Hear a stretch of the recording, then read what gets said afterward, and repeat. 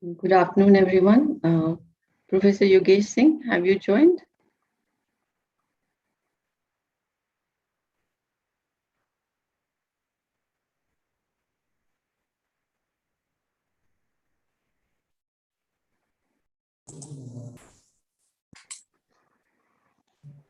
Yes, good afternoon, Professor Yogesh Singh. Good afternoon. Okay, we will start the program now. Please. A very good afternoon to all of you from the Delhi School of Economics, University of Delhi. On behalf of the Delhi School of Economics, I extend a warm welcome to all of you to the conference on growth and development in the BRICS economies. This conference is a part of engagements that India is hosting this year under the aegis of the BRICS Network University as chair of BRICS.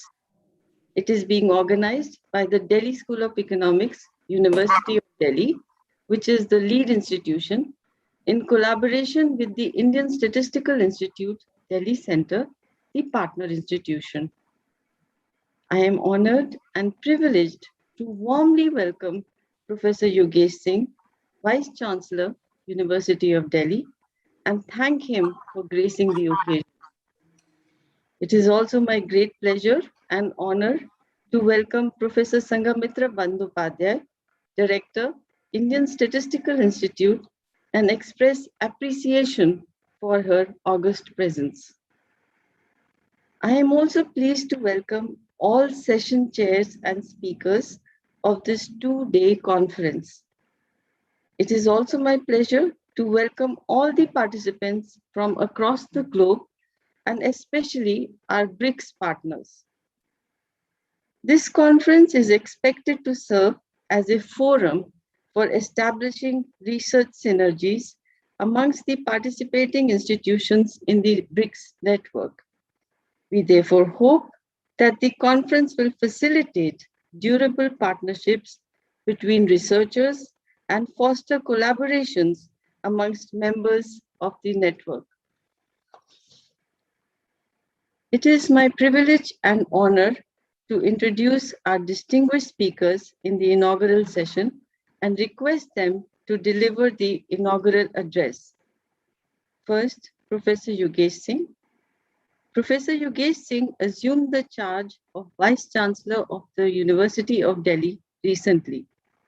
Prior to this, he served as the Vice Chancellor of Delhi Technological University, Director of Netaji Subhash Institute of Technology, Delhi, and Vice Chancellor of Maharaja Sayaji Rao University of Baroda in Gujarat. He received his MTech in Electronics and Communication Engineering and PhD in Computer Engineering from National Institute of Technology, Kurukshetra, Haryana. He is a distinguished academician and prolific researcher and has more than 250 publications in reputed journals. He also serves on various prestigious committees, bodies, and board of directors. Professor Singh, we are delighted to have you with us today. Thank you. Thank you. Professor Sangamitra Bandyopadhyay, Director, Indian Statistical Institute. Professor Pamidua, Director, Delhi School of Economics, University of Delhi. Respected faculty, teachers, invited guests, and my dear participants. Good afternoon again. Very good afternoon. I would like to thank Delhi School of Economics, University of Delhi, and Indian Statistical Institute, Delhi Center for organizing conference on such an important and relevant topic, growth and development in BRICS economies. As we all know, Delhi University has a glorious legacy of about a century. We will be completing 100 years in 2022. Established in 1922, university has maintained the highest academic standards and pioneered some of the best practices in higher education. It is one of the most reputed seat of learning in India.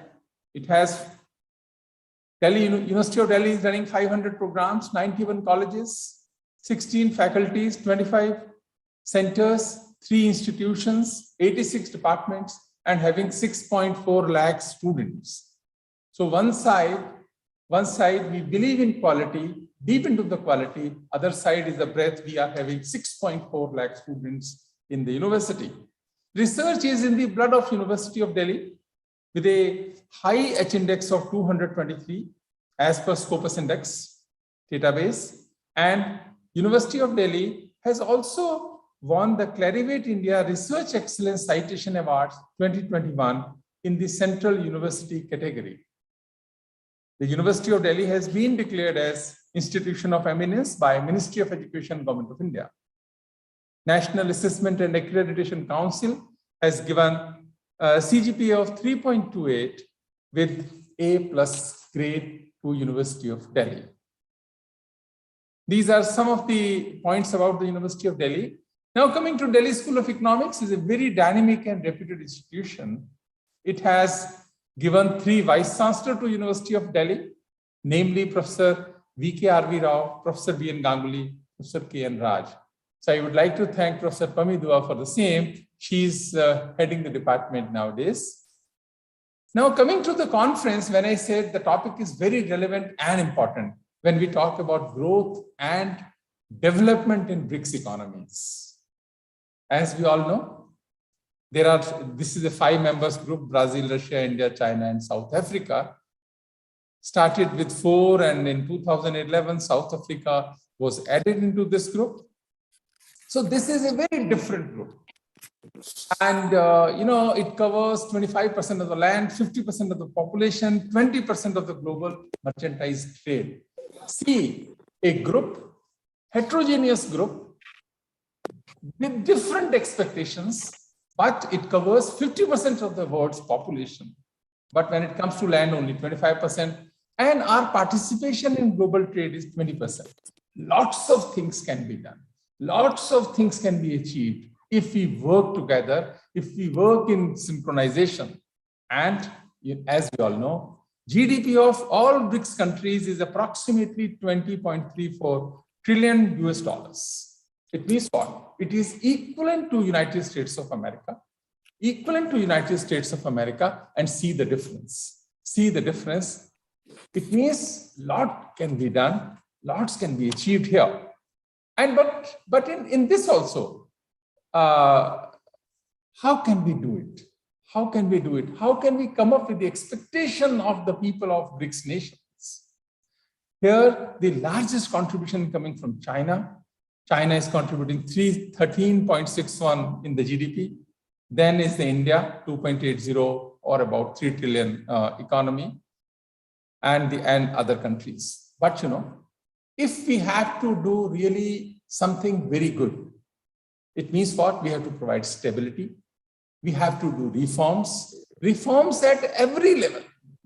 Reforms at every level, starting from ground zero to a possible level 2, level 3. And, progress should be sustainable. Progress should be consistent. And, governance is also very, very important. Reforms are required if we want to improve the economy of these countries. Right now, when we say we have to take some steps, Industry 4.0 is a reality now. When we talk about Industry 4.0, the focus is on artificial intelligence, focus is on data analytics, machine learning, IoT, renewable energy, and some of the countries are doing very well. China is doing very well, India is also doing equally well, and Russia has also taken some very, very important steps in these directions. And if we focus, if we want to take advantage of 50% of the world's population, this is the area, and we have to focus on this. So we have to jointly establish incubators in the higher education institutions. Whenever we are talking about change and we want to have change, universities are the vehicle for change. And that's why university networking and such conferences play a very, very significant role here. So we should establish incubators and right kind of ecosystems in the higher education systems of these countries. When we, if we want development, like for India also, and for similarly other countries also, from developing nations to the developed nation, it means what? We want to improve economy. We want to create wealth for our country. How can it is possible? If we only dependent on the borrowed technology, here the point is what? We have to, like right now, but nothing wrong in it. If we cannot create technology, we can borrow technology and then manufacture in our country. But then profit margins are minimum possible profit margins. You cannot create wealth for yourself and for your country. So if we have to do so, if we want prosperity, if we want progress, if we want development, it means this level 1 is not sufficient, where we are dependent on the imported technology only. We have to create technology in the universities, through universities. And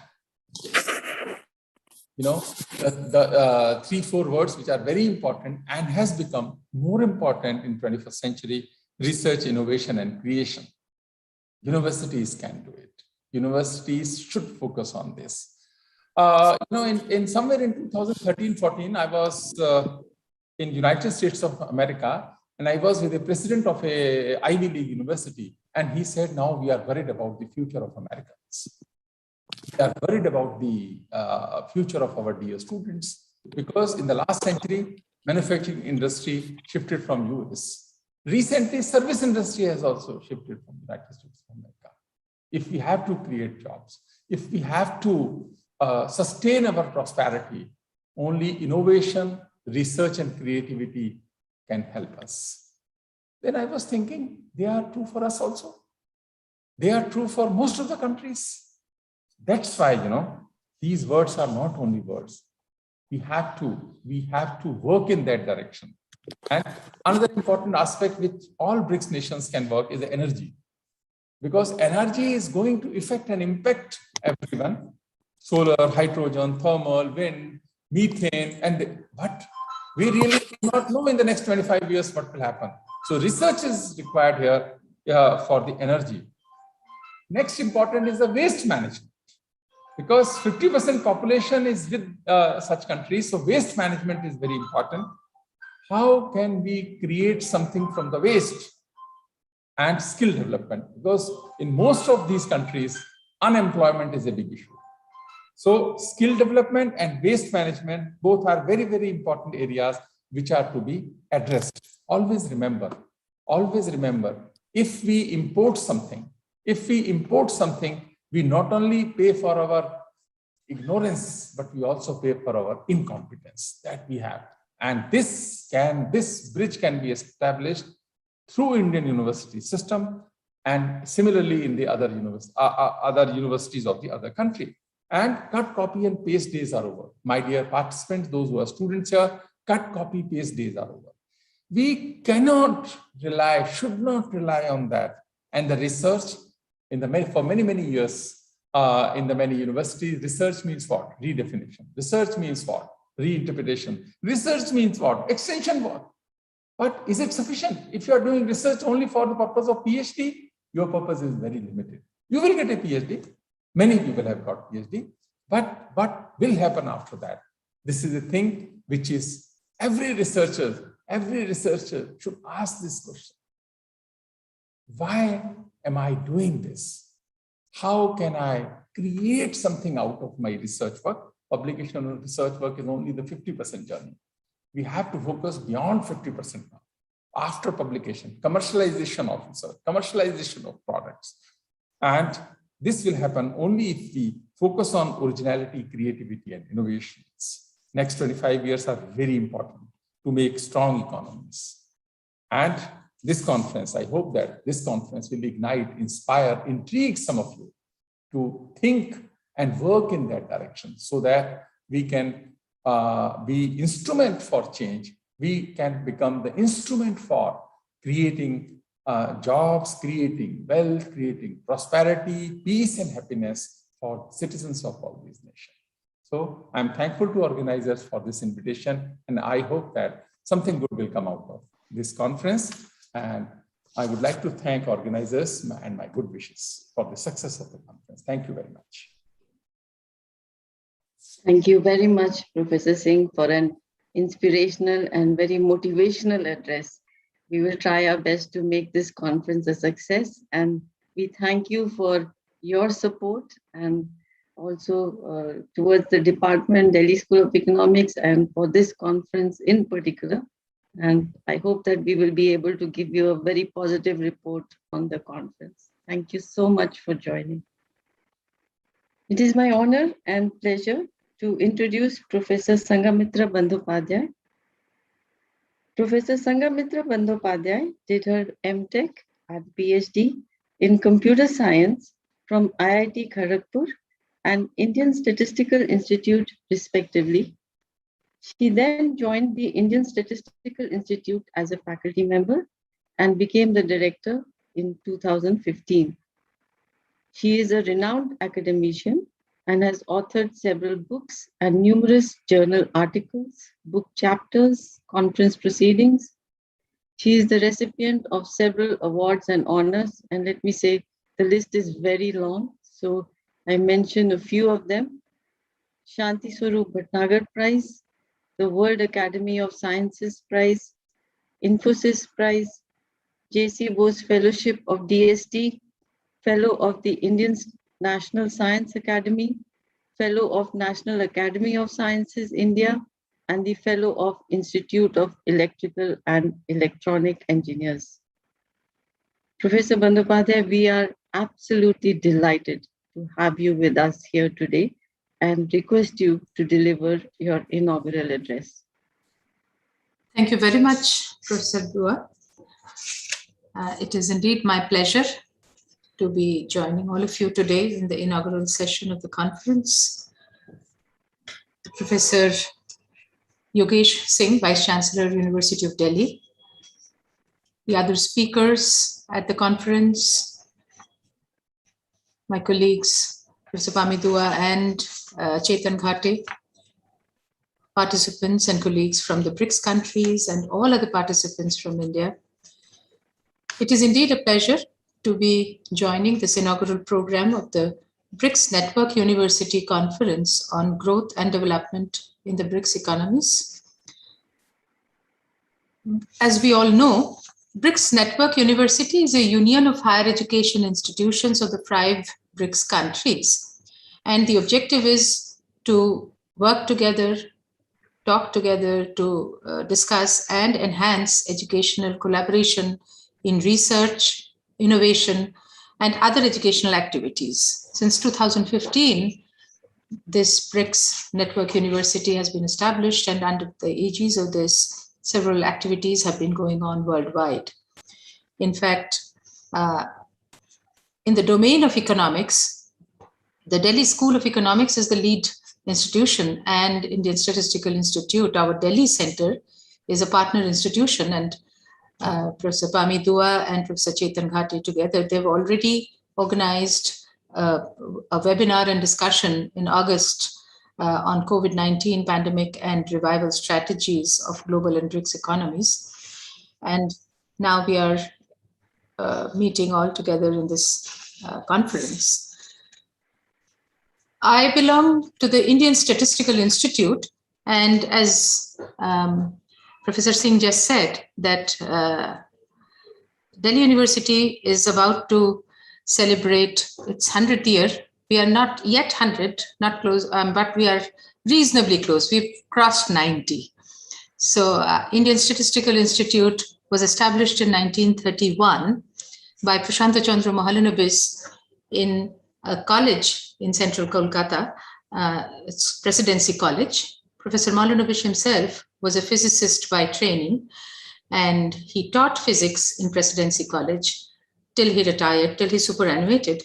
But while he was still studying, he had gone to the UK, England, for his higher studies. And there it was a chance of fate that he got introduced to statistics because of a journal, Biometrica, which he was reading on his way back to India in the ship. And then at those times, there was a lot of time in hand. So he got interested in statistics and realized the importance of this discipline in national development and for human welfare in general.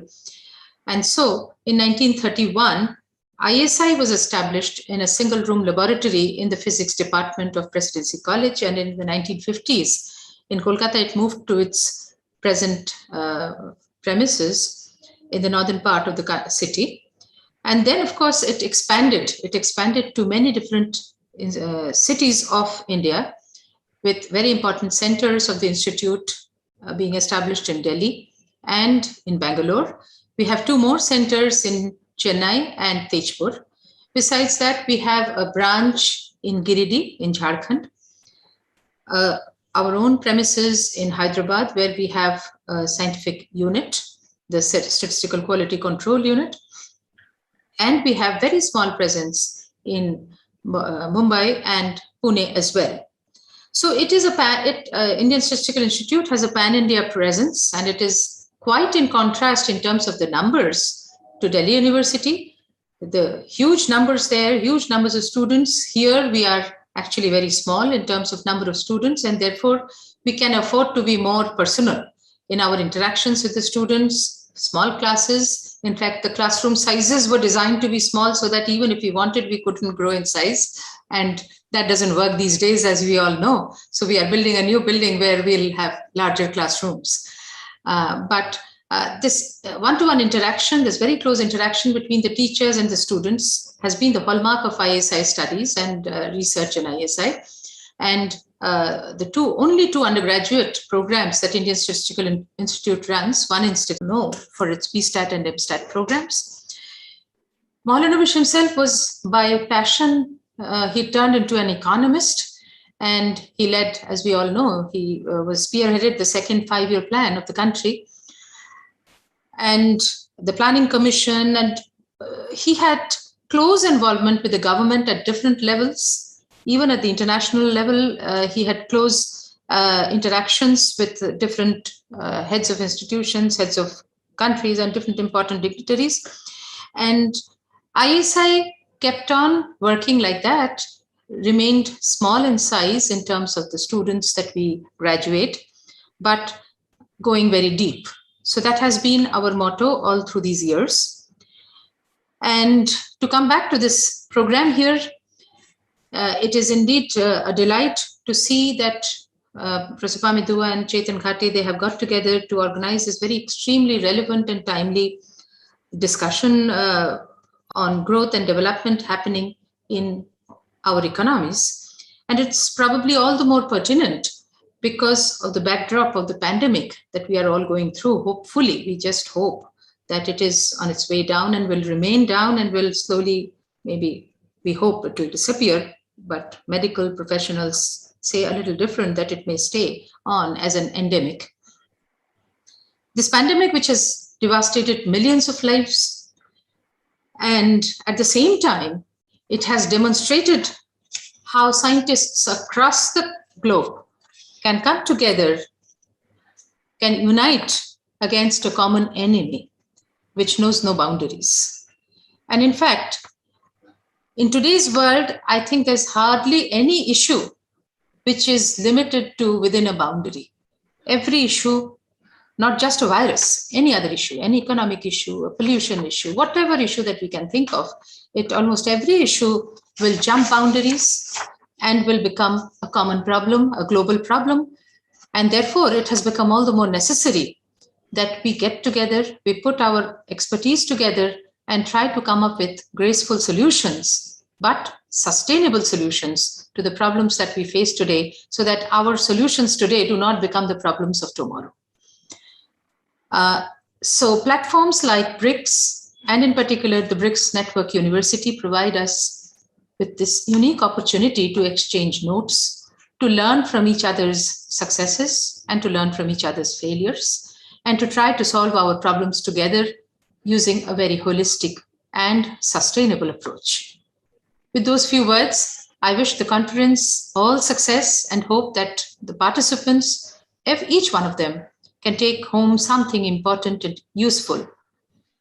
Thank you very much. Thank you, Professor Bandyopadhyay. This was a very interesting and informative address, and it also gives us encouragement for the conference. I thank you very much for all the support that ISI has provided for this particular conference, and look forward to your continuing support for future activities as well. And let me say that's not limited just to the BRICS Network University, more collaboration between the University of Delhi and the Indian Statistical Institute. So thank you very much. Yes. Now, I am sorry to inform you that our next distinguished speaker, Shri K. Sanjay Murthy, Honorable Secretary, Higher Education, Ministry of Education, is unable to join us due to some inevitable circumstances. We thank him and his office for the support extended to us in his capacity as chair of the National Coordination Committee that oversees BRICS Network University related activities in the country. So I hope that we will be able to thank him personally sometime. I also take this opportunity to thank IIT Bombay, which is the national coordinator of the BRICS Network University activities this year, and I thank them for their help and support. Now, this brings us to the end of the inaugural session. So I thank all of you for joining, and very special thanks to Professor Yogesh Singh and Professor Sangamitra Bandyopadhyay. Thank you very much. We will now begin the next session.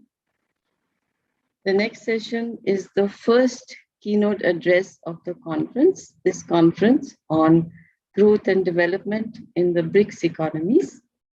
The keynote address will be delivered by Dr. Michael Patra, and the title of the keynote address is BRICS in the Global Economy, India's Challenges.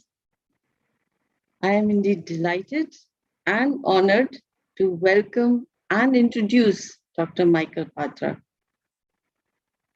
Dr. Michael Patra, a career central banker, is the Deputy Governor, Reserve Bank of India, responsible for monetary policy, financial markets, deposit insurance, research and statistics, international relations, and corporate strategy of the bank. He is a member of the Monetary Policy Committee of the Reserve Bank of India, which is invested with the responsibility of monetary policy decision-making in India.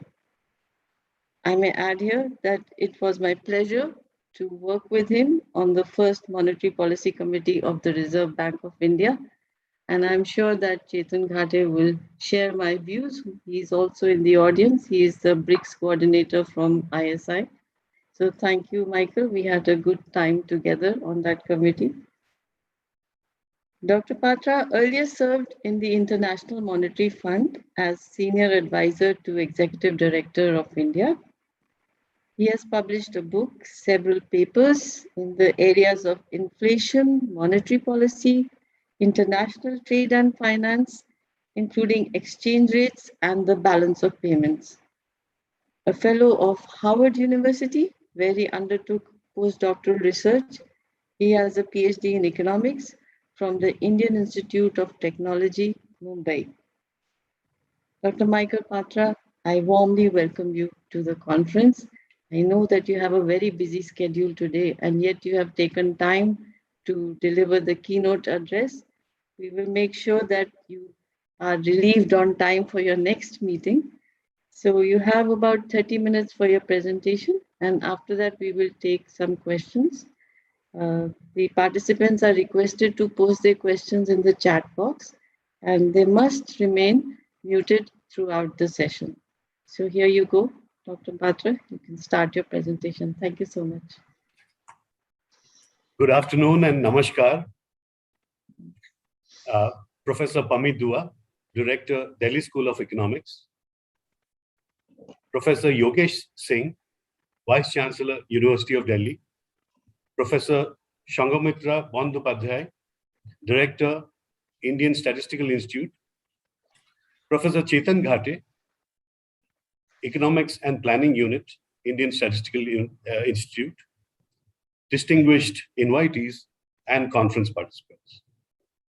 I'm truly honored to be invited to deliver the inaugural keynote address for the conference on growth and development in the BRICS economies, jointly organized by the Delhi School of Economics and the Indian Statistical Institute Delhi Center. The conference itself is very timely and topical in view of India taking over the presidency of the BRICS in 2021. And I can tell you from personal ongoing experience that the two tracks, the central bank track and the finance ministry track, are working 26 hours every day to take forward our agenda for this presidency. I'm sure that the discussions in the conference and the signed papers to be presented will shine light on how the BRICS economies chart their course through the pandemic and into a post-pandemic world. Before I begin my formal address, I would like to sincerely thank Professor Pami Dua for those very warm words of welcome. And more than that, for reaching out to me.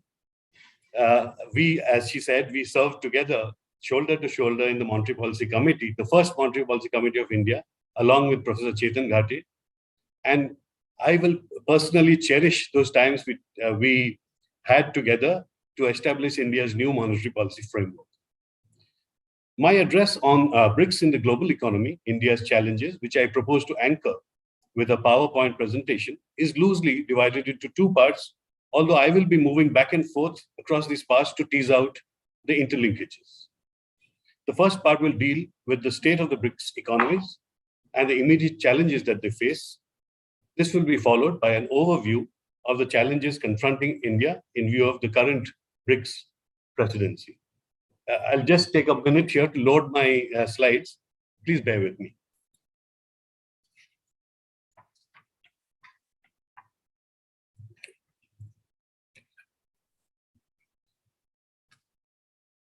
The acronym BRIC, as was, sorry, just a minute. Let me get.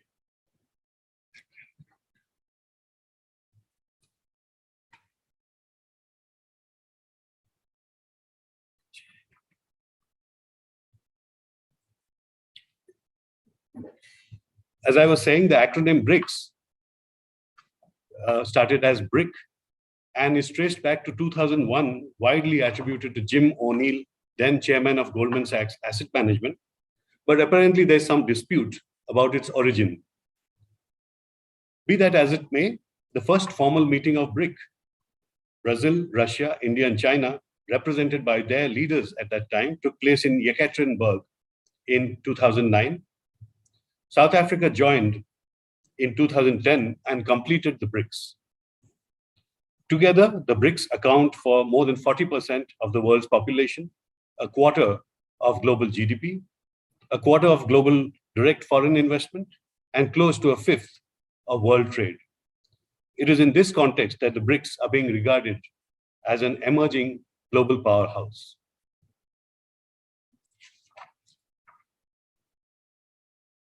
The BRICS encompass a wide diversity as well as distinct similarities.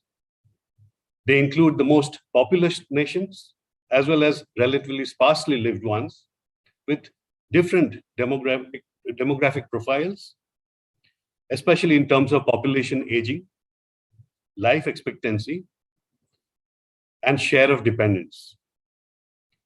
They also vary widely in terms of their financial development, with the proportion of adults owning bank accounts being taken as a measure of financial inclusion.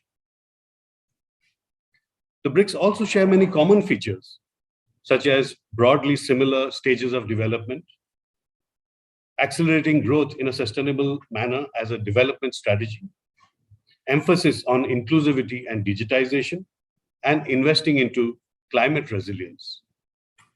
It is with these characteristics that the BRICS have come together to contribute to the development and prosperity of human societies all over the world, and thereby to the global common good.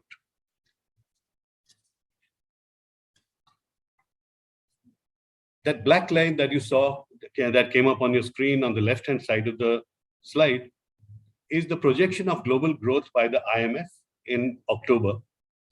Accordingly, global GDP is projected to recover from an unprecedented, excuse me, I'll just try to get a laser printer. Yeah. So the world is expected to recover from an unprecedented decline of 3.1% in 2020, when the pandemic struck, to a level of 5.9% positive growth in 2021. Broadly, India is expected to grow at 9.5%, China 8%, Brazil 5.2%, South Africa 5%, Russia 4.7%. So broadly, similar pace of growth. This is the bars that came up on the screen are the rest of the world, and the blue bars are the BRICS. And you can see that the BRICS are going to be the most important engine of global recovery in 2021, contributing 42% of global growth in that year, which is more than the combined share of the next three growth drivers, that is the US, the Euro area, and the UK. The BRICS are also a formidable force in world trade, accounting for about 16% of world merchandise and services trade by value. In fact, if you strip out services and take merchandise trade alone, they have a share of 31%. The BRICS comprise both commodity exporters and importers, with a specialization across a range of manufacturers and services. India intra-BRICS trade, which is not focused so much upon, is actually expanding robustly and has exhibited a degree of pandemic proofing. Illustratively, India's trade with the rest of the BRICS partners has risen to US $113.3 billion in the pandemic year of 2021, financial year from April to March, up from US $110 billion in the pre-pandemic year, 2019-20. In 2021 so far, all the BRICS nations are posting robust export performances.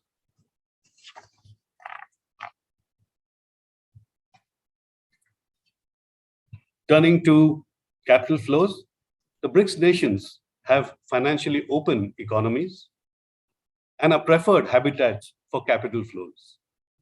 In recent years, they've also experienced sudden stops and reversals, as well as surges, mostly accentuated by portfolio flows. By contrast, all of them are also recipients of relatively stable foreign direct investment. The UNCTAD estimates that the BRICS account for 25% of global FDI, as I mentioned in my opening remarks. In 2020, there was a retrenchment of capital flows across the emerging market economies. Among the BRICS, only India and South Africa were spared from net outflows. In 2021 so far, net capital inflows continue to favor India and Brazil. In contrast to the situation at the time of 2013, the famous year of the taper tantrum, the BRICS appear very well fortified on the external front in 2021. Currently, the BRICS hold 33% of global foreign exchange reserves, with China, India, and Russia among the top 10 reserve holders in the world. Reserve adequacy measured by prospective import cover ranges between 7 and 19 months, and the specific numbers for each country are given on the right-hand side slide in green in parentheses. These refer to the months of future import, the year ahead. Typically, China and Russia run current account surpluses, and hence the focus of market analysts is typically on the current account deficit economies, Brazil, India, and South Africa. India has moved into a modest current account surplus in 20 and 21 so far, but this may not last in view of rising import demand.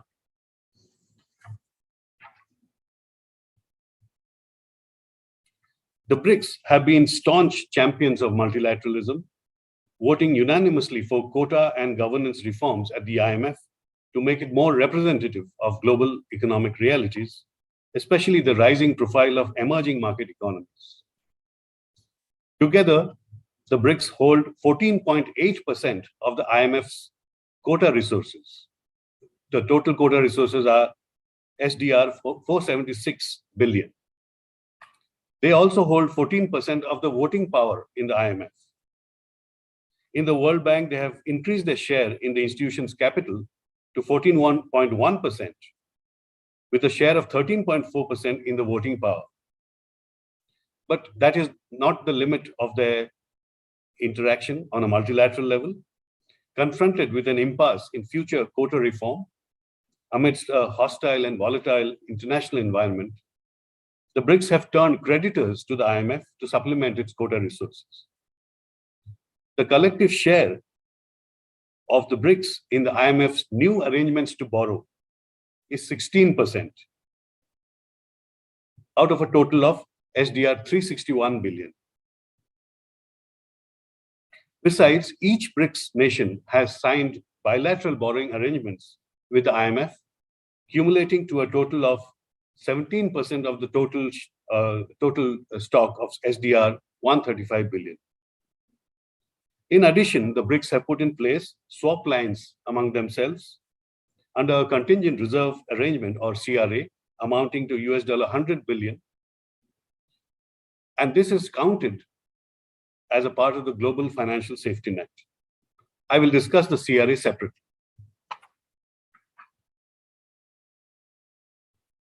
The BRICS were impacted severely by the pandemic, with multiple waves of infections, which continue to take their toll. This chart will show you the 7-day rolling averages of infections currently in the BRICS. In terms of total infections, 3 BRICS countries, India, Brazil, and Russia, are among the top 5 affected nations in the world at present. The 7-day averages are coming up. This one is Brazil. The line that merged with the x-axis is China. The blue line is India, and you can see at one time we had the highest 7-day rolling rate of infections in the whole world. The orange line is Russia. As you can see, there's an uptick in the more recent period, and the red line is South Africa. So all in all, they are facing a reduction in infections in the more recent period. The scale and speed of vaccination drives has helped to contain the new infections. In terms of vaccination, however,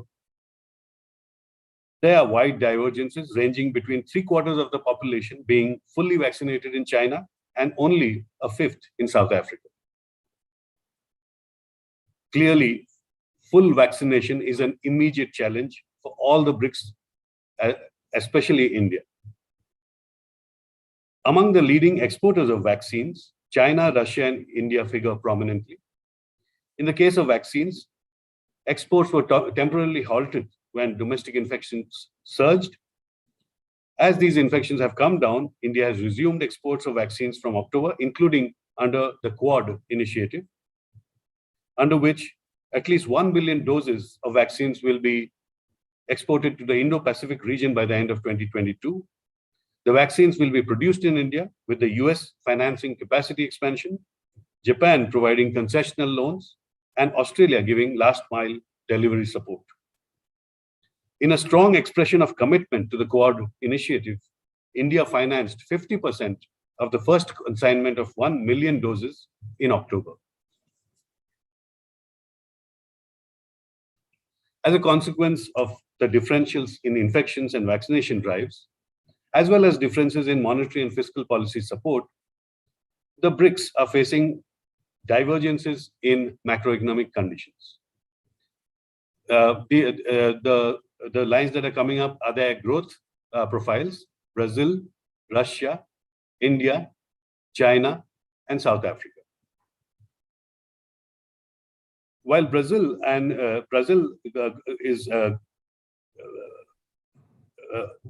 faces the highest inflation outcomes currently at 9.7%, while Russia is also dealing with high inflation of 7.8%. And coincidentally, both are commodity exporters. China at 1.5% has kept retail inflation low despite high producer price inflation at 13.5% in October. In South Africa, inflation is within the target range.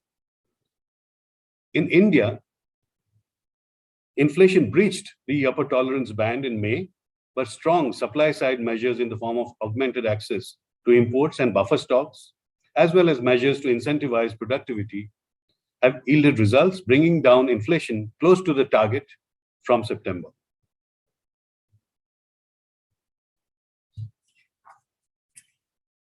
Let me now turn to monetary policy. There's considerable similarity among the BRICS in terms of their monetary policy frameworks. 4 of them have adopted inflation targeting. The numerical targets range around 4%, and all of them have tolerance bands barring Russia, which aims to keep inflation close to 4%. South Africa does not have a point target. It follows an inflation target range of 3 to 6%. China has not adopted inflation targeting, but keeps inflation low and stable below 3%.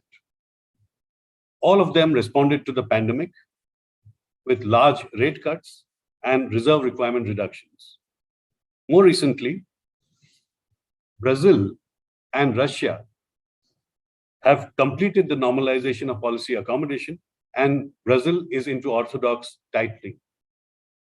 India, China, and South Africa continue to maintain accommodative monetary policy stances.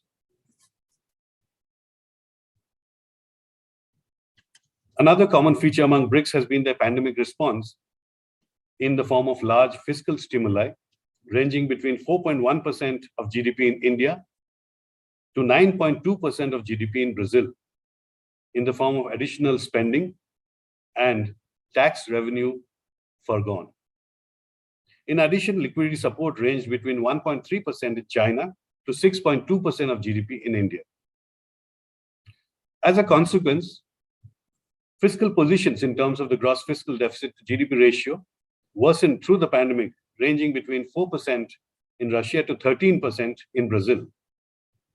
Russia was running a fiscal surplus ahead of the pandemic, and hence there was fiscal headroom that could be used during the pandemic with the least stress on the fiscal accounts. Fiscal risks have risen sharply, with debt GDP ratios in the range of 66% for China to 99% for Brazil as percentages of GDP. As I mentioned, Russia is an outlier with its debt GDP ratio below 20% of GDP.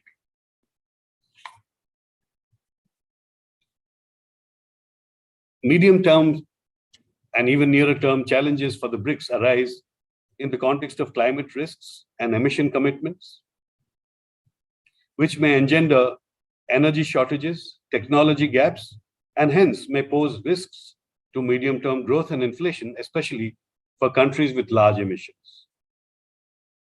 A more immediate challenge stems from elevated commodity prices. While these are risks for net importers like India, they confer terms of trade gains for net exporters like Brazil and Russia. For all the BRICS, rising food prices on account of natural calamities and demand-supply imbalances caused by the pandemic involve elevated inflation risks.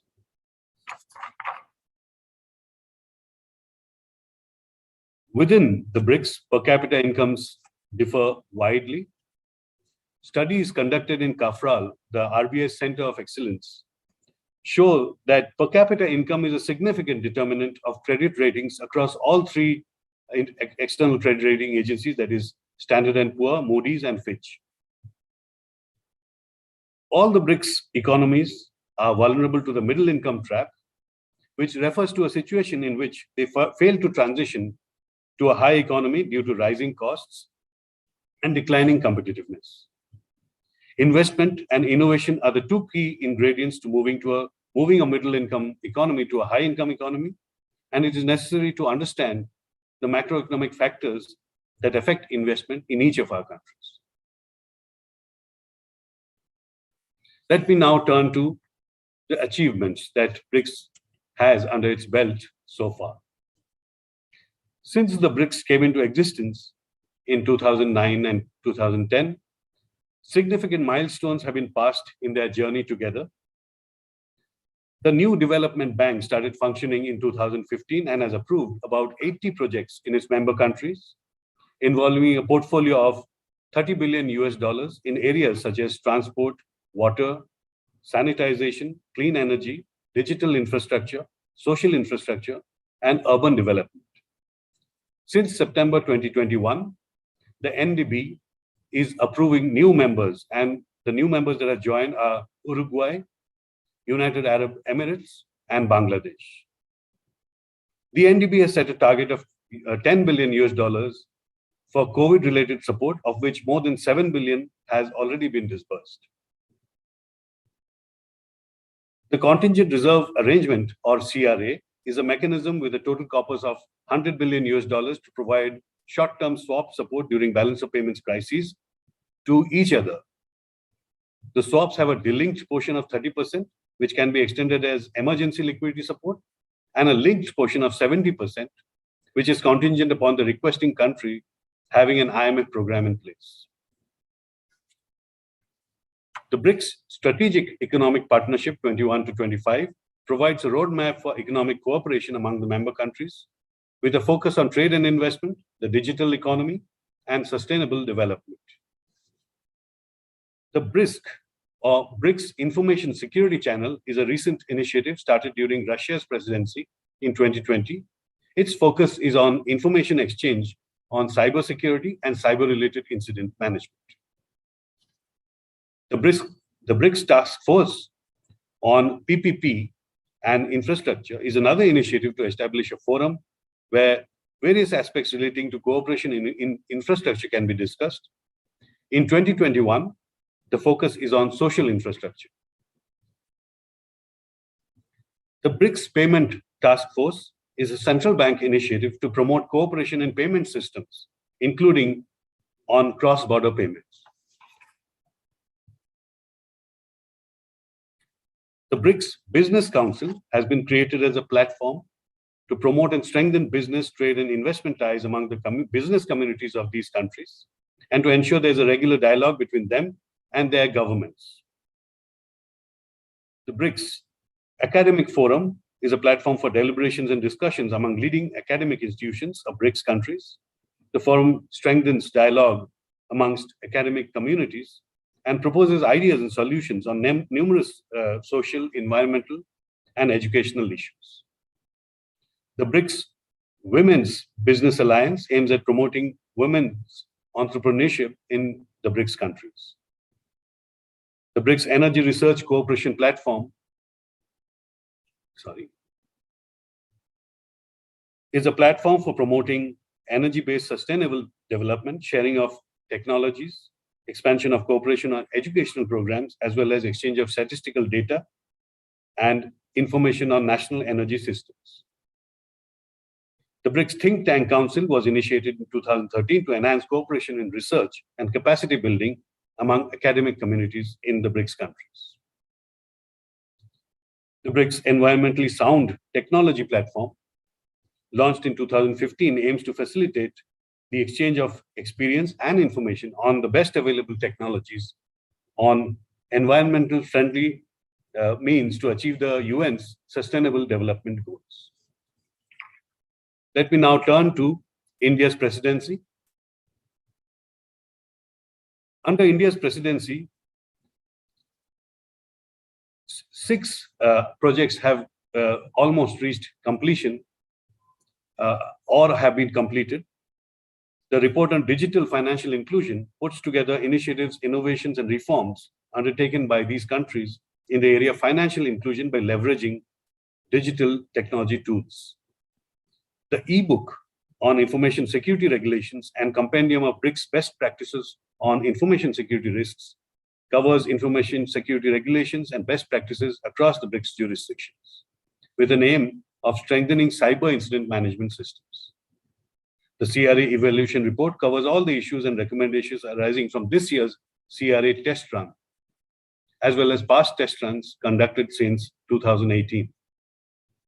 The first BRICS collaborative study COVID-19 headwinds and tailwinds, so balance of payments of BRICS is a unique example of our cooperation, where teams from the central banks came together and completed this study on the balance of payments of these countries. And the crucial thing is they mapped the course of the pandemic through the balance of payments.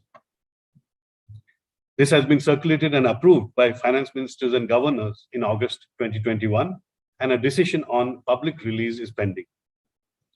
The BRICS Economic Bulletin for 2021 is on the theme of navigating the ongoing pandemics, the BRICS experience of resilience and recovery. Furthermore, in 2021, the test run of the IMF-linked portion of the CRA was conducted for the first time, and modalities of cooperation with the IMF are being finalized. Over the rest of the year, the deliverables are the BRICS Bond Fund, which is a joint initiative to invest into each of our local bond markets so as to develop them. After multiple rounds of discussions, central banks have reached a consensus on various issues in 2021 and are now close to signing the fund framework. BRICS finance ministers and central bank governors have adopted a BRICS statement on global economic outlook and responding to COVID crisis in August 2021. And they have agreed to continue efforts to strengthen our cooperation to achieve strong, sustainable, balanced, and inclusive economic growth in a post-pandemic world. The MSME Roundtable in 2021 has helped enhance BRICS cooperation in the area of development of MSMEs to integrate them into global value chains. In 2021, BRICS Agreement on Cooperation and Mutual Administrative Assistance in Customs Matters has been finalized. Let me now turn to part 2 of my remarks. And these concern India. And I focus on India because of its year of its presidency in the BRICS. GDP is widely used as an indicator of economic progress of a country. If one looks back over the last 75 years, biparent structural breakpoint tests reveal that India's growth trajectory, represented by the blue line, has gone through 3 phases.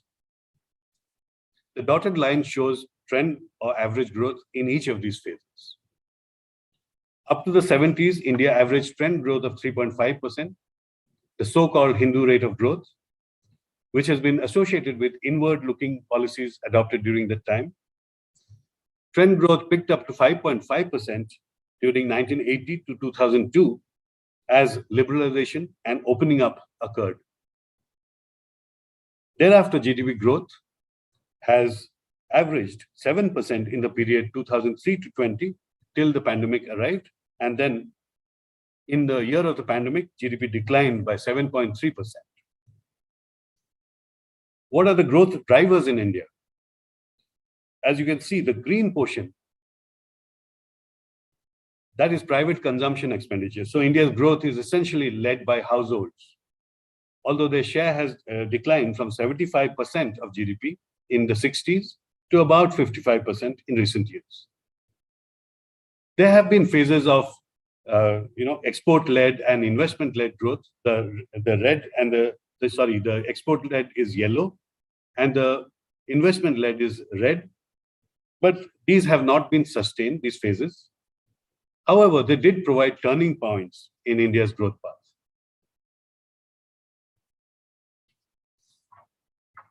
The CLEMS data that is compiled by the Delhi School of Economics for the RBI show that capital accumulation is the most important contributor to India's growth. Therefore, the investment rate, the blue line on the left-hand side, is regarded as the most important lever of growth in India. A striking feature of our growth, excuse me, is that it is homegrown. Investment is primarily financed by domestic savings, with capital inflows from abroad playing only a supplemental role. A noteworthy feature is that the saving rate has started to decline after the global financial crisis. Eventually, this pulled down the investment rate, which exhibited deceleration since 2012-13. Reversing this trend is critical to achieve higher growth.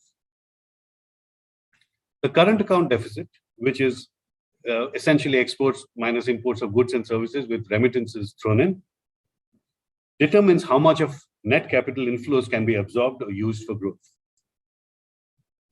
Essentially, countries like India earn foreign exchange through exports, and they pay for these, they use these export earnings to pay for imports, which are essential for our growth. Typically for countries like India, imports exceed exports, and therefore we run current account deficits. And that is the amount that comes in from abroad to support domestic savings. Our experience has been that India can sustain a current account deficit of 2.5 to 3% of GDP without getting into an external sector crisis. In fact, a telling reminder of this fact was that with a record increase in oil and gold imports, the current account deficit went above this plimsoll line in 2011 to 13 and precipitated what is called the taper tantrum. And India was labeled among the fragile five, and I will come to that shortly. After an impressive growth of export growth of about 20% in the 2000s, which also coincided with a pickup in openness. The blue line is our openness, India's openness to trade, and the gray or black line is the openness to finance, that is capital flows from abroad. However, thereafter, export growth has fallen away, primarily reflecting trade protectionism, and this is also associated with GDP deceleration in India. The robust recovery in world trade in 2021, at least in the first half, has brought with it a renewed sense of optimism about exports becoming an engine of growth. India's exports are progressing fast towards the annual target of 400 billion set for this year. By the first half of this financial year, the export level was actually half of that target. Measures such as the production-linked incentive scheme are expected to boost exports. Financial openness is also improving, consistent with trade openness. India bucked the global trend and recorded its highest ever inward FDI to the tune of $82 billion in 2021, and the trend continues into the current financial year. India has a bank-led financing system, and therefore credit growth, bank credit growth, is a bellwether indicator of the financing challenges to growth. In recent years, since 2017, there has been a slowdown in bank credit. That is that mauve line. This is largely attributable to stress on banks' balance sheets due to what are called non-performing assets. The non-performing assets, or NPA buildup in India, traces its roots to the credit boom in the mid-2000s. GDP acceleration during this period propelled massive investments in anticipation of high returns. While project evaluation of banks was often lax, global overcapacity and the slowing down of the economy led to a turning of the investment cycle, project delays, and cost overruns. Bank defaults increased and stressed banks became reluctant to take new lending risks. Furthermore, in the aftermath of the global financial crisis, banks were granted regulatory forbearance to restructure their assets and treat them as standard advances, but with additional provisions. These are shown as yellow bars. These restructured accounts built up rapidly, reaching a high of 6.3% of total assets by end March 2015. When the regulatory forbearance was withdrawn, and there was subsequent asset quality review, which led to a more realistic recognition of gross non-performing assets, these flowed into the regular non-performing loans, and you can see their numbers are dwindling and will soon disappear, but the bar size of non-performing assets is growing. After reaching a peak of 11.5% of total assets, the GNPA ratio has been steadily declining, mainly due to resolution of stressed assets under the Insolvency and Bankruptcy Code, along with a revised framework for resolution of stressed assets, which the RBI has set out. Write-offs of bad loans also contributed to this decline. Before the onset of COVID-19, the GNPA ratio of scheduled commercial banks in India stood at 8.3% at the end of March 2020. It has now fallen to 7.5%, showing that the banks used the pandemic period to improve recoveries and write-offs while making higher provisions in their balance sheets. With banks in a risk-averse mode, businesses are looking to accessing alternative sources of financing, such as financial markets and other non-banking sources. And you can see non-banking sources, both domestic and foreign taken together, are now contributing as much as, or even more than the banking system in financing India's commercial sector.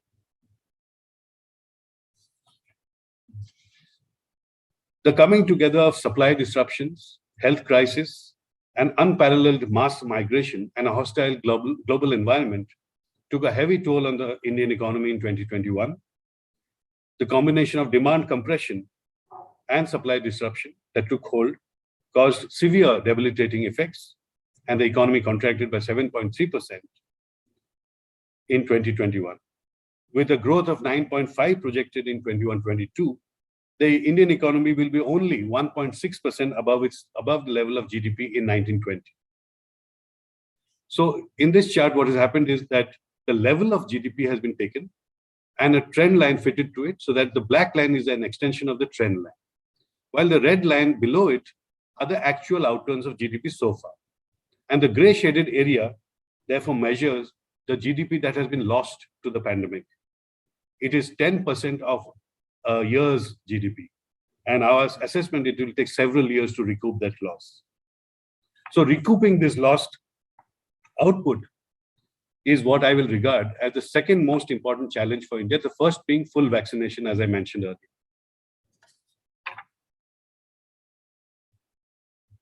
The quarterly employment survey of April 2021 by the Labour Bureau provides official information on the organized sector employment, covering 9 sectors, which account for 85% of organized sector employment. Between March 20 and July 20, that is the period of the strictest lockdown, arguably in the world, all sectors witnessed a decline in the number of employees, with the maximum decline in the contact-intensive sectors like accommodation, restaurants, and manufacturing. In fact, these sectors lost employees at a rate higher than the national average. By contrast, those that had less exposure to contact suffered lower rates of losses. Only 34% of units could function during March to June, with the exception of health and financial sectors. As regards wage loss, however, as much as 80.7% of employees received full wages, and only 2.7% went without wages. So putting back people to work, reskilling them to respond to the changing environment, and enhancing their productivity is the third challenge that I will identify. And in this context, out of 132 countries, India is ranked as 100 in terms of labor productivity, one of the lowest in the world. So this is a formidable challenge that India faces. India's population at 1.38 billion is the world's youngest, with a median age of 28.4 years. But aging will close this demographic dividend by the year 2045. The changing structure of the population can be best represented by the age dependency ratio, that is the blue line, which measures the total of dependent population, that is 0 to 14 years and 65 and above, to the total working age population. A lower value of this ratio implies a more productive population. India's age dependency ratio has been declining and is likely to decline even further till 2025, after which it will stagnate and increase. A comparison of working age populations, that is, working age population as a proportion to total population, shows that India stands at an advantageous position at the present. Its working age ratio is going up, and it will go up until 2045. So making the most of this demographic dividend is the next major challenge facing the Indian economy. As I mentioned, India was one of the fragile five in 2013 when external sector viability deteriorated during the taper tantrum. Relative to that position, India is much better positioned today. As you can see, the current account deficit of 4.8% of GDP in 2013 is now replaced by a surplus of 0.9% of GDP. And as you can see, all the indicators of external vulnerability have improved. But I present this as a challenge because the international environment is now turning hostile with geopolitical tensions, the long-lasting scars of the pandemic, and the inevitability of climate change. Furthermore, countries all over the world are contemplating shifting their policy stances from a pandemic mode to a more normal one. This will involve global spillovers to which India cannot be immune.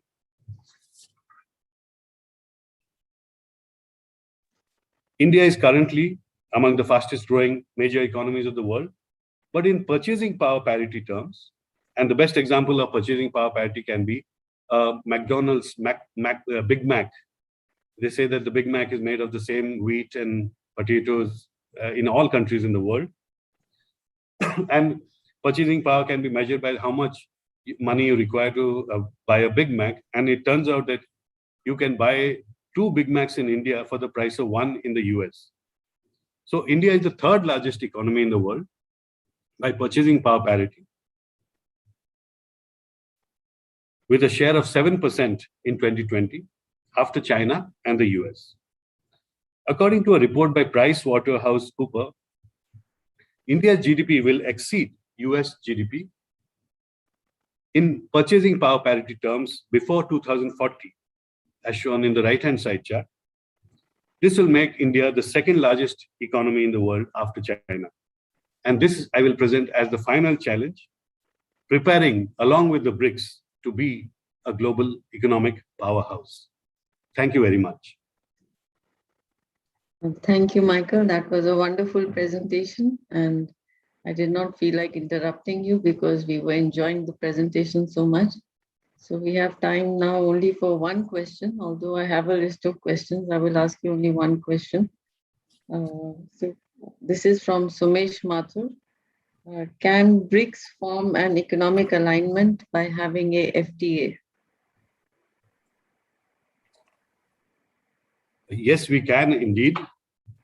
But I think the way we are going, because we are such diverse commodity profiles and production bases, we will have FTAs with each other first, as we are now contemplating with the Euro area and other places. So I think the first step will be bilateral FTAs, and then we have a multilateral FTA. Already work towards that has started by sort of getting our customs people to talk to each other to facilitate trade. All right, maybe I can slip in one more question. This is from Divyandu Mehti. BRICS countries are located far from each other. Is there any possibility of trade creation for the partner countries? Yes, there is already trade creation. As I mentioned in my presentation, that intra-BRICS trade has survived the pandemic somehow and is actually growing. In fact, India's trade with the BRICS has gone up by $2 billion during the pandemic itself. So trade creation is certainly happening. And because we are so diverse and so apart, we have things that we need from each other and we can meet each other's needs. So it's a very, very positive trade environment among the BRICS. Well, thank you very much, Dr. Patra, and thank you for joining us. Thank you for a wonderful keynote address and for being with us as part of the BRICS Network University Conference. Thank you very much for inviting me, and I thoroughly enjoyed this, especially meeting up with you and Chetan. Yeah, so Chetan has turned on his video now, so you can see. Thanks, Michael. Thanks a lot for your nice talk. Yeah. Nice to see you. All right. Goodbye, and I wish the conference all success. Thank you. Thanks a lot. Thanks a lot. Yeah. So we will reconvene in 15 minutes. We take a 15 minutes break. and we will reconvene 5 p.m. Indian Standard Time. Thank you so much. Okay.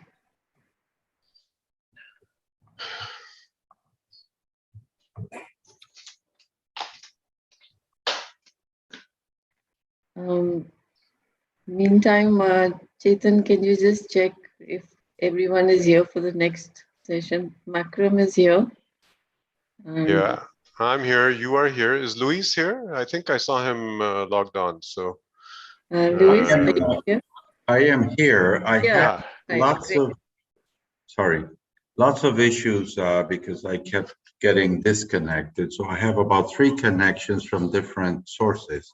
If I am to get disconnected, can you take over, Chetan, or Dr.? Yeah, sure. I'll take over. So I don't interrupt the flow. Yeah, but hopefully you'll come back on, right? Yeah, I will do it as soon as I can. And right now, this last connection has lasted, and I'm sorry I missed part of Dr. Patra's really very interesting, very detailed presentation. No? Okay. Yeah, absolutely. Yeah. So should we just all try sharing our slides, please? Pami, do you want to go first? Yeah. Okay. Can you give me the rights to share, Divyendra? Okay. Just give me.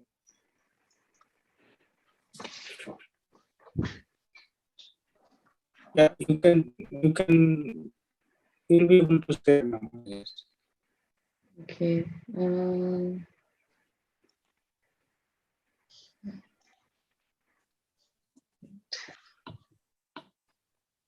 Yeah. All right. So it's working. Yeah. Okay.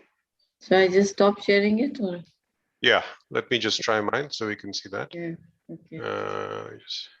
Can you allow me to share my slides, Dibyendu? Yeah. So, Ami, you should stop now. Yeah. Okay. I did do that. So. Chetan, can you go? Yeah. Yeah. 1 sec. Can you see that? Oops. Yeah. Is that visible? Yes, that's fine. Yeah. Why is it paused? 1 second. We just try it again. 1 second. Can you see that? Where is it? Yes, we can see it. Yes. Okay, so I'm good. Yeah. And Makram. Okay, I will try. I'll just join back in a couple of minutes, Chetan, if you can just make sure. Yeah. Yeah. Okay. Does that work? Yep, we can see it. Wonderful. Great, excellent. So we're all set. Yeah, we're all set.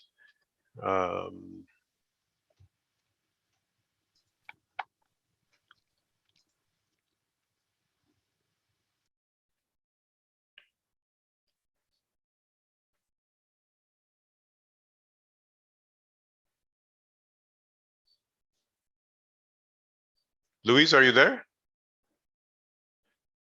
I think he stepped out.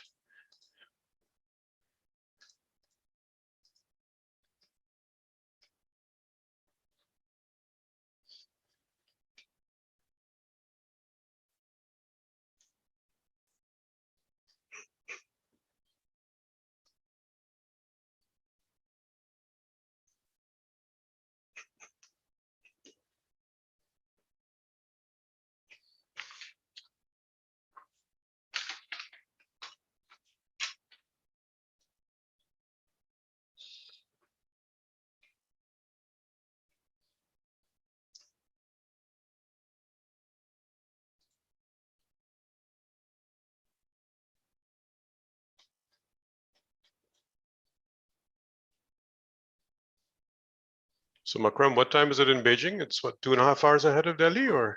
Yeah. Yes, it is. So it's 7:20 now. Okay.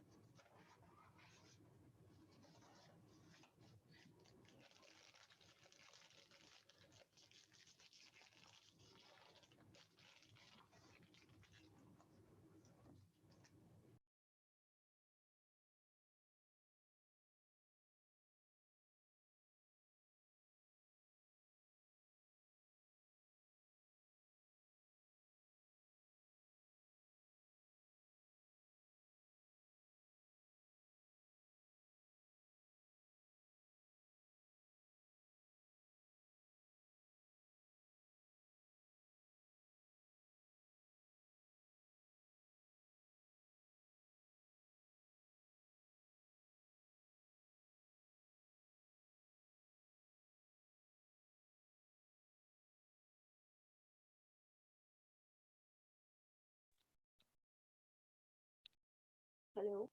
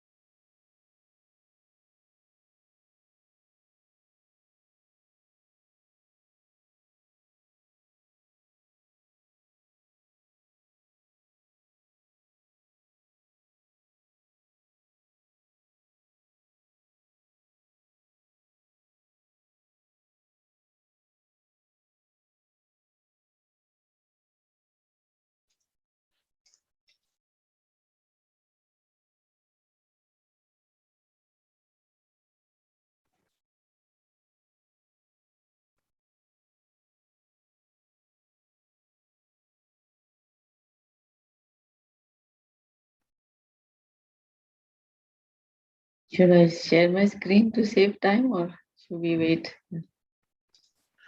Go ahead. Yeah. Okay.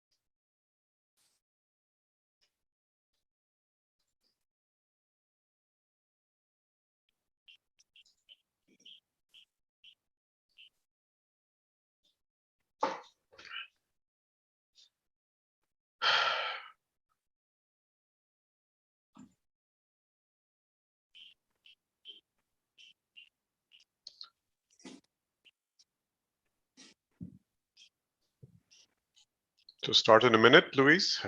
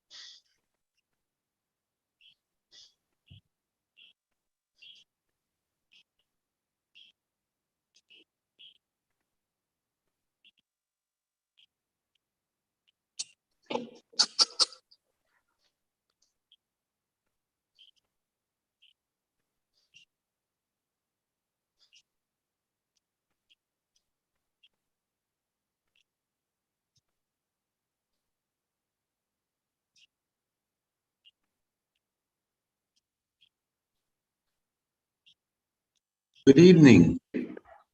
After that very entertaining and informative talk by Deputy Governor Patra, it is my pleasure to initiate the first session of the Conference on Growth and Development in the BRICS economy on issues in macroeconomics and finance. My name is Luis Brewer. I am the IMF representative to India, Nepal, and Bhutan, based in New Delhi. And in this first session, we have three very distinguished thinkers. You will find their extensive bios in the conference program. So let me just very briefly introduce them.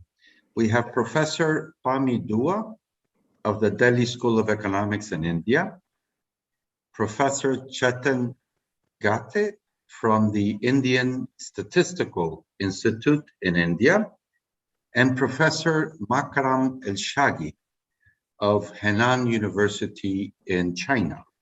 Each speaker will have 25 minutes to make their presentations, and this will be followed by a 5-minute question and answer session.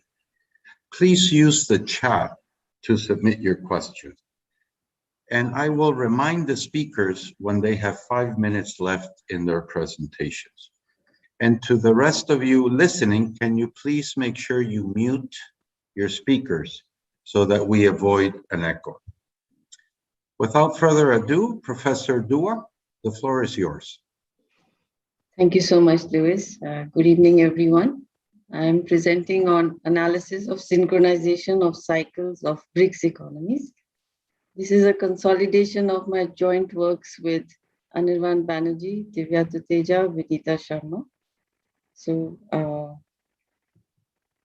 the outline of my presentation, first I will give the background and motivation, talk about the recent international global recessions, then some background on business cycle analysis, what are business cycles, what are growth rate cycles, then how to measure synchronization of business and growth rate cycles.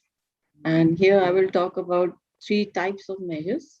One is the reference chronology based measures, then statistical measures, and then measures based on econometric modeling.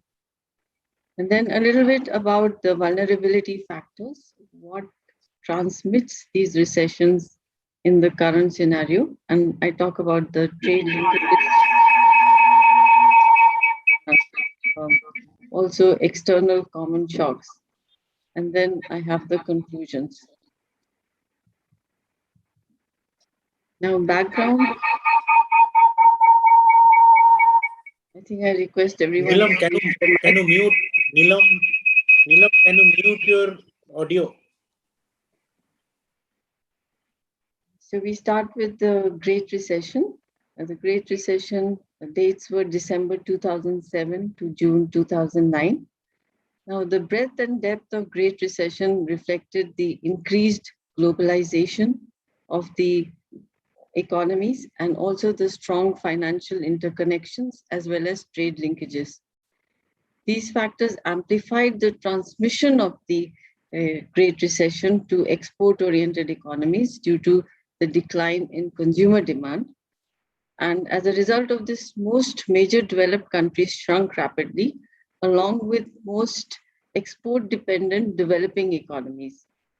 And if you look at the case of China, China experienced its worst slowdown in this period.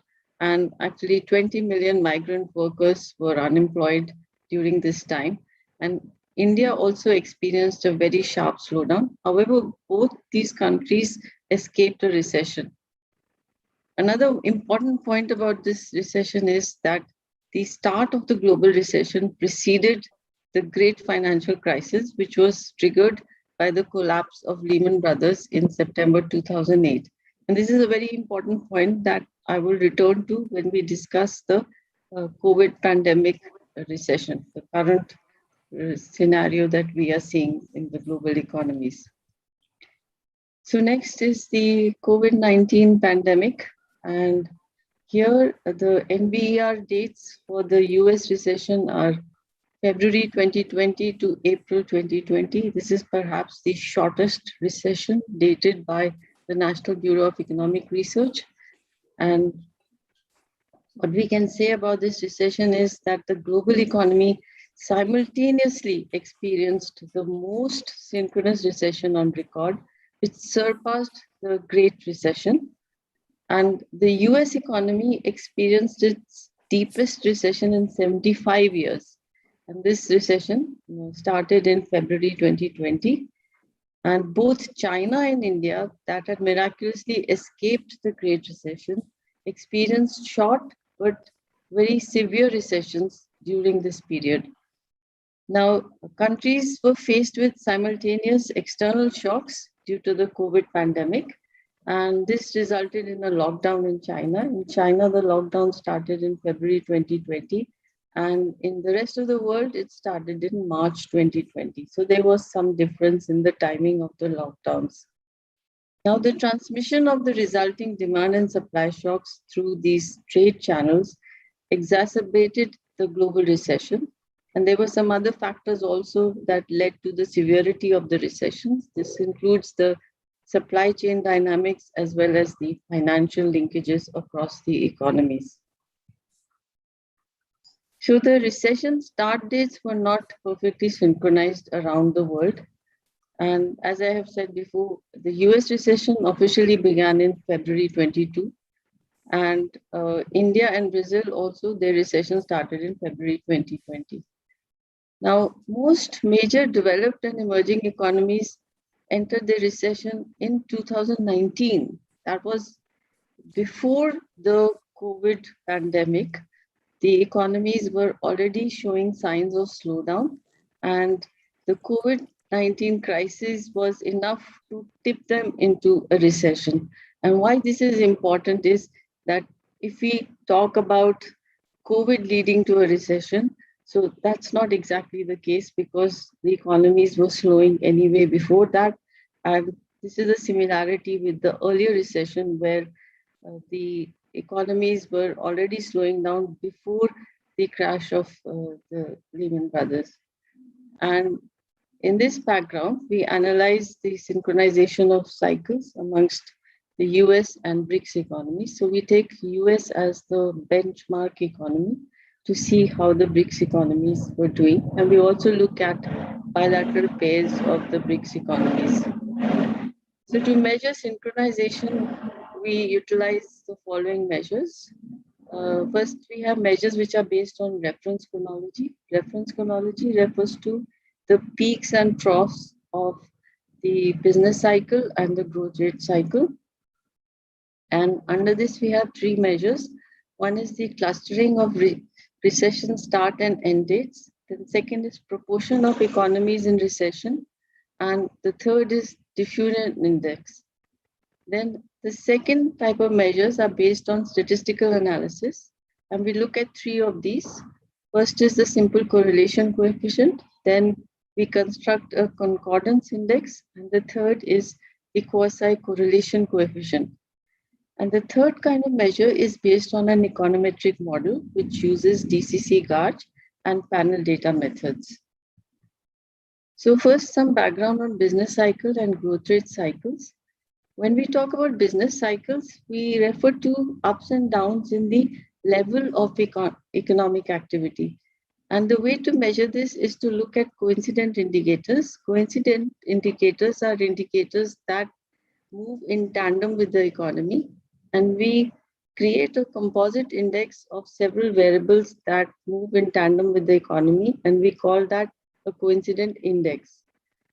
Now, the other kind of cycle is the growth rate cycle, which refers to the growth rate of the coincident index. So ups and downs in the growth rate of the coincident index. So one is level. Level gives you business cycles, and the growth rate analysis gives you a growth rate cycle.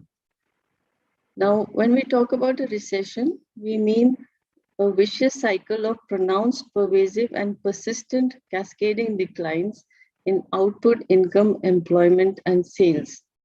And after a recession, we get a virtuous cycle of rising economic activity.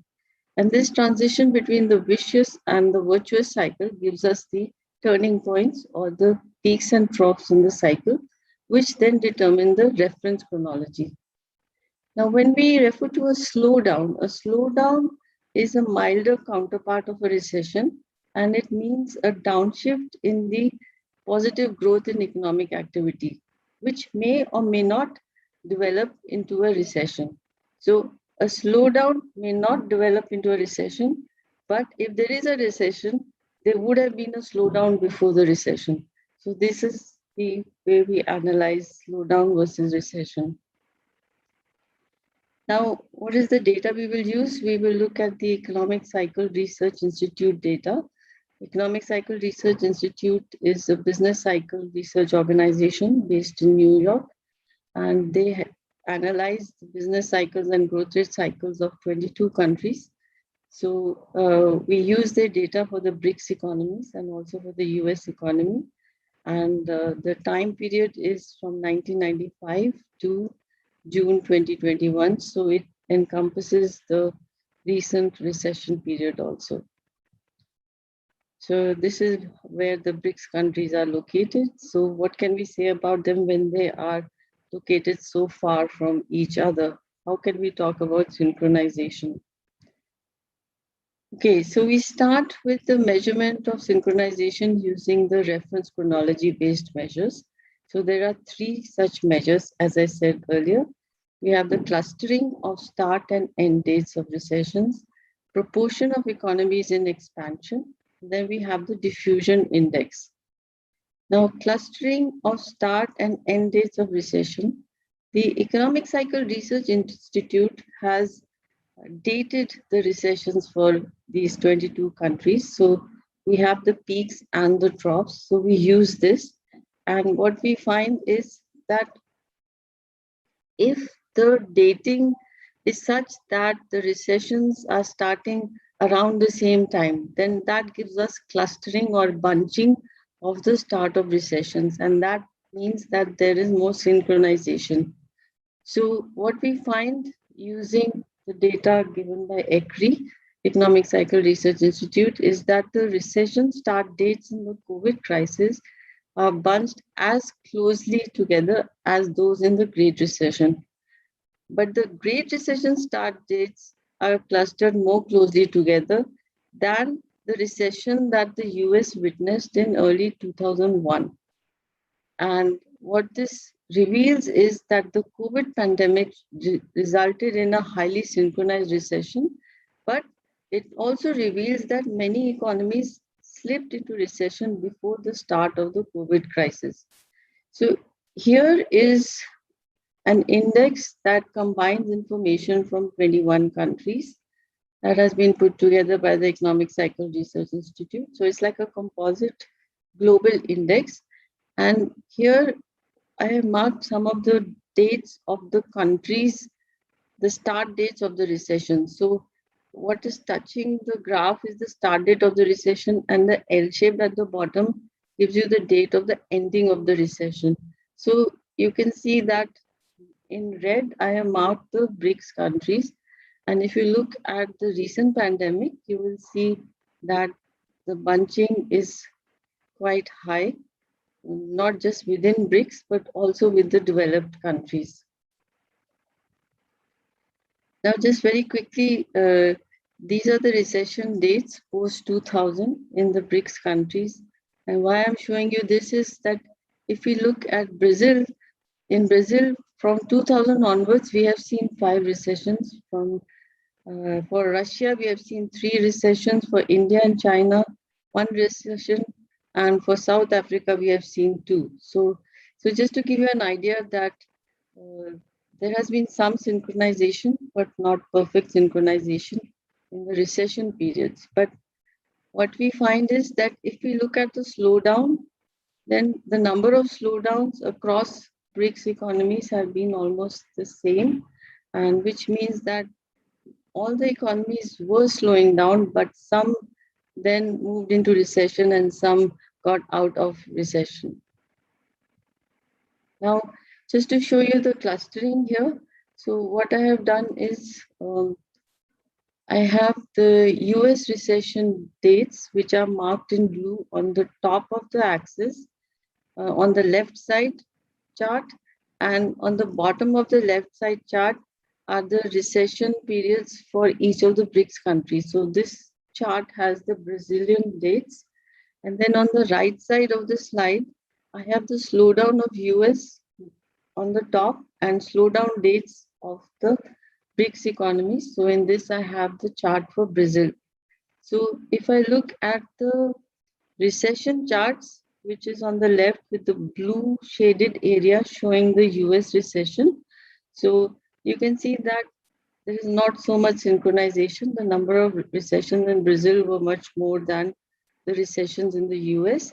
But if you look at the slowdown charts, there is more synchronization. So I do this for each BRICS country. So this is for Russia. So again, I find that the slowdown periods are matching more than the recession periods. Recession is on the left, slowdown on the right. Then this is for India. So India did not see a recession through the 2000 decade, and it's just this recent recession that corresponds to the COVID period that we have witnessed. And this also has been dated as very short, from February 2020 to April 2020. It is perfectly synchronized with the US recession dates. And if you look at the right side, which are the slowdown dates, then there you will find more synchronization between the US and the Indian slowdowns. China also, there was no recession earlier, and it escaped the Great Recession like India. And in the COVID recession, it was not perfectly aligned. The Chinese recession started in December 2019, so before COVID, and then it ended in March 2020. So it's not perfectly aligned, but there is some overlap. And then there is more overlap in the slowdown period. Then South Africa, again, we see that there were recessions, but it's not fully aligned, but more alignment in growth rate cycle. Now, the next measure is number of economies in expansion as a proportion of the number of economies that are tracked. And here, what I find is that in the proportion of economies tracked by the Economic Cycle Research Institute, this proportion nosedived in 2020 to zero. So proportion of economies that are in expansion became zero in 2020. And this demonstrates that 21st century recessions are becoming increasingly widespread. So here I have a chart. So there are two graphs here. The top one in red is for the BRICS economies. And if you look at that, then in 2020, you can see that the red has fallen to 0%. But before that, it was not 0%. And in the 21 economies composite index for all the 21 countries, again, if you look at 2020 recession, you find it has fallen to 0%. Now, another measure we look at is the diffusion index, which gives us the proportion of the coincident indexes that are higher than what they were 3 months ago. And if you look at this, then what we find is that the recessions in the major developed economies were more concerted after the 2000s. So they were more concerted, say, in the Great Recession and COVID crisis than in the earlier recession. And again, if you look at the COVID crisis, so there we find that they dropped to 0%. So here are three charts. The top one is BRICS. So you can see it is dropping to 0% in 2020. Then the second one is the G7 countries. So that also drops to 0% in 2020. And for 21 countries also that are tracked by ECRI, all 21 countries together drop to 0%. So 0% means that there was no country that had a coincident index that was rising in the previous 3 months. This is the meaning of this. Now, if you look at some statistical measures, the statistical measures we use are correlation, concordance index, and quasi-correlation. Difference between correlation and quasi-correlation is that quasi-correlation we measure at a given point in time, so we get a time path of the correlation. Now, here is a table that gives us the correlation for 3 periods across the BRICS economies and US. And the numbers in red are the correlations for the COVID pandemic. The numbers in green are for the Great Recession, and numbers in purple are for the full period, which is 1995 to 2021. So here you can see that the recent recession, the COVID pandemic recession, is highly correlated, except for China, and that is an exception here. Then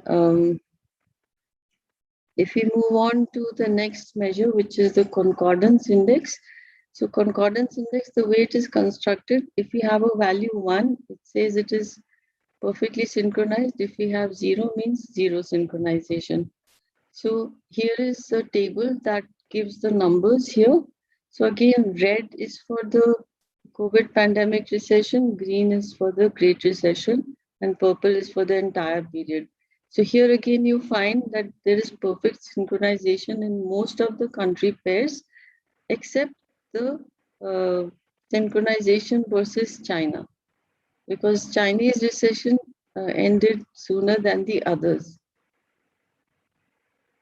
So here again, we find that concordance is high during the Great Recession, but it's higher in the COVID pandemic recession.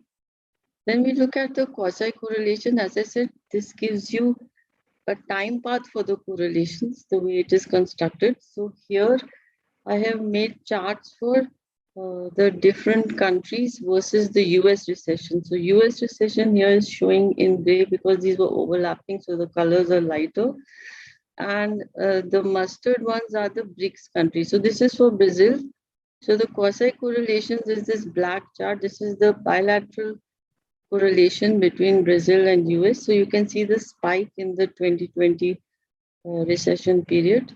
And this is for Russia. Again, the gray area is the US recession, mustard denotes Russia, and you can see the high spike in 2020. And this is Professor. Yes, 5 minutes. Okay. And so this is the same pattern for the other BRICS countries also. So here, this is a comparison of the different measures. If you look at simple correlation versus quasi-correlation versus an econometric measure of the correlation, which is the dynamic conditional correlation. So this is just a comparison to see which one is more robust. So I measure that in terms of which one is spurious, which one is dynamic, and which one is model-based.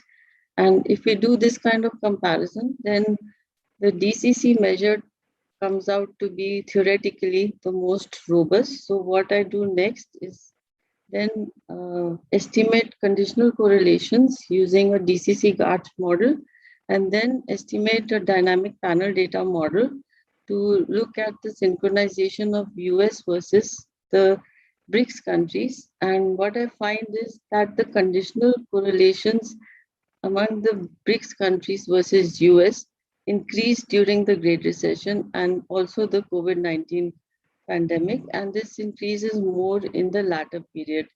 So what can we attribute this to? Of course, we have an external common shock here, which is most important.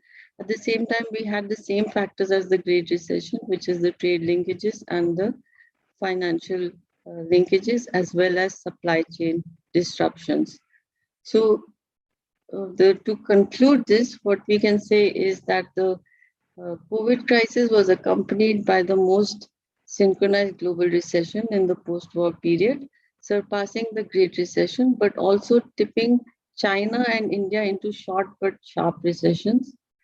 In the 21st century, international recessions have become increasingly deep and synchronized, but also bunching more and more tightly together over shorter time spans. And also, while common shocks like mandated lockdowns, along with international supply chain dynamics, have helped to synchronize international recessions and recoveries, the majority of recessions around the world began months before these lockdowns. And this is the similarity with the Great Recession if we compare it with the financial crisis, which I had said earlier. All right, so thank you. Thank you very much, Professor Dua, for that most interesting presentation on the correlation of both recessions and significant growth slowdown. I am watching the chat box in case people want to submit questions, and maybe I can get started with one. Obviously, COVID was an epic shock. You know, once in a century. We will probably, hopefully never in our lifetimes go through something like this. Now, before COVID, there was a lot of talk in the international policy conversation about deglobalization, in part because of increased tensions between two systemic countries in the world, and some disappointment in many countries with multilateralism. What do your results in the movement of these economies suggest in terms of the need for example, greater policy coordination among large countries? And are there any lessons for India as India will take over the presidency of the G20 in 2023? Any lessons that you could share with policymakers based on the interesting research you have just summarized? What I have found in my research, not just what I have presented, but other econometric work also, that the linkages are very strong. And what was expected was that some of the economies will decouple, but that kind of decoupling has not happened. And the synchronization has become stronger. The slowdowns or recessions have become shorter. So that shows the role of policy. Earlier, the recessions were much longer. So now, role of policy coordination, yes, we tried that, but that is very important, but it does not always work unless you're doing it in the right direction. Because if you look at the Great Recession, then in that period, because inflation was very high, all the economies started raising the interest rate. But that was a time when all the economies were in a recession, were slipping into a recession, but nobody saw that they were slipping into a recession. But there was this, hype that all central banks must raise interest rates, and that led to more severe recessions. So policy coordination is good, but one has to understand the data better. And for that, one has to use forward-looking variables like leading indicators and early warning signs. And somehow those seem to have been missed out in the Great Recession period. So theory, yes, there should be coordination. Practical, it didn't work. But policy coordination worked by coincidence much more during the COVID period. Because if you look at the policies of the various central banks, now, the central banks were all in an accommodative stance. They were reducing interest rates, easing interest rates, monetary policy was easy. So in that sense, although there was no concerted effort to ensure that monetary policy would be easing, but each central bank independently made this judgment.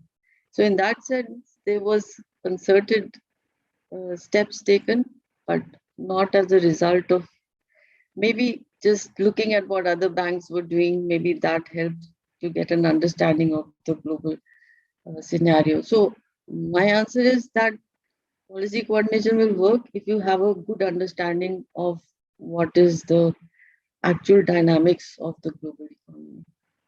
Thank you very much, Professor Dua. Maybe you have just given some homework to the RBI and the Ministry of Finance and other agencies of India that are involved with international economic relations on how best to promote a beneficial policy coordination with countries that have a big impact on each other. Thank you, Professor Dua, and perfectly on time. We now turn to Professor Chetan Gathe, who will speak to us on the redistributive policy shocks and monetary policy with heterogeneous agents. Chetan, the floor is yours. Thank you, Luis. Thanks very much. Can you see my screen and hear me?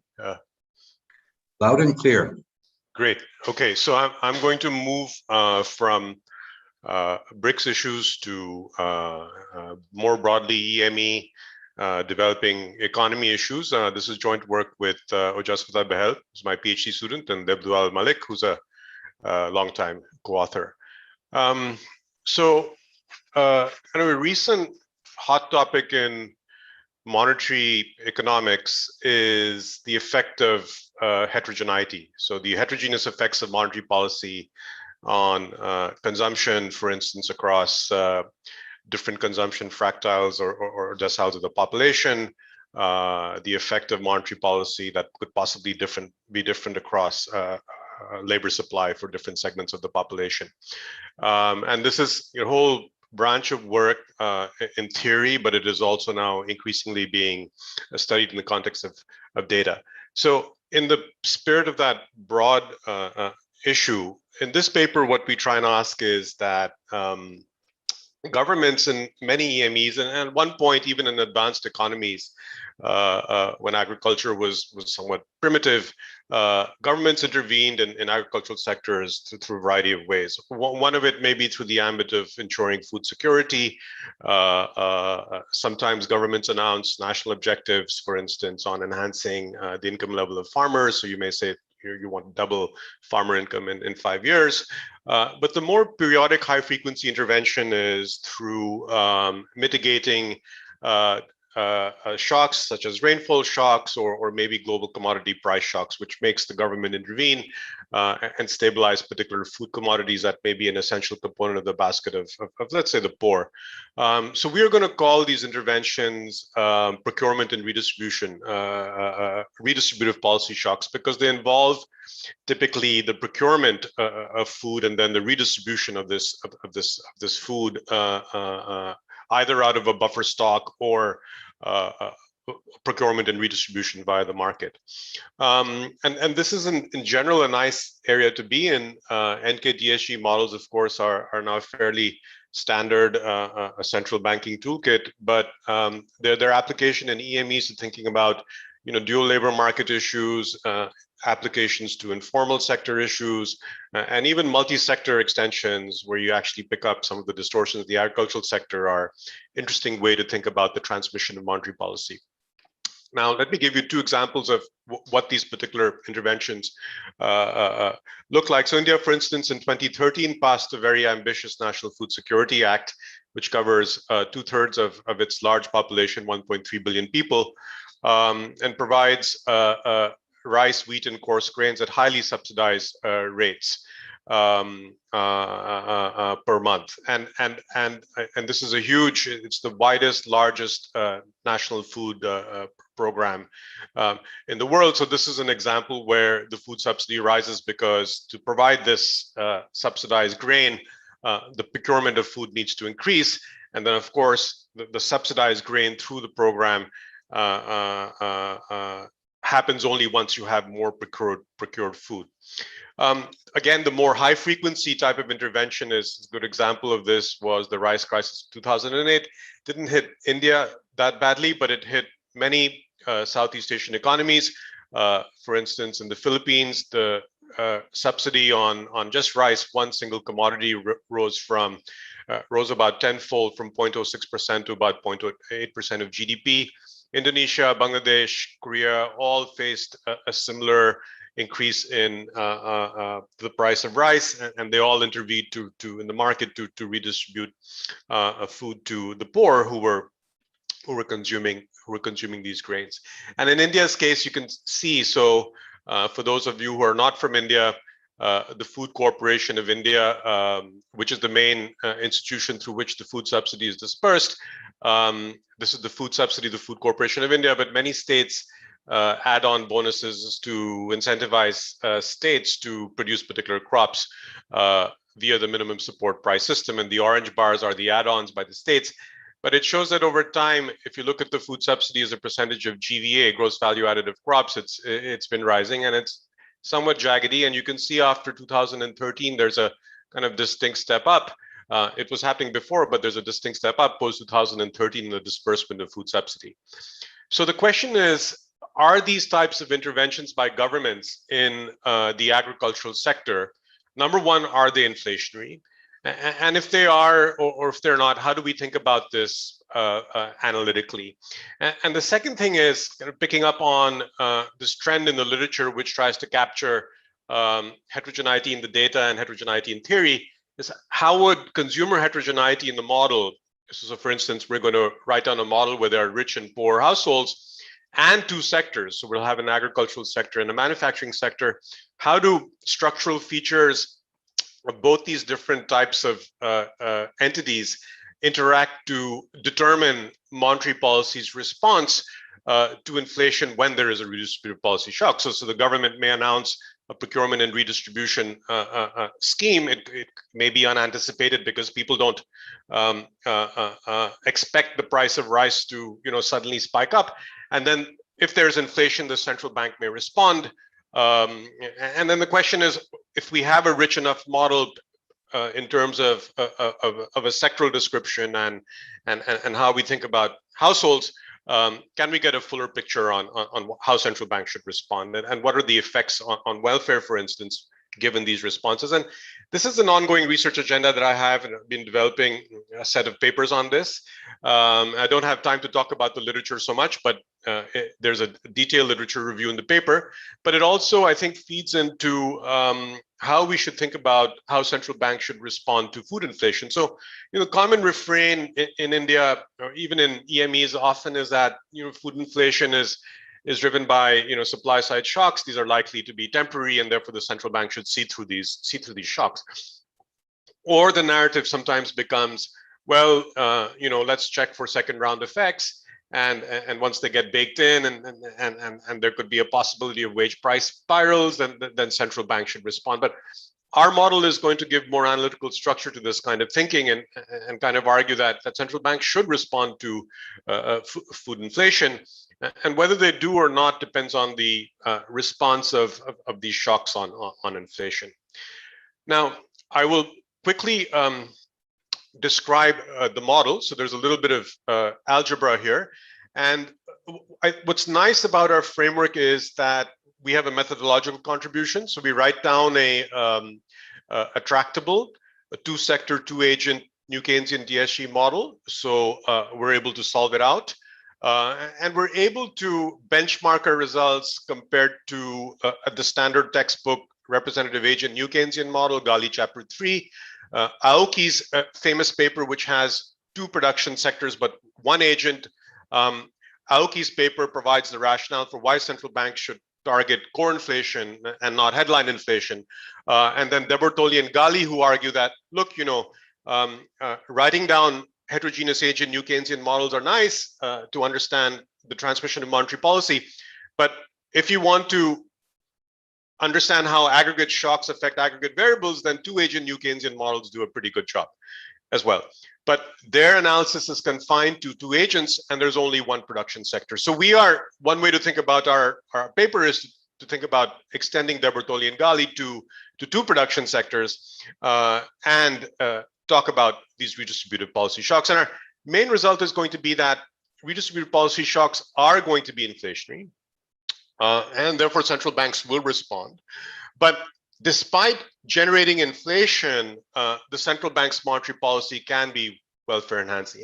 In other words, a tightening of monetary policy can be welfare enhancing, and one is able to see this result clearly once one writes down a model with multiple types of agents. And again, here we're focusing on the consumption channel of monetary policy.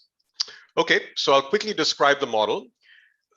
So there are going to be two types of agents in the economy. They're going to be rich and poor agents. Rich are going to be Ricardian, standard. They buy bonds. In other words, they save through buying bonds, and the central bank sets the interest rates on bonds. The poor are just going to be rule of thumb consumers. They're just going to consume out of their labor income. And agents are heterogeneous because the rich have access to bond markets. You can think of that as being some proxy for financial market participation. And the poor don't. And then the second way through which rich and poor households differ is that they're going to have different degrees of risk aversion. So the poor are going to be more risk averse, and therefore they have lower intertemporal elasticity of substitution than the rich. The rich are going to be less risk averse and therefore are willing to substitute their consumption intertemporally more than the poor. There are two production sectors. So as in Aoki, the agricultural sector is going to produce a homogeneous good. There are going to be flexible prices in that sector, and then all firms in that sector are going to be competitive.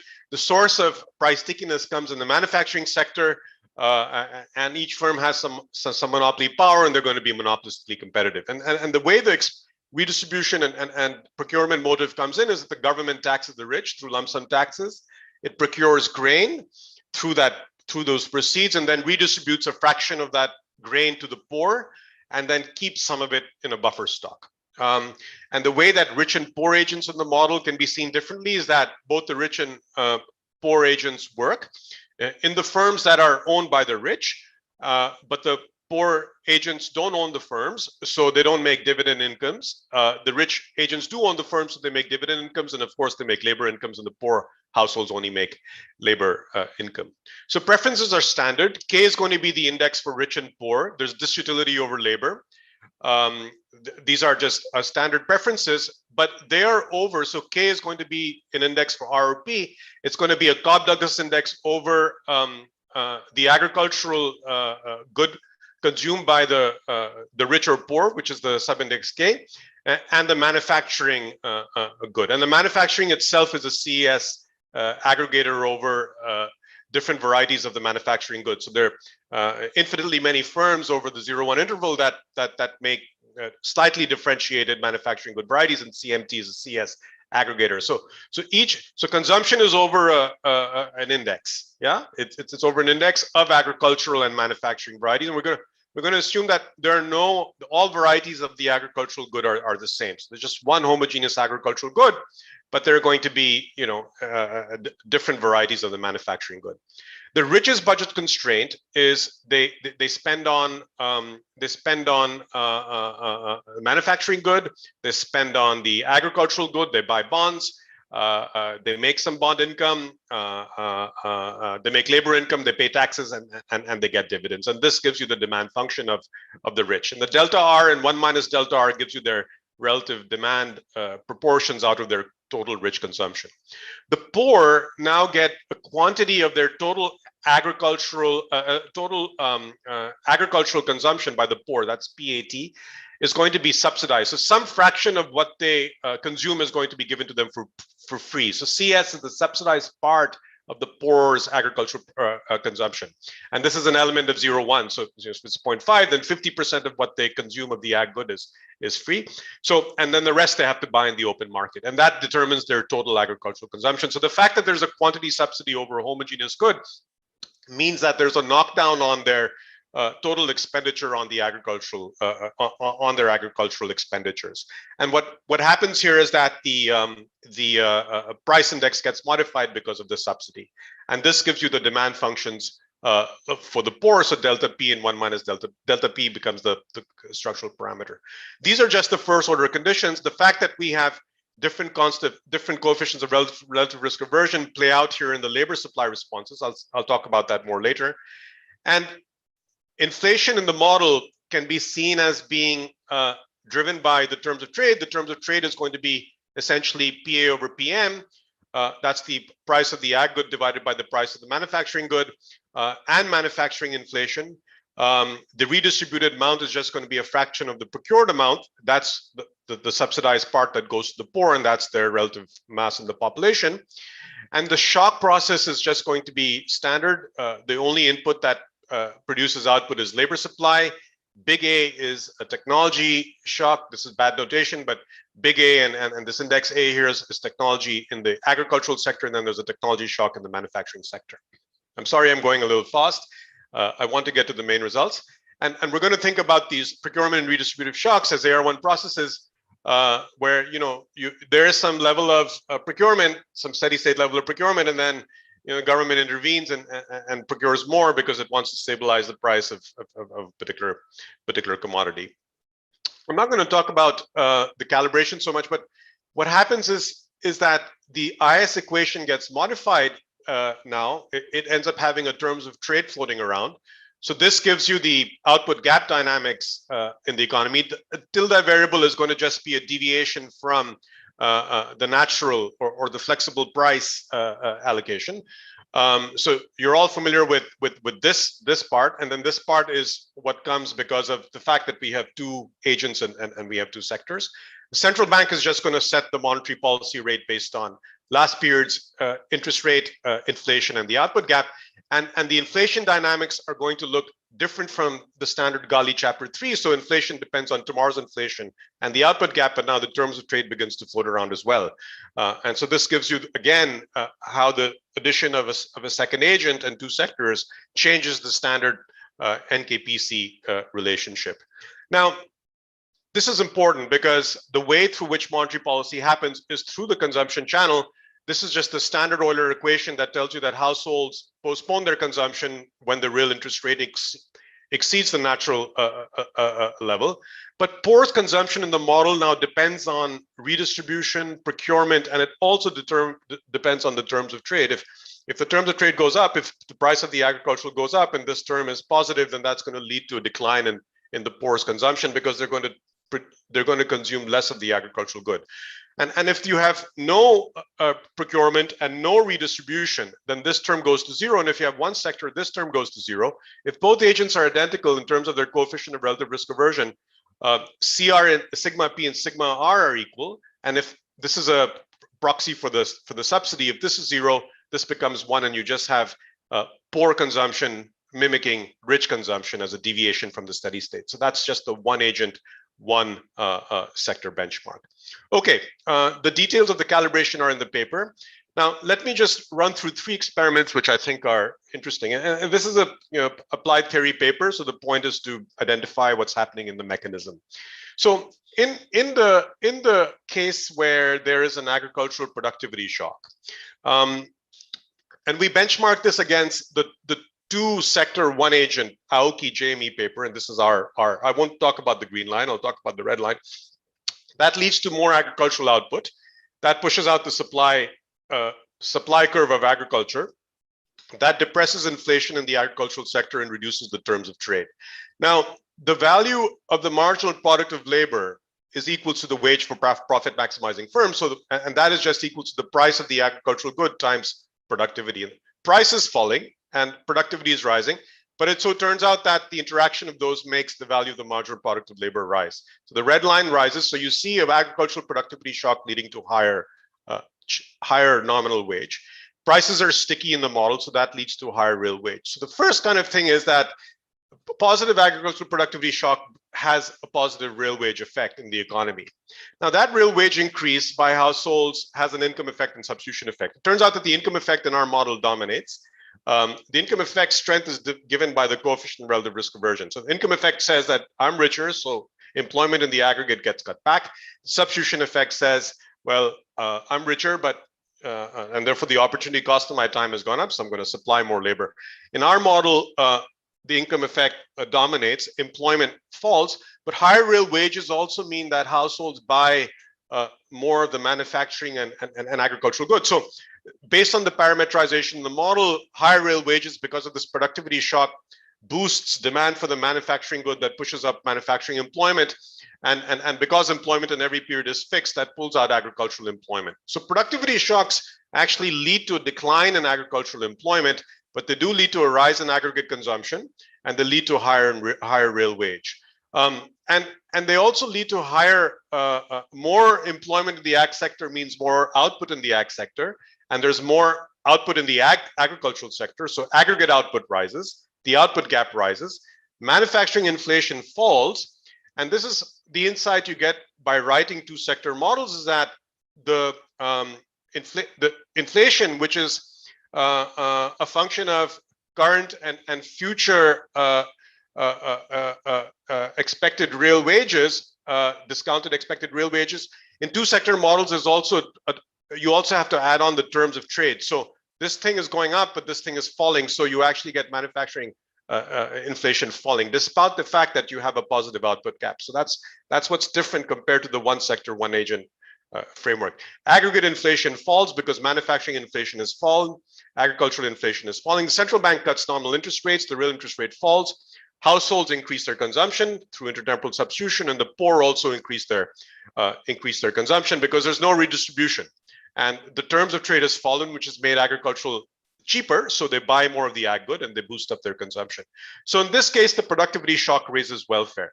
When you have a procurement and redistribution shock, now the government intervenes to redistribute grain and does it by procuring more. So it's like a demand shock. And remember, some of it is given to the household for free. So their entire, they don't have to, some of that subsidized part leads to a fallback in how much they buy from the market. So that's the green line. So they buy less. So agricultural output, because this is demand driven, determines a less amount of output. It's a demand shock. So you get higher agricultural inflation. The terms of trade now rises compared to the supply shock. The value of the marginal product of labor rises. You get a rise in nominal wages and a rise in real wages. And for our parametrization, now aggregate employment rises because the substitution effect dominates. And aggregate consumption, total consumption also rises because real wages have risen, which induces households to buy more goods. But remember, why is that happening despite a rise in the terms of trade? Because the agricultural good has become more expensive. But households actually are getting a subsidy on the ag good, so that's making it still cheaper for them, despite the fact that there's a rise in the real wage, rise in the agricultural price. So the aggregate consumption rises despite the fact that the terms of trade has risen, and then aggregate employment is going to rise because of the dominating of the substitution effect. So you get, like the previous case, a rise in the output gap. You get a rise in agricultural employment because the subsidy induces people to buy more. Decline in manufacturing employment. You get a rise in manufacturing inflation because now the terms of trade and the real wages are going in the same direction. To make a long story short, there's aggregate inflation. Central bank responds by raising rates. Real interest rates rise. Rich cut their consumption because they're doing intertemporal substitution, but the poor actually raise their consumption because they are receiving redistributed and procured agricultural goods by the government. So despite the central bank actually raising nominal interest rates and real interest rates, you find that aggregate consumption rises in the model, which means welfare rises. And you won't pick this up unless you write down a model where you are trying to understand how the policy impacts the consumption of the poor and the consumption of the rich. Then finally, and I'll end here, is that I have 2 more minutes. How does a monetary policy shock, a tightening of the monetary policy rate, bear out into aggregate demand? Well, it leads to a rise in the real rate. Now, there are 2 sectors. So the demand crunch, the demand fall that happens, leads to a decline in consumption by both the rich and the poor.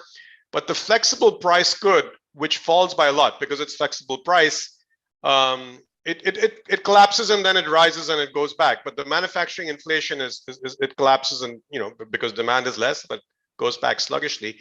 But you have a decline in consumption, you have a decline in demand, you have a decline in output, and you also have a decline in employment, and you need a lower real wage to support that decline in employment.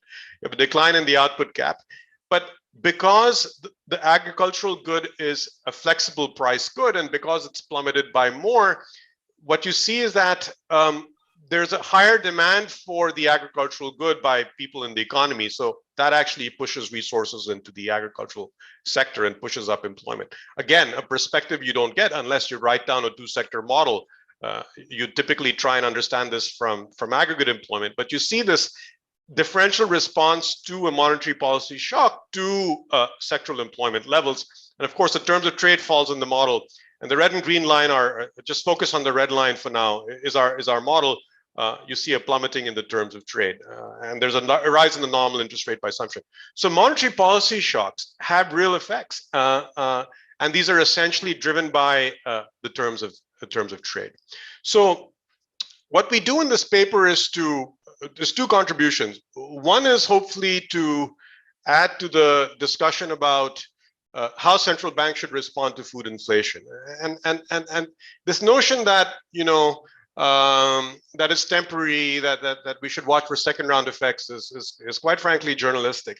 It needs it needs more rigorous work to thinking about the mechanisms through which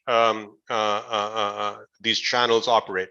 So we provide a toolkit, so to speak. The theory provides a toolkit on how to think about this.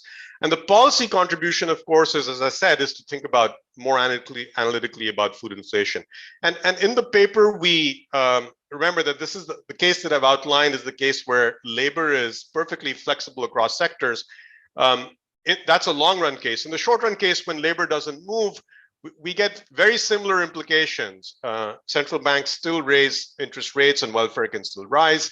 We allow for non-homothetic preferences. It doesn't change much. And one of the insights we get is that agricultural employment impedes the effectiveness of monetary policy. The more employment there is in the ag sector, the less effective monetary policy is bringing the output gap back to zero, and the less effective is bringing inflation back to zero. Something else that we outlined. Thank you very much. Thank you very much, Chetan. You did a wonderful job summarizing a lot of information and very technical. In a short amount of time, and very clearly stated your conclusions. You know, as a policy economist, one always asks oneself if there's a shock, and economies are constantly subject to good and bad shocks, no? Whether the shock is temporary or permanent. You know, if it's temporary, then maybe you ride it, and if it's permanent, you need to adjust, you need to react. And what you're saying is that in the case of in India, this is a redistributive shock that is not due to rain or a very short-term phenomena, but here to stay. And in that context, it calls for a policy reaction that nonetheless is welfare enhancing in net terms at the end of the day. Very, very interesting conclusion. And we also observe something that is often seen exposed in policy interventions, and that is spillovers. You know, the authorities intervene in this area for this objective, and that affects other pieces of the economic machinery. Okay, quickly, two questions, one more strategic and one more technical. On the more strategic question, Rajesh asked if there's a preference or optimality for pension security compared to health or food security. And maybe you can address that briefly. And Mayuk asked a series of questions on the actual model. Does the heterogeneity in household financial position and in bond market access introduce the market incompleteness into tank models? Does this alter the equivalence of competitive equilibrium and Pareto efficient allocation implied by the social planner? And do redistributive shocks alter the welfare implications, that is the departure from the equivalence? I might not have read this very clearly, but you can see the question in the chat box. You have about 2 minutes, please, Chetan, to respond. Yeah, so both questions are somewhat, I'm not sure I got the first one, but they sound somewhat similar. There's no, there's perfect risk insurance in this model, right? So that you don't have incomplete markets like you do in Kaplan, Moll, and Violante in their AER paper in 2018. There's perfect risk insurance, but here, and that may be, you know, that model is richer because, you know, households have illiquid assets like land, they save in liquid assets, and they're in complete markets and so on. So there's a lot more going on there. And that probably affects the divergence between competitive equilibrium and Pareto optimality. Here you just have, by assumption, some sets of agents, a fraction that access financial markets, a fraction that does not save via bonds, and they have different coefficients of risk aversion. So they have different intertemporal elasticity of substitutions, which matters for their income and substitution effects for changes in the real wage.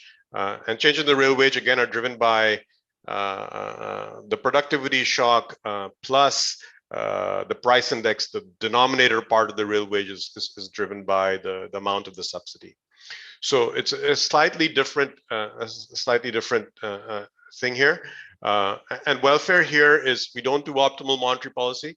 But here's, I think, let me just, Aoki's paper says the optimal monetary policy is to target core inflation. The reason why that's the case is that every time there's an agricultural price shock and households find that expensive, they move towards the manufacturing good and they raise their demand for the manufacturing good. So the optimal monetary policies for central banks to target the sticky price index. In this model, there's no minimum support price, but if you were to build a minimum support price into the model, what you would find is that apart from the friction induced by sticky prices and monopolistic competition, you would get a third distortion induced by procurement, by agricultural procurement. So even if you control for the first two, this result that you should target the sticky price index breaks down. It's no longer clear that central banks should target core inflation. It may be that they should just target headline inflation. So I think that's the change you get by adding structural features of developing economies into the new Keynesian model, is that some of those results begin to change. Thanks. Thank you for the question. Thank you very much, Chetan. Professor El-Chaghi, you have a tough act to follow after two very stimulating talks. Professor El-Chaghi will speak to us about one country, two monetary policies. The floor is yours, Professor. I have to stop sharing my screen. 1 second. Just do it.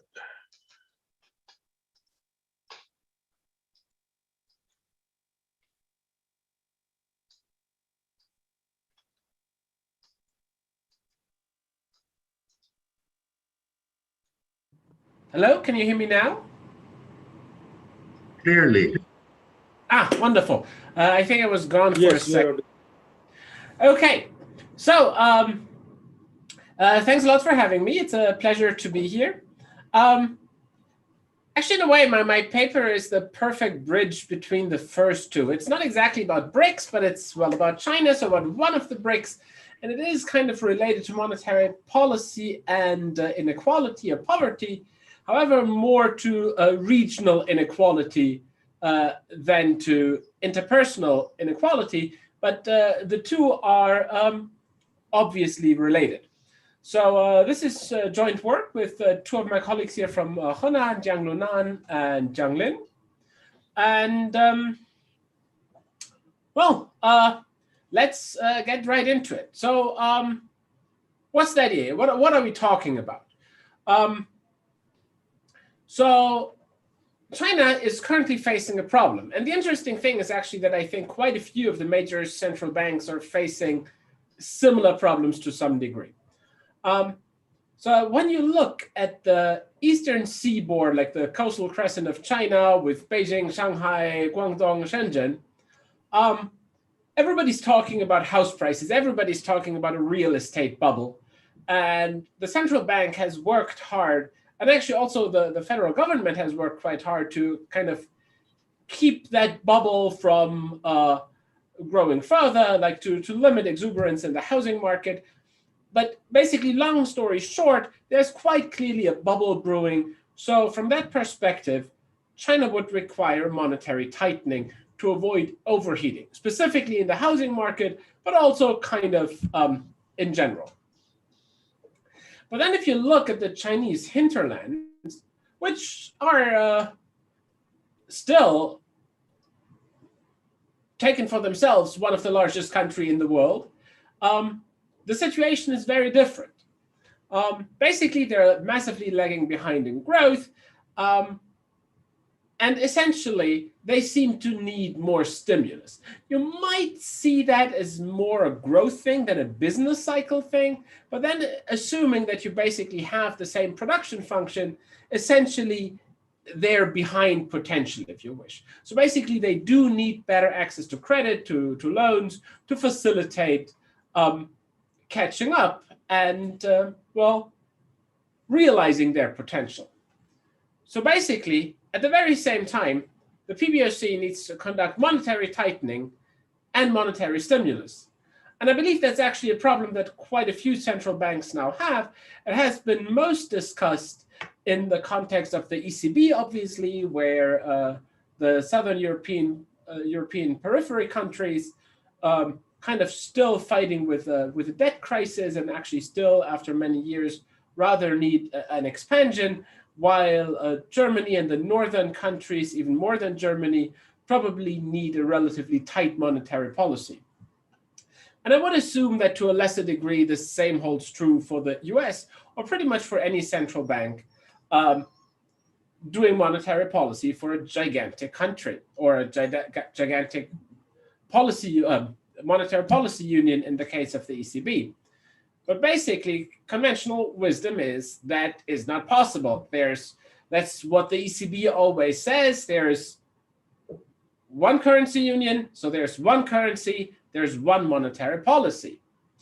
Yet, unfazed by that apparent impossibility, the PBOC just does exactly that. We actually don't know exactly how. We know a little bit about how, but this is mostly an empirical paper, but we want to argue that they definitely do it. So maybe we should not say it's not possible, but say, well, conventional wisdom says it's not possible. So the paper is relatively short, so I will be quite quick with the main body of the paper. I'll briefly go over the data, which is probably the most interesting part, even more briefly talk about the method, and then give you some of the results. So how about data? So we want to exploit a specific treatment here, because, well, what is a poor county? What are poor regions of China? How does it help? The nice thing is that China very officially tells us what they consider to be a poor region or a poor county. So the government has designated so-called key counties for the National Poverty Alleviation and Development Strategy. See, that's so long, it doesn't even fit on my slide. And they're like kind of distributed all over the country. So we have data for almost all of China. As you see here, what is excluded are the autonomous region and special administrative regions. Actually, for different reasons. The autonomous regions are typically minority regions, and they have special development policies. So the kind of national development policy doesn't apply here because they have alternative tools to deal with. And the special zones are basically very, very rich areas, and essentially they don't have poor counties.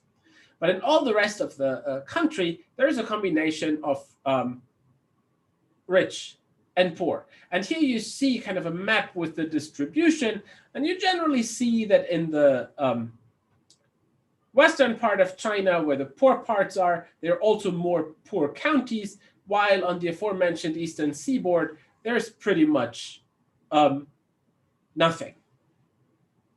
So, but again, what we exploit here is county level data. So just to make it more easily visible, we summarize it here at the province level, but we actually do our analysis at the county level. So we have financial data and some other data at the county level, and that is what we look at. So every single county is either designated as poor or not. And while that is loosely based on GDP per capita in said county, it's not a precise threshold. So there are some politics involved in which countries actually get this special treatment. But a lot of government policies are basically deliberately targeted at those regions. So how do we measure the attempt of the PBOC to deal with poverty or to deal with those sectors? I mean, basically what we do is we just take the document that we got the idea from, that they obviously do it, and do a text search. So China, like many countries, has monetary policy reports, or in this case, monetary policy implementation reports. And there they describe what they do and, well, what they want to do. So they're quite detailed. And if you look at those reports over the past couple of years, pretty much every single of those has the gist that I just mentioned a few minutes ago in my motivation.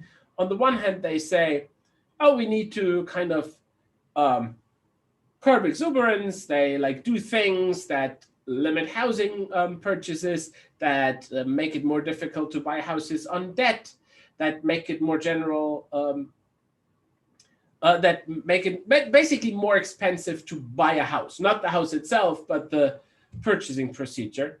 And on the other side, pretty much every single of those implementation reports in the last couple of years mentioned that they did something to ease in credit access in rural areas, in poor areas, for small and medium enterprises in specific areas.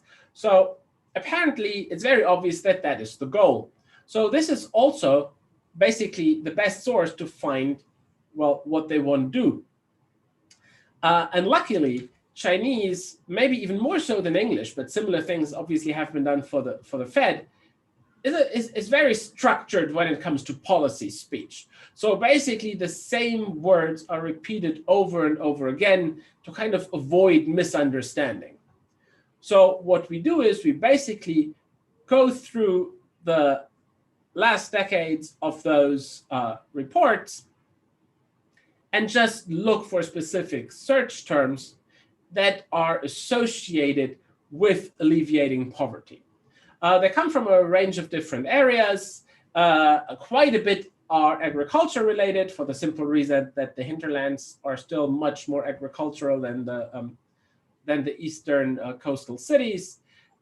They specifically mention poverty. There is a little bit in recent years about inclusive finance.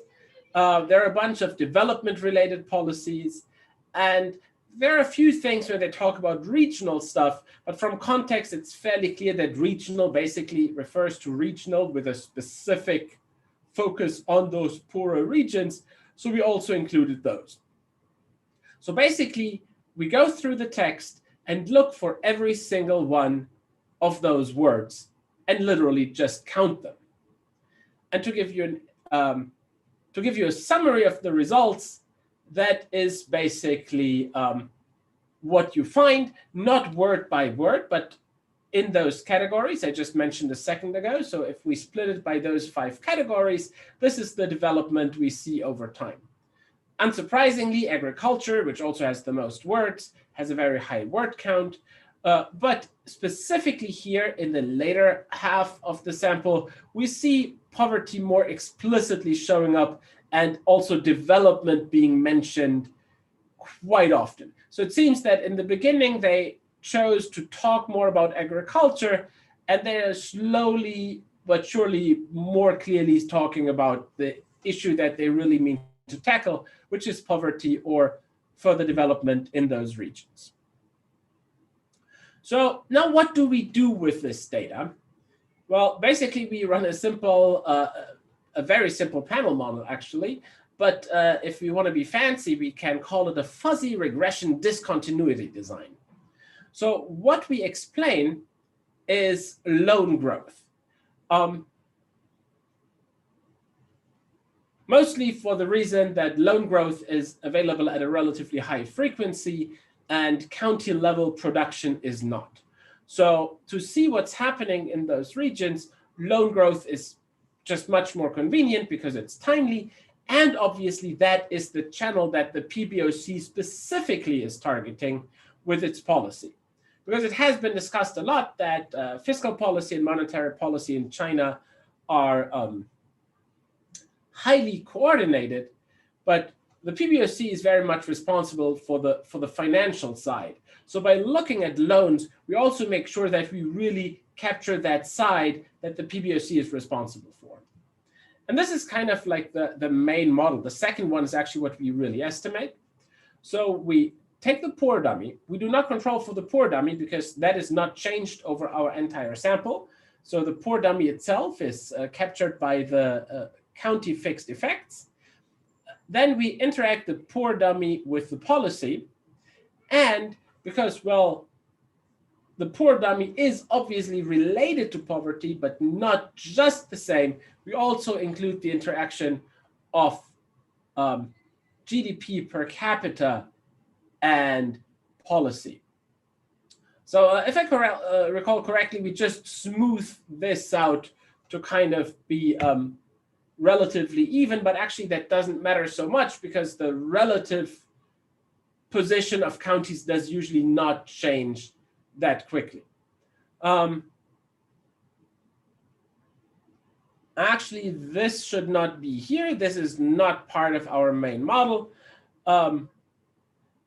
But we do actually have a version where we control for it. And then we have basically very detailed fixed effects. So as I said, we have county fixed effects and we have province time fixed effects. So we do control for the entire business cycle at the province level.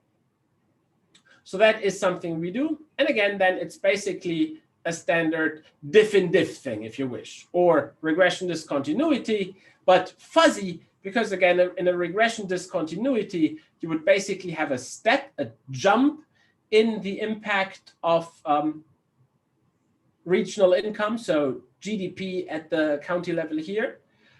But here it's not really a jump because, again, there are some slightly poorer counties that are not assigned the poor label, and there are some slightly richer counties that are assigned the label. That's what's making it fuzzy. But basically, it's a very, very simple diff and diff approach. So what are the results? So we do two things here. So we start with 5 indices based on the groups of words that I showed before. So we look at the agriculture group, the poverty group, the development group, the financial group, and the regional group. And then we create an optimized indicator. So what we do is we literally take every single combination of words that is possible and test it and find the best one. Obviously, that is not something you should do if you do only that. That's why we also use those kind of pre-constructed things. That is really more of a traditional hypothesis test. But in the spirit of actually producing a good predictor or a good policy measure for future research, we also did that optimization procedure. So what do we find? So we find that actually it's the first two, which are also the clearly most used ones that matter. Agriculture and poverty matter, and they have the expected sign. So if you have the label, you get more loan growth. And generally, if you are poor, you get less loan growth. But again, this is to some degree offset by getting this special label, so this preferential treatment.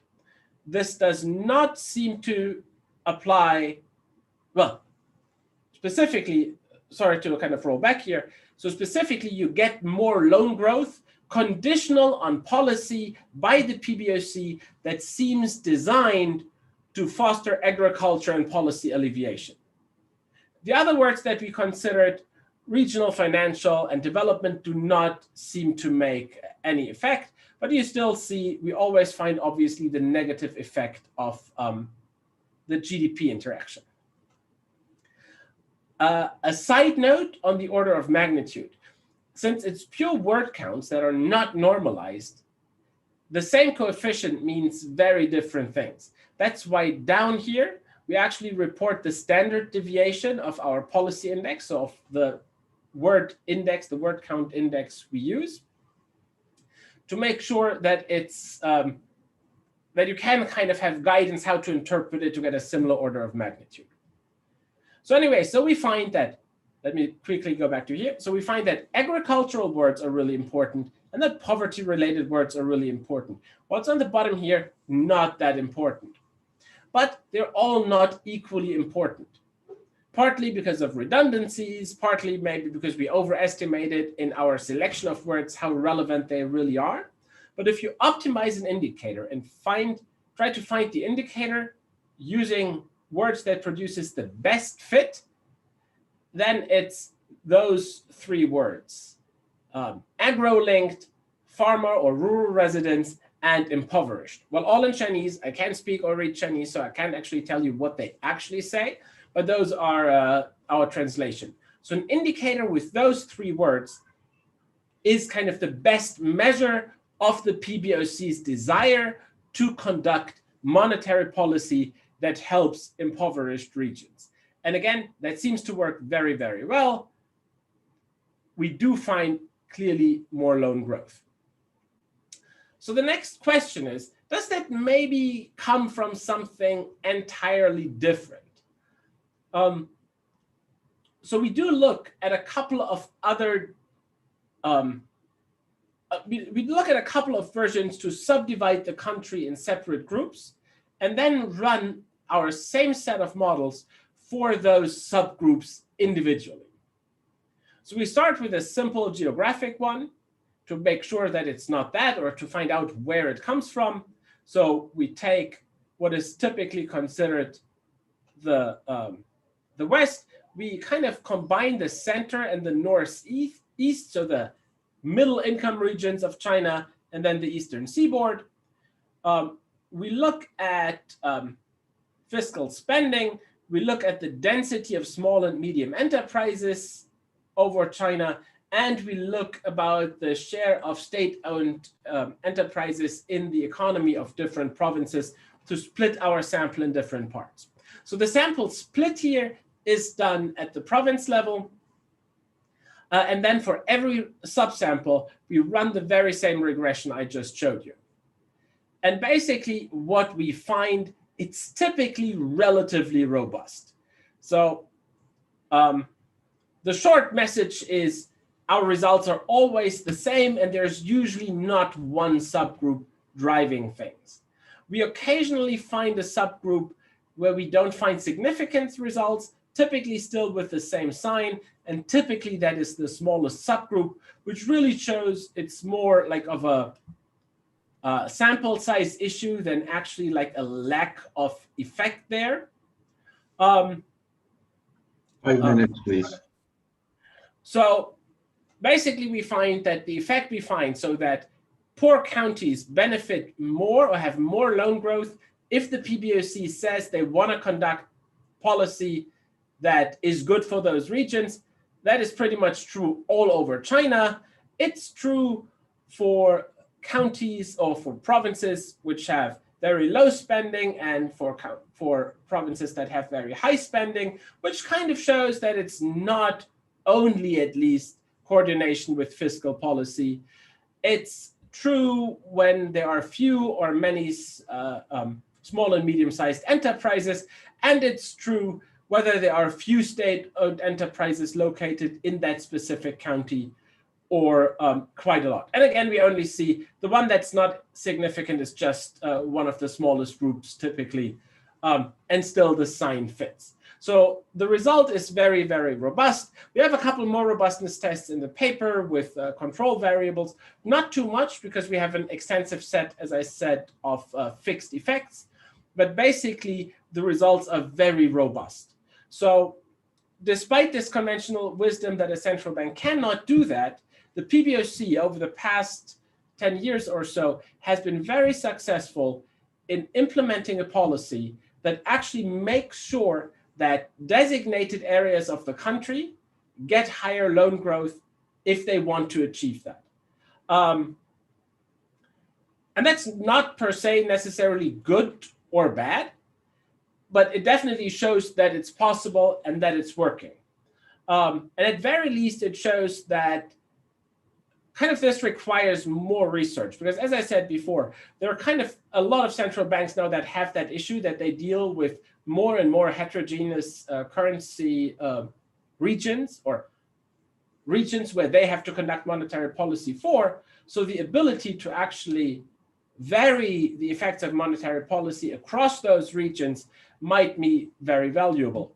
And so my conclusion is basically bumblebees do indeed fly, because, you know, like the famous thing that bumblebees don't fly, but they do. And so in this case, they also do. So it shouldn't be possible to do it, but apparently they do it. We don't know exactly how they do it. So that just as a side remark, we have some like narrative evidence, but obviously not econometric evidence yet. So there seems to be a lot that basically goes through specifically, and that might be specifically Chinese, that the PBOC actually tells banks, give more credits to poor counties, and then they do that, which is of course an option that, for example, the ECB does not have.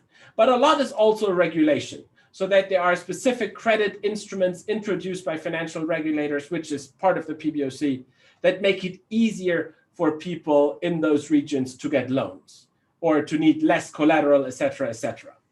But so currently we don't really have a good quantitative measure, which would obviously be kind of the next interesting step. And that's all I had to say. Thank you very much. Thank you very much, Professor Oshagi, for an interesting case study. And given China's systemic role in the world economy, this is particularly relevant and interesting. Any questions from the participants?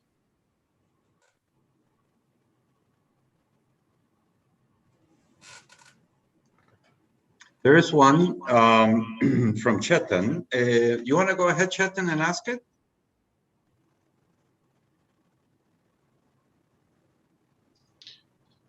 Yeah, can you hear me? Can you just talk about the parallel trend assumption? What are you using here for diff and diff? Say again? I acoustically didn't hear you. We're a little bit blurry. The parallel trend assumption. So you're using diff and diff, right? So how does that work here? We have province time fixed effects.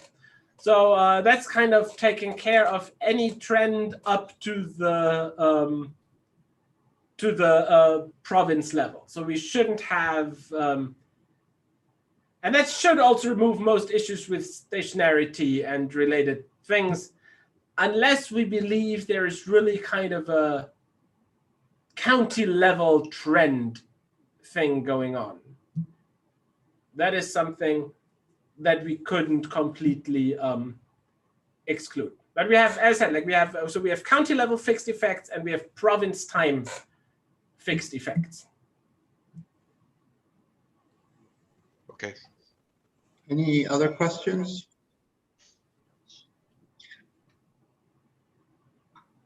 I have a silly question, Professor Oshagi, and forgive me if it's really silly. But I come from Latin America, and we have had in the past many experiences with central banks engaging in the development, poverty reduction space with mixed results. But obviously institutions are different. And you know, the Chinese institutions have a certain reputation of getting things done. Well, and you were suggesting that in this case, they were successful in reducing poverty in the targeted areas. The question is, why not use fiscal policy? Given what we have seen in other parts of the world, I'm not talking about any BRICS country here, but of a sort of intense intervention in the financial markets leading to financial repression or delaying financial development. What is it in the policy analysis that led to this particular outcome? So just to clarify, I don't think they don't use fiscal policy. So there is a whole bunch of programs obviously targeted at those regions. I'm not really an expert on Chinese fiscal policy, still need to get more involved in that. So, but I am aware that there is like a bunch of spending programs for those areas as part of this strategy. What is maybe one of the differences? Everything in China is a strategy, right? Like nobody even claims that there is central bank independence here, that it's like completely different from fiscal policy. And I wouldn't go so far with my claim to say that they have alleviated policy. What I would say is that they have managed to conduct their policy without negative repercussions that is kind of hindering the catching up of those three. Because now, for example, if you look at Europe, right, like it seems pretty clear that we are past the point where we actually need this hugely expansionary monetary policy.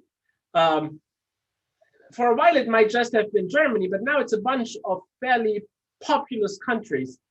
So technically, we would need to be more conservative, but we can't do that with kind of basically killing the periphery. And I think that is, and then one second. So that's basically what they want to avoid in China, right? They need contractionary policy to keep the housing market in control, and they want to do that without killing the hinterlands or basically draining credit there. And that's what they do. So they make sure that basically the credit restraints they impose are not effective there. Thank you very much, Professor Eshagi, for a very interesting presentation, and to Professors Dua and Gate for theirs. I think we're out of time. Thanks to the people that are listening and made questions. And I believe we have a short break and the conference continues. Yes. Louise, thank you very much. You did a great job. Excellent. Thank you so much. Thanks for sharing. Thanks for hosting and inviting. Thanks. So nice to see you again. Nice to meet you. Yeah, nice to see you. Thanks a lot, everybody. Thank you.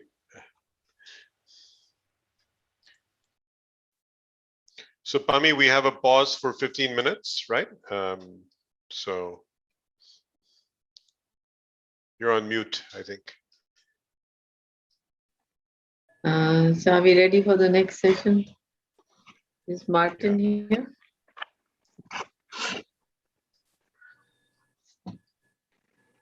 Yeah, so is Martin here?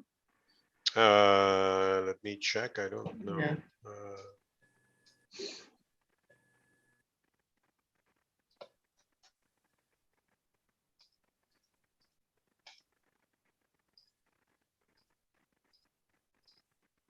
No, I think you can't see him.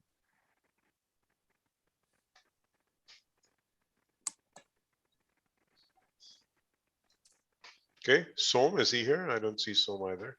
No. See here. You need to remind Som. Yeah. No, I've spoken to him today. He Okay. knows he's giving a talk. So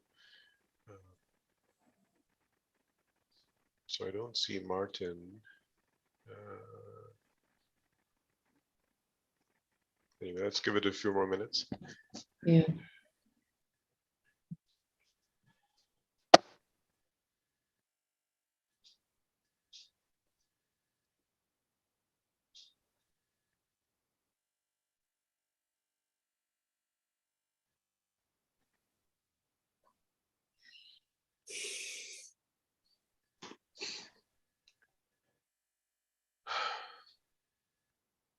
So for the invited papers, as I mentioned, Surinder is not well, so Divyandu will chair that session. Okay.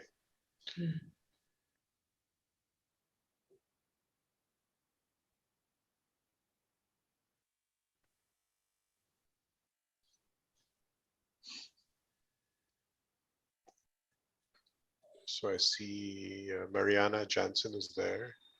Yeah. Ronel, I don't see. Dorit also, I'm not sure. Yeah, I don't see her either. So, okay. There's still time for them to log on. Yeah.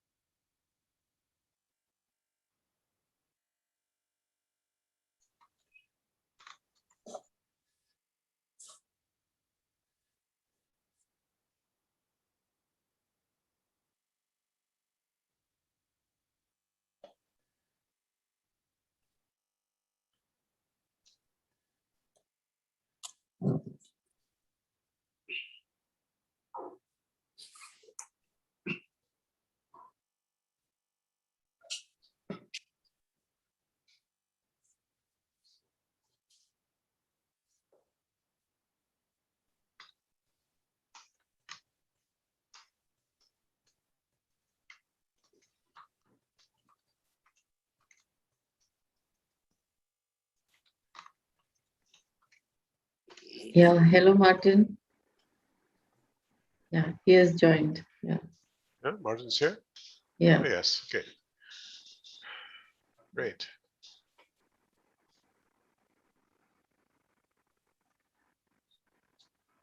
Hi, Martin, are you there?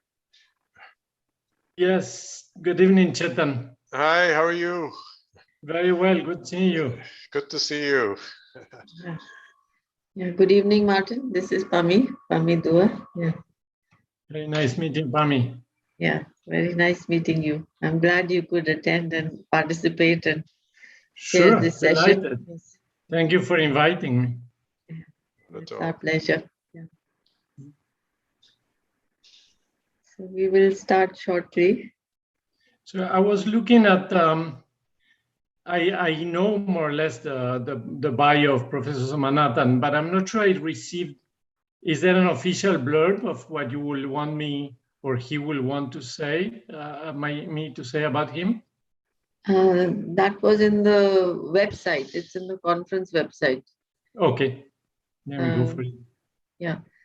If you go to the website, then there is a separate icon for the conference. And then in that, you'll find the program which will take you to the profile.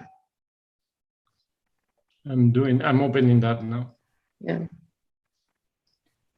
I'll put it in the chat for you. Okay, so. Oh, okay.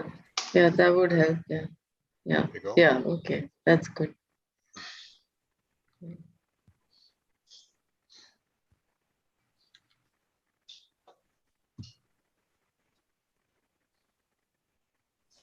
Chetan has put the link in the chat if you want to use yes, that. I'm opening that link. Okay.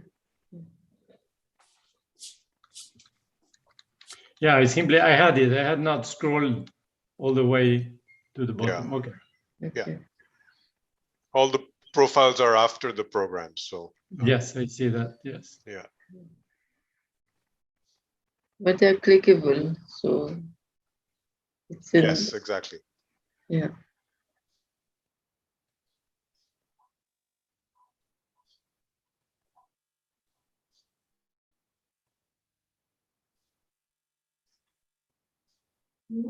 Okay, Som is here. Great. Okay. Hello. Hi. Hello, Som. Hello, how are you? Yes, good evening, right. Som. Yeah. Good to see you, Martin. Yeah.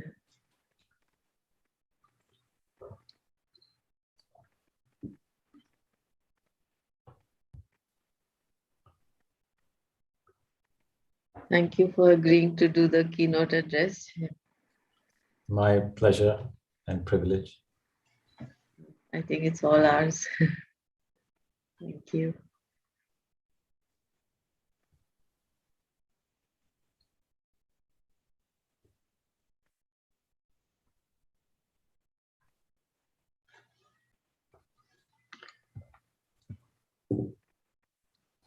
So the format is, let me make sure that I understood it well.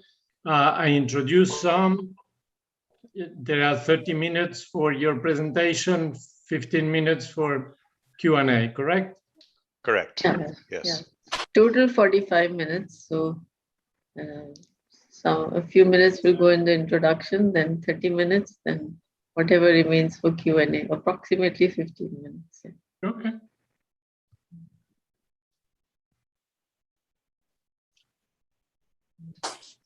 And Q&A, will I read questions from the chat or will I invite people to ask the questions? What is the best way for you? Right now we're using the chat box. Yeah. We're using the chat. Okay, so I will be the one distilling the questions. Right. Okay.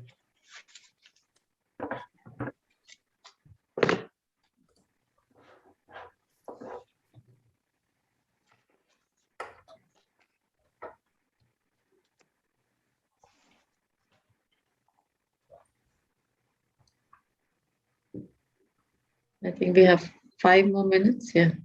Yeah. Yeah.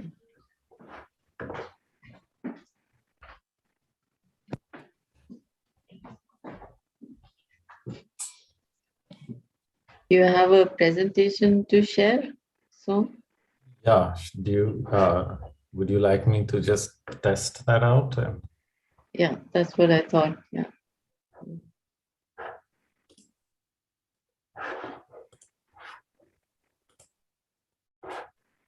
So you can see this. I can Yes. switch Yeah. it to full screen. Yeah, this is fine. Yeah. Okay.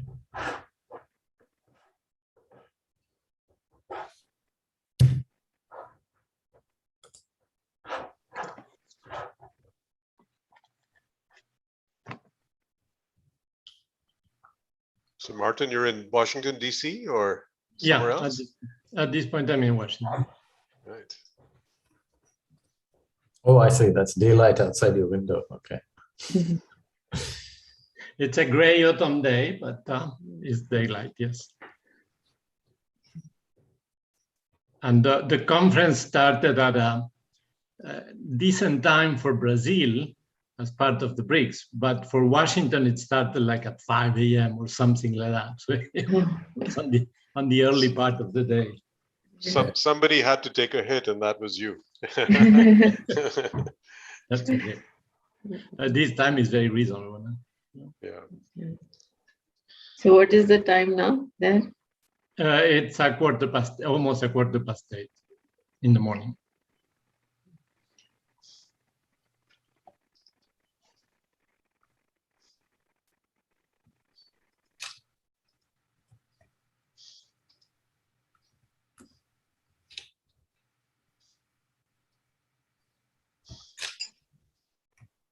So most people will be following this on YouTube, is that right?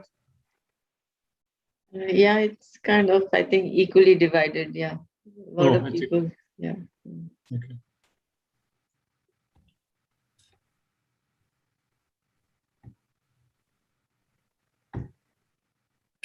Okay, thanks, Makram. We've seen your message. Thank you. Thank you for joining us.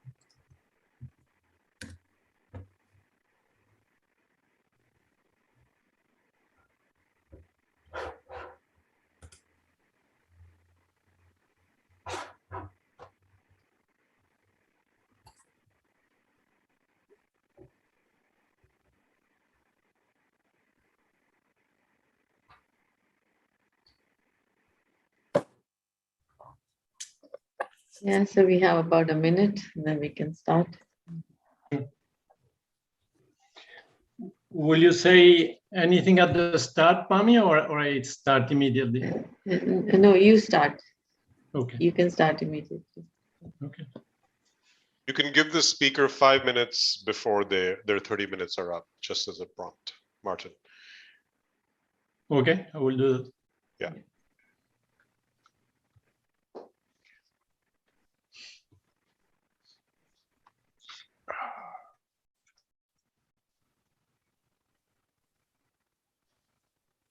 I think you can start now. So, Martin, you can start. Yeah. Okay, I will do it. Good morning, good afternoon, good evening, depending on the time zone you are in. Welcome to this keynote speech session at the Conference on Growth and Development and the BRICS Economies. My name is Martin Rama. I was the chief economist of the World Bank for the South Asia region. That was my last job with the World Bank, and it is my honor to chair this session and to have with us Professor Somanathan, Som, who is a professor in the Economics and Planning Unit of the Indian Statistical Institute in Delhi, and the head of the Center for Research on the economics of climate, food, energy, and environment. Som received his PhD from Harvard. He taught at Emory University, the University of Michigan, Princeton University. He has been executive director of the South Asia Network for Development and Environmental Economies. And he was the coordinating lead author for the 5th assessment report of the IPCC. He is also the co-editor of Environment and Development Economics. Som will give us a 30-minute presentation.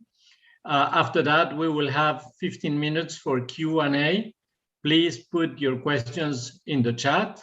Som, the floor is yours. Thank you. Thank you very much, Martin. It's a privilege to give this keynote talk and welcome everybody.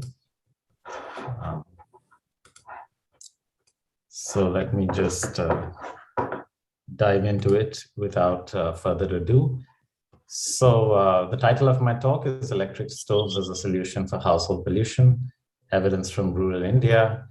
As you can see, it's a large team of co-authors.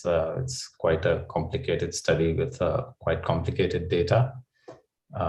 So let me just go ahead. So as many of you no doubt know, air pollution really is the world's largest environmental health problem. It's really huge impact on mortality. So anthropogenic air pollution is estimated to result in 5.6 million deaths every year globally, which is 10% of all deaths, with 1.7 million in South Asia.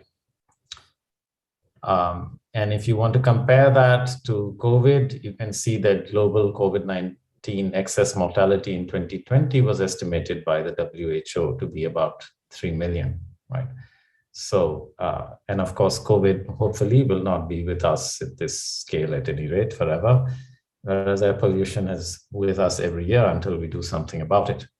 Now, in poor countries in particular, household air pollution tends to dominate air pollution, right? In India, for example, it's the largest single source of ambient air pollution.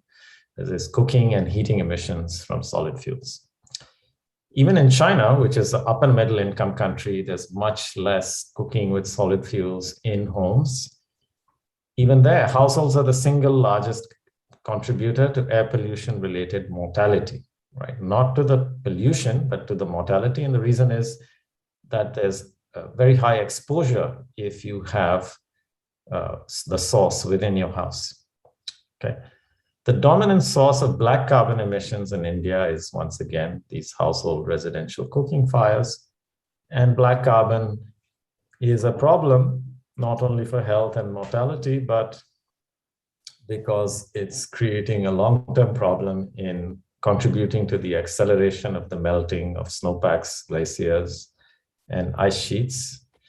And in the case of the Himalayan glaciers, it contributes as much 40% of pre-monsoon melt. So it's something that, you know, South Asia, it's a South Asian problem that can be dealt with in South Asia. All right. Now, what about the solutions? So-called improved solid fuel stoves have failed to make much of an impact in India, okay? Essentially, people don't want them. Yeah, people don't cook with them. And they, by and large, don't work the way they promise to work. Okay, so technologically, behaviorally, economically, they have really failed to make an impact, except in a few special circumstances, which they've just not been scalable. That's been the issue. So far, LPG and electricity, LPG, liquid petroleum gas, are the only really reliable and clean cooking solutions so far. But of course, LPG access is limited in rural areas in developing countries. And it's about 60% of households in rural India have access, following a massive government program, which really expanded access by a lot. But it's still an expensive fuel for poor rural households. And despite a government subsidies, its usage is still less than half of what is needed to eliminate household smoke. And moreover, it's not as scalable as far as rural areas is concerned. because electricity is something that all countries, committed to universal access in any case, and a lot of countries have been making progress, right? So if you look at these two maps, say above one is access to electricity. You can see there's yellow everywhere, pretty much 100% access in most parts of the world, except a little bit of Africa. And if you look at, however, proportion of population with access to a clean cooking source, meaning, by the way, either gas or electricity, then you can see there's very little yellow. It's nearly all green here, right? Which means that not that many people have access, okay? So our research question is, new technology that's come onto the market, which has become cheap. I mean, it's older, it's been around for a longer time, but it was expensive earlier. Are these electric induction stoves? And the question is, do they really reduce air pollution substantially? There's been a lot of past experience, of course, with trying to solve this problem in the last few decades. And what has been found is that typically rural people in developing countries will tend to stack modern technologies onto traditional cooking, right? So you keep your old solid fuel stove and you have a modern source, air pollution continues. And so people have been skeptical about whether these new technologies will really reduce pollution much. Will they be used enough? And even if they are used, will they simply be used for additional cooking, heating leftovers? And if they are used, do they merely substitute for the more expensive gas rather than for the smoky firewood and dung, which can be cheaper in some circumstances for poor people? And our second question is about the role of electricity here, the quality of the electricity supply. Do electricity outages reduce induction stove use and increase air pollution? Is improving reliability of the power supply a way to make a serious dent in the problem? So we want to focus on reliability here because access is less of an issue than it used to be. Okay, so we answered this question at the intensive margin, basically looking at households that already have induction stoves and seeing whether they use them more, okay, when they have electricity as compared to when they don't. The extensive margin means that people would buy more stoves if electricity were more reliable. We can't look at that in our data in this study, even though that's very important, but that has to await future studies. So our study is, looking at this particular area. It's the Sultanpur district of Uttar Pradesh, UP, which is northern India, the biggest state in India. We picked 10 villages, 50 households with induction stoves who had bought them from a company. So we did not supply the stoves, they had already bought them. And we picked those households who were among the 70% of those who had induction stoves who said they used them for cooking full meals. Right? That we did via a phone survey of all the customers of this company. Okay, and then we took some control households, so 16 who did not have induction stoves. They're slightly poorer on average. They're not a perfect match, but they're a fairly close match. Okay, so we're looking at a small number of households who already own induction stoves and a small number of nearby households, right? But the data that we get on these households is very, very detailed, right? Basically, we get data every minute for 12 months. Right, so we have millions of observations on these households, very fine data over time. What is the data on? We have a monitor to monitor voltage and outages. We have an air quality monitor that monitors PM 2.5 using optical particle sensor technology. And we have an ammeter that measures whether the induction stove is being used or not. Okay, so we know whether electricity supply is there at any given minute. We know what the PM 2.5 is at any given minute, and we know whether the household is using its induction stove or not at any given minute. There are some missing data issues because all of this equipment didn't work perfectly all the time, it failed and so on. But still, we have a huge amount of data, millions of observations, as I said. We also did 3 household surveys, 3 times during this 1 year in 2018 to 19, right? We did more than 1 year, so basically covered the whole year, all seasons. And so we asked the household some questions about their cooking. And here's a summary of the households and how they stack these technologies. As I mentioned earlier, stacking is common practice. So our primary subsample were households that owned induction stoves and also had the traditional chula. Chula is a traditional solid fuel stove, burning wood or agricultural residue or cow dung or something, so smoky stuff. Okay, and they may or may not have LPG. So we have about 45, 46 of those. Then we have a placebo subsample for comparisons that didn't have a smoky stove, only have modern technologies, induction and LPG. And then we have the third control group, which is about 15 or 16 households, vary slightly over the year, that did not have induction stoves. Okay, so we're just going to use them by way of comparison. Okay, now let's start showing you some data. So this is 1 minute level data, okay, on PM 2.5. And what I'm showing on the horizontal axis is the time of the day. So we have 1 year of data collected every minute for these 66 or so households. All right, and I'm showing you the averages in different classes of households. So the orange one is our primary subsample, which is induction stove owning households that also had the solid fuel stove. You can see that there are two peaks in these data, morning and the evening, and that's when households cook, okay? And then the smoke lingers for some time, all right? The brown curve over there is outdoor air pollution. We also had some outdoor monitors, so we measured pollution outdoors in these villages. That's the brown curve. And the green one is households that had only clean stoves, okay? LPG and induction. So you can see essentially that in the kitchen, so all these monitors are in the kitchens of the households, except for the outdoor PM 2.5 monitors.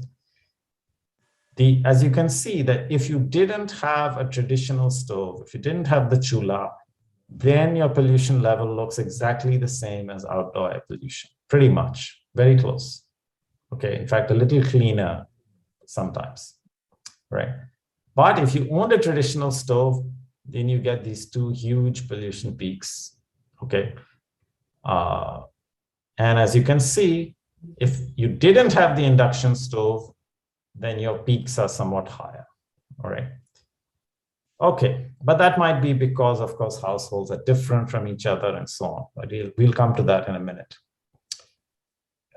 Here's an example from just one household on one day, and here you can see the data are much more spiky. The red line is the monitor from the kitchen. The dotted blue line is an outdoor monitor in the same village. And you can see a similar kind of pattern, but of course it's much more spiky. The other one was smooth because we were averaging over all the households over the whole year. All right, now here's some data on the electricity supply in these villages. Again, this is an average from all the households over the whole year. And it's against the time of day on the horizontal axis, as you can see.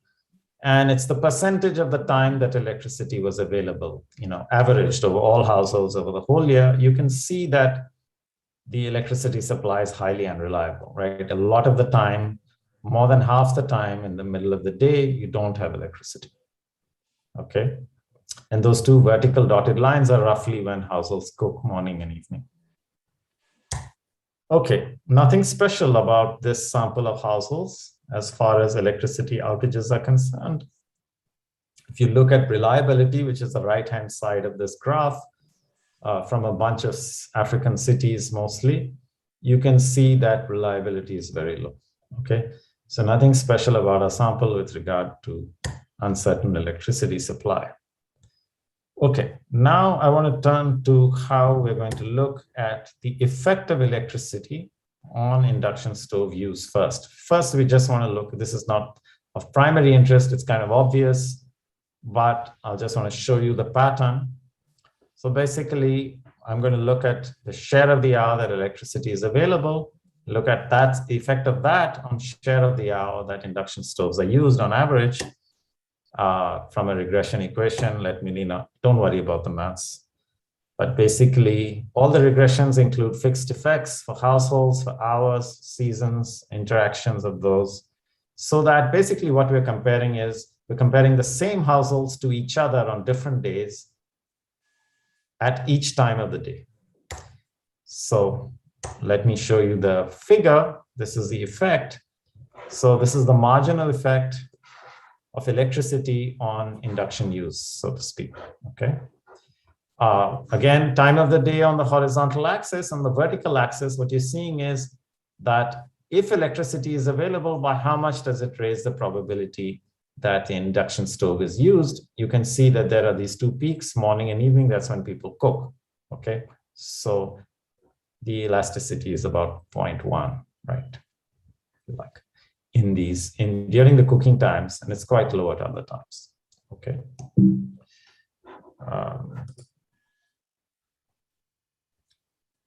All right, now I want to show you the effect on the primary thing of interest, which is the pollution, the PM 2.5. Again, we have a regression. Again, it's the same kind of comparison. You're comparing households to themselves on different days. Days with and without electricity is the way you can think of it. Okay. And here you can see the similar pattern, except now it's flipped over, right? And the reason is that if electricity is available, then PM 2.5 is lower on average during the morning cooking hours and during the evening cooking hours. Okay. And what's the size of the effect? It's quite large, right? These are micrograms per cubic meter. And maybe I should remind you that the World Health Organization guidelines for a safe level of PM 2.5 is 5 micrograms per cubic meter, right? And here you can see that if you have the electricity and it's a cooking hour, say in the morning, then you get a reduction of something like 60 micrograms per cubic meter. The reason is that when you're cooking, in the figure I showed you earlier, the concentrations can go as high as 1,000, okay, if you're using a smoky stove. Okay, so we see a big impact, all right? Now I want to,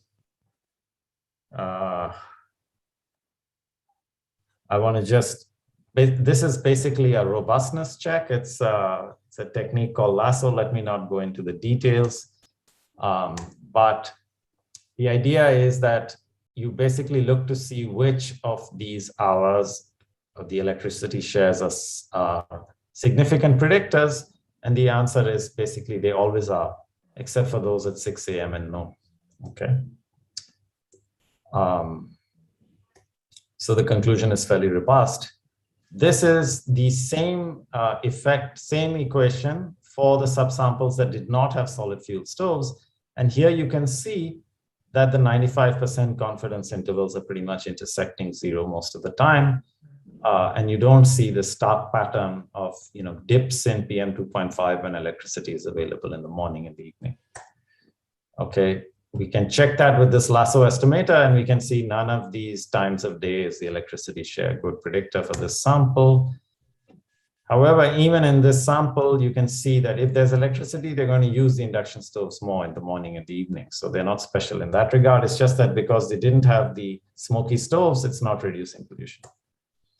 Okay, this is the sample of the so-called control households, the ones that didn't have induction stoves, okay? And here you can see that there's a muted pattern like the one that we saw for our main sample. It's much smaller, but you can see that maybe there's something going on a little bit in the morning, a little bit in the evening, all right? So we basically did the lasso to see whether those things are robust, and it turns out they're not, okay? Because all of these electricity shares are dropped by lasso, okay? For this control group that didn't have the electric induction stoves. Okay, and now what we want to do is to look directly at the effect of using an induction stove on PM 2.5, on the pollution. And the way we do that is a technique called instrumental variables. For those of you familiar with econometrics, it's an instrumental variable technique, and the excluded instrument, the instrument here which satisfies the exclusion restriction is the electricity share. So the idea is that the electricity share affects pollution through its effect on induction stove use only. Okay, and that's the result Okay, and you can see again, there's this morning and evening pattern. PM 2.5 is lower when induction stoves are used, but look at the magnitude, right? The magnitude is 10 times the magnitude of the effect of the electricity reliability, okay, which is not very surprising. If you're substituting smoky solid fuels with an electric induction stove, which you're more likely to do when the electricity is available, then that has a huge impact, bringing this pollution down from hundreds of micrograms per cubic meter. Okay, so a few minutes for the econometricians, I want to say a little bit about the identification here. So the exclusion restriction is that the only channel through which electricity, which is assumed in this strategy, the only channel through which electricity can affect the residual variation in PM 2.5 left unexplained after accounting for the fixed effects and the effect of outdoor air pollution is via induction stove use. There's no other channel within the kitchen. That's the assumption. Okay. I showed you those lasso results which suggested that for the control group which didn't have the induction stoves, you don't see anything. It's possible that, you know, households have, we know that the households have electric fans. It's possible that when there's electricity, they use the fans and that disperses the smoke. But the lasso results suggest that that's not an important channel. Another possibility is that they use kerosene for lighting when there's no electricity. That creates some smoke, and that could also have an effect. But this we were able to rule out, because the households with and without these kerosene lamps show exactly the same patterns. Okay. So notice that hundreds of micrograms reduction from induction stove use, that's our estimate. And you can see here that on average, these peaks are again on the order of hundreds of micrograms. So we're saying really a big impact in reducing these pollution peaks. So finally, let me give you a summary of these results. First, indoor and outdoor PM 2.5 exceeds World Health Organization guidelines 100% of the time. The Indian standard is somewhat higher than that of the WHO, but again, that standard is exceeded most of the time, both indoors and outdoors. Electricity availability increases the probability of induction use by 7 to 10 percentage points. Availability of electricity reduces excess PM 2.5 in the kitchen with a magnitude on the order of 40 to 60 micrograms per cubic meter at peak times.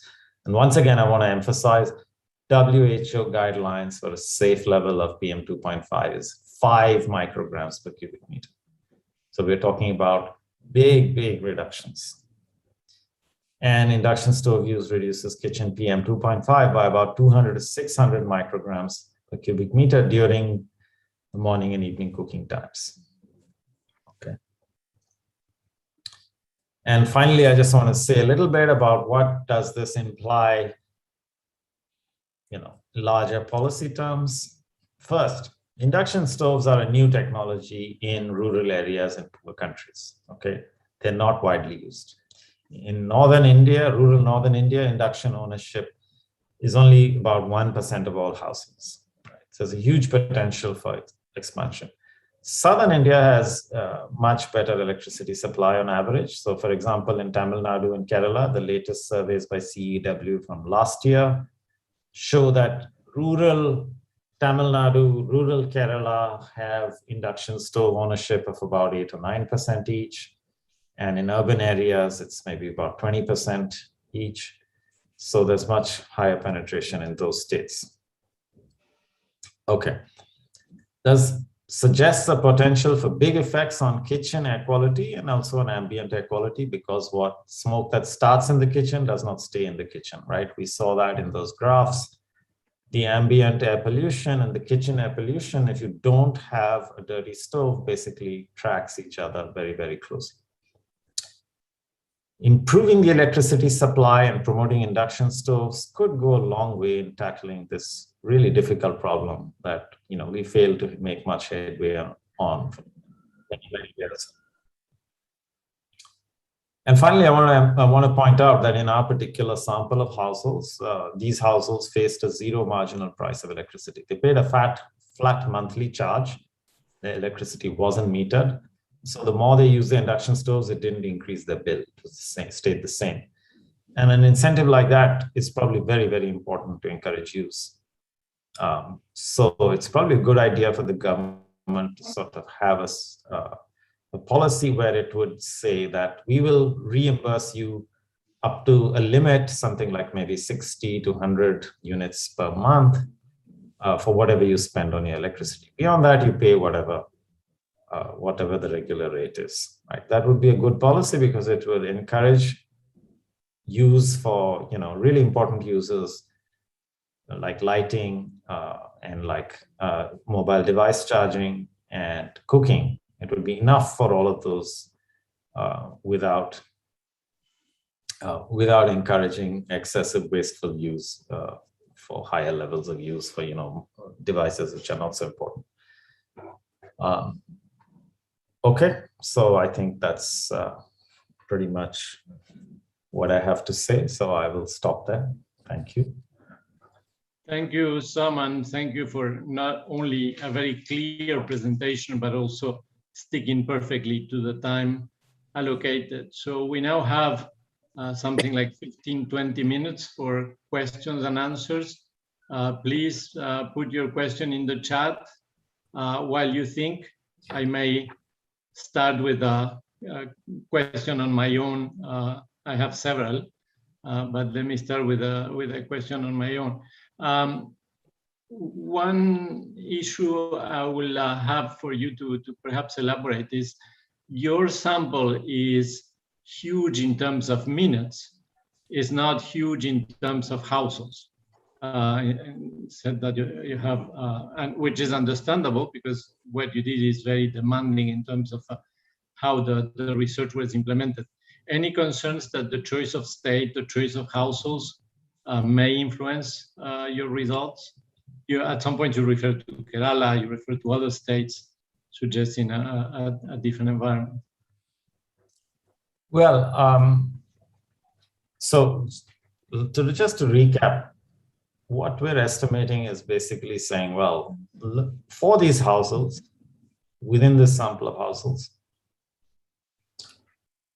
days on which they have electricity during cooking hours compared to days on which they don't have electricity during cooking hours, you see a reduction in pollution, substantial reduction. Do I think that will, do I think that will happen? Sorry, let me just switch off this phone before it interrupts again, sorry. Do I think that's likely to carry over to other settings? And I think the answer is yes. And the reason is basically this phenomenon of fuel stacking is very widespread. So there's a huge literature on studying these problems in developing countries. And it's found pretty much everywhere. They're in rural households, not so much in urban, but very much so in rural areas in all developing countries. When a household gets a new cooking technology, like whether it's gas or electricity, it typically does not replace the old solid fuel technology. What it does is people use both. And so I think that phenomenon is going to be true everywhere. And if you do have the electricity and if it's more reliable, then essentially the modern technology gets used much more than the old technology. And so you get the substantial pollution reduction. So I believe that for that reason, the basic results are going to carry over outside this particular sample. Although the magnitudes, of course, will vary from place to place. Thank you. Still waiting for questions in the chat. Questions among the participants? Anyone who is directly connected to Zoom who wants to ask? Otherwise, I have my list of questions, but I don't want to abuse my prerogatives as chair.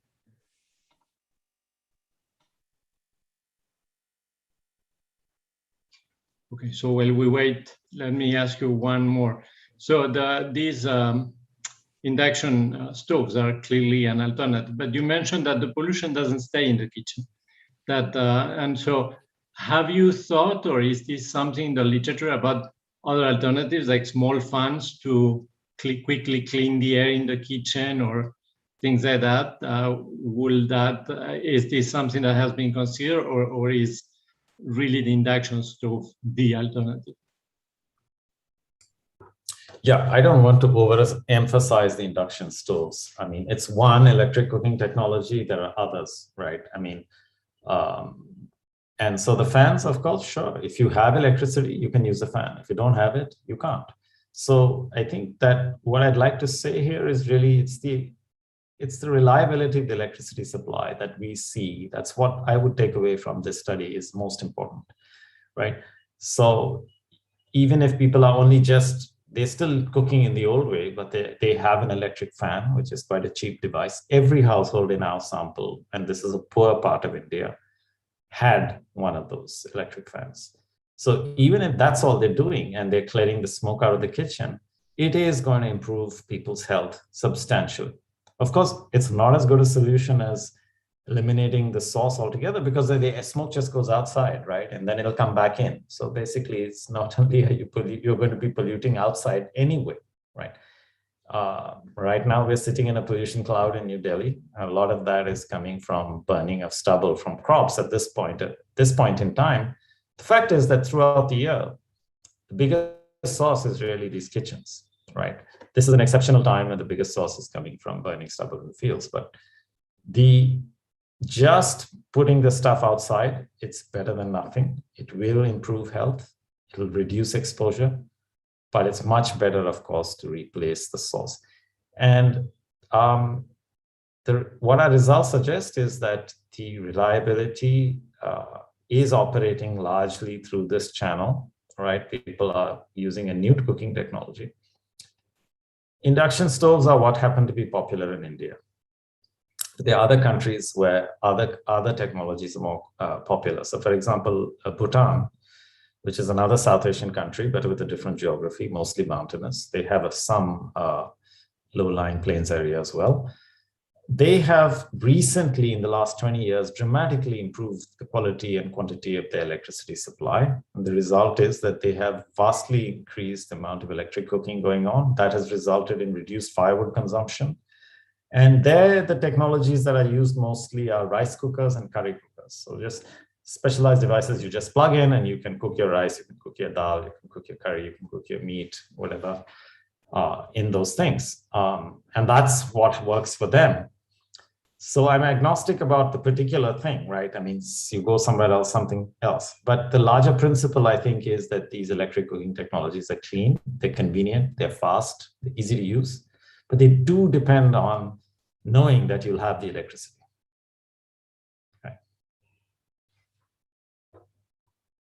Thank you for the explanation. And I really like your way to use to measure when electricity is available, because you do it at the household level. When I was in the South Asia chief economist at the World Bank, we, like you, we were very much convinced that reliability was as important as access. And what we were using was nightlight imagery to understand where the lights were on and where the lights were off. And then we had to match with other sources, where in your case, you have it directly for the same household, which is a very neat way, I find, to measure it. I still don't see questions in the chat. Anyone else who is in the group who wants to raise a question? Otherwise, I will continue. I have my questions, but I'm enjoying very much this session, but I want to share the enjoyment with others. Anyone else who wants to ask? Okay, so let me ask one last question from my side, and that's about your instrument. When you use the instrumental variable estimation, having an electricity stove is not exogenous. It's something that it comes from a decision by households that probably is related, say, to the assessment of the importance of electricity reliability, or to the income at which level it matters, or is that how comfortable do you feel about the strength of your instrument, of your identification strategy? Well, in this particular case, it doesn't matter really, because in our context, we're holding it fixed. So we're looking at only those households who already had the induction stove. And the variation we're using is within households over time, different days, the same household. So, so in our case, it's not a concern. That said, I don't want to place too much. I don't want to be overconfident about the instrument. I mean, it's true that even the control households that didn't have induction stoves, you did see in that picture I showed you 1 or 2 places where you had statistically significant reductions.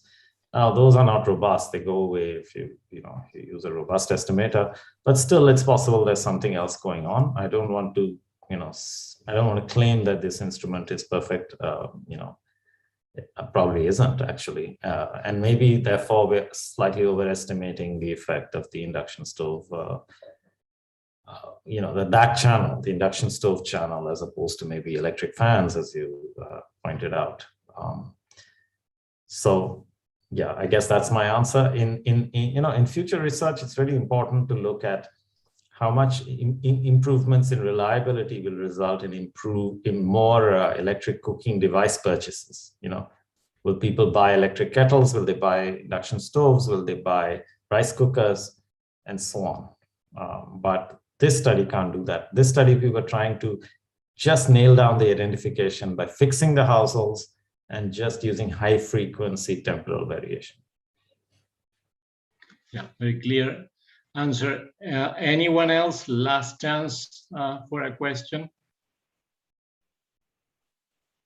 Was a comment I will have, which is a more general comment, is when it comes to the broader implications. I think your case is very clear, and I'm glad that in a session on environmental issues, we bring things like the health side of pollution. Of course, there is Glasgow, there are other discussions going on, but we know for developing countries, and in particular for South Asia, how important this issue is. But always when we go from the assessment, the local assessment, to the broader policy implication, then come other questions. One could say, well, the kind of debate we have on electric cars.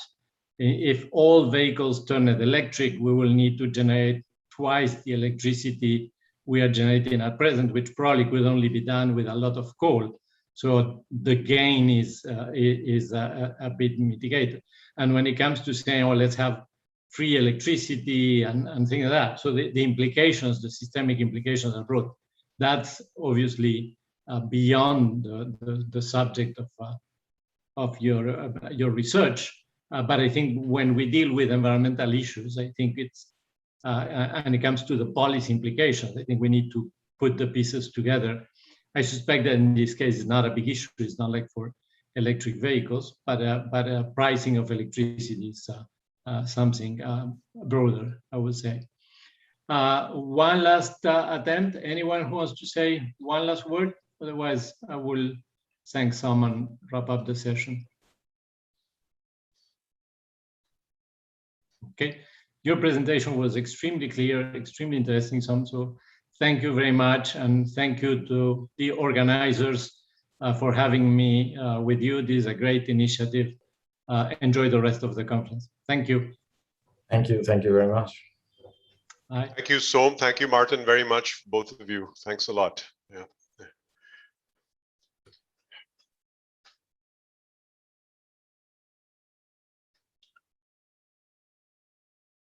So we have another 15 minutes before the next session, right?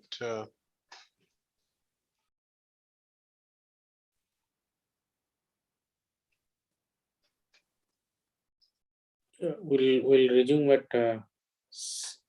Indian time 7:45. Yeah. So roughly we have 20 minutes. Yeah. But let me check whether the speakers has attended, joined. I'll just put that in the chat box so that.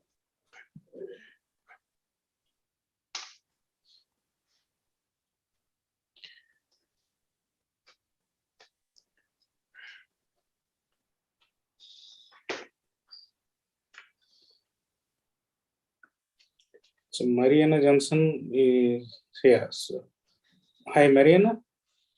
Can you hear us?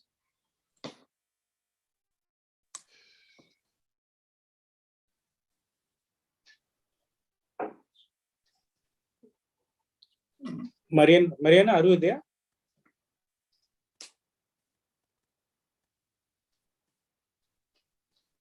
Looks like she's there.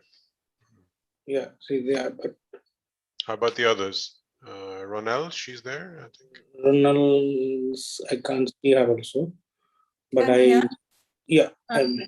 Can you? Can you hear me? Yeah. Yes. Very possible. Can unmute? Yeah. Okay, I can see. Yeah. Yeah. Would you mind if I just share my screen to see if it works from this platform? I'm on the open link rather than the specific link. My internet is a little bit unstable. Please do. Okay, thanks. Yes. Oh, you have disabled participant sharing. Could you enable it? Yeah, okay. Let's just give me a minute.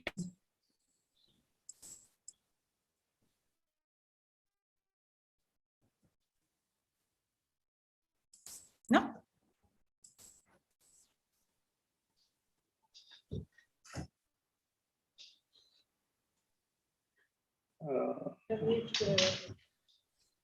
I'm not sure. Do I need to get into the other Zoom platform, the one with the password? Yeah, that would work. That would work. Yeah, that works. Okay, yeah. I'm going to do this and I'll get into the other one. Okay.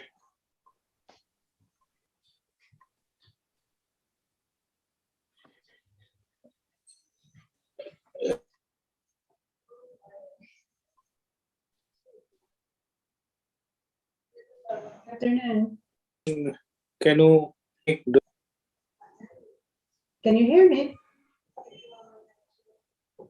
Hi, Mariana. Yeah, yeah. Hi. Okay. Hello. Hi. Hi. Hi. It's a pleasure to be here. So what time is it in Brazil at the moment? Almost 11 a.m. Okay, not bad. No, it's a good time. Yeah. Great. Can I try to share my presentation just to check if everything's okay? Yeah, go ahead. I think it's showing, That's right? good. Yeah. Yeah, that's good. Okay. Good. I'm going to do the same. Yeah. Oh, I still can't. Host disabled participants screen sharing.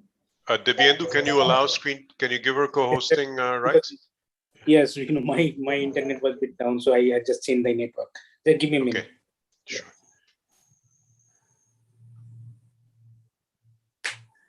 Okay.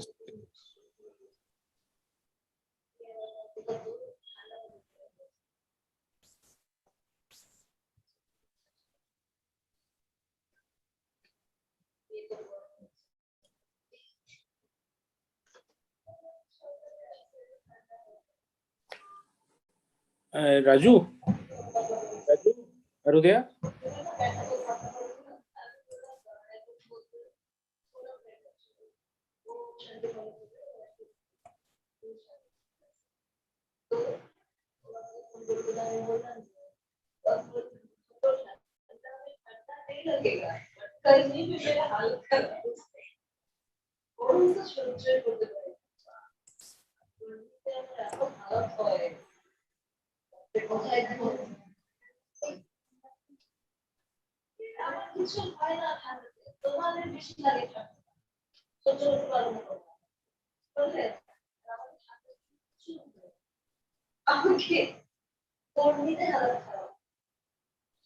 Hi, Jyoti Kumari, can you please put your mic off, please? Can you mute yourself?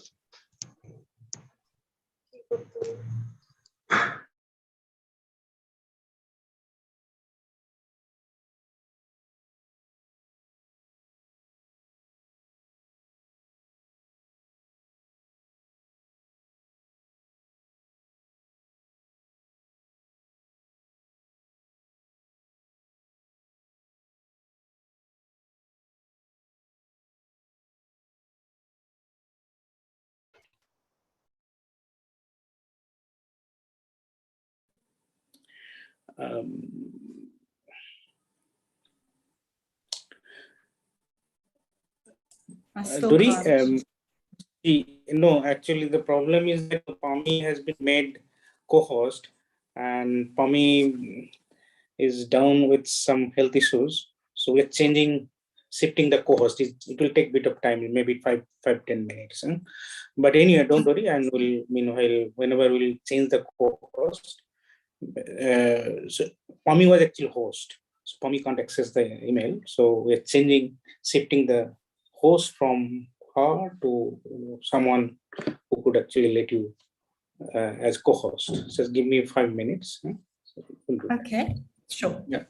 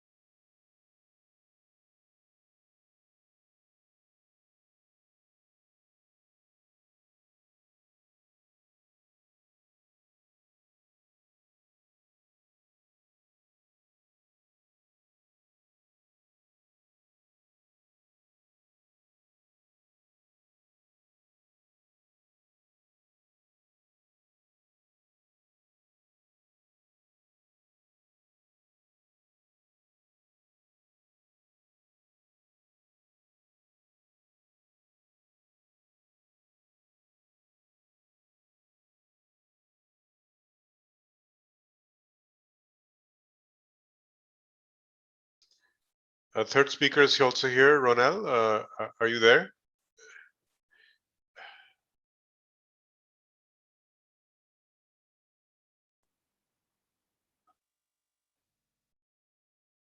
Yes, I am. Okay, hi. Great, so everybody's here. That's good.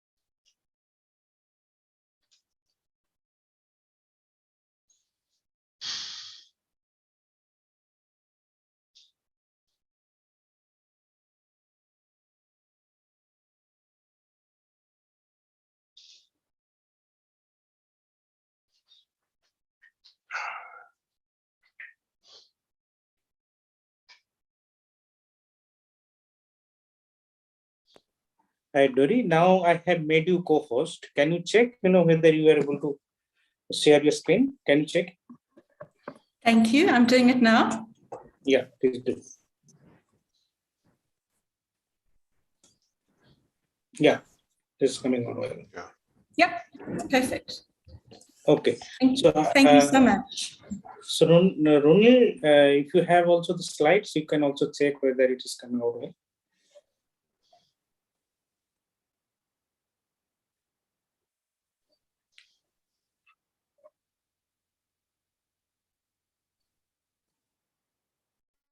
Is it working? Yes, yes. Yeah, perfect.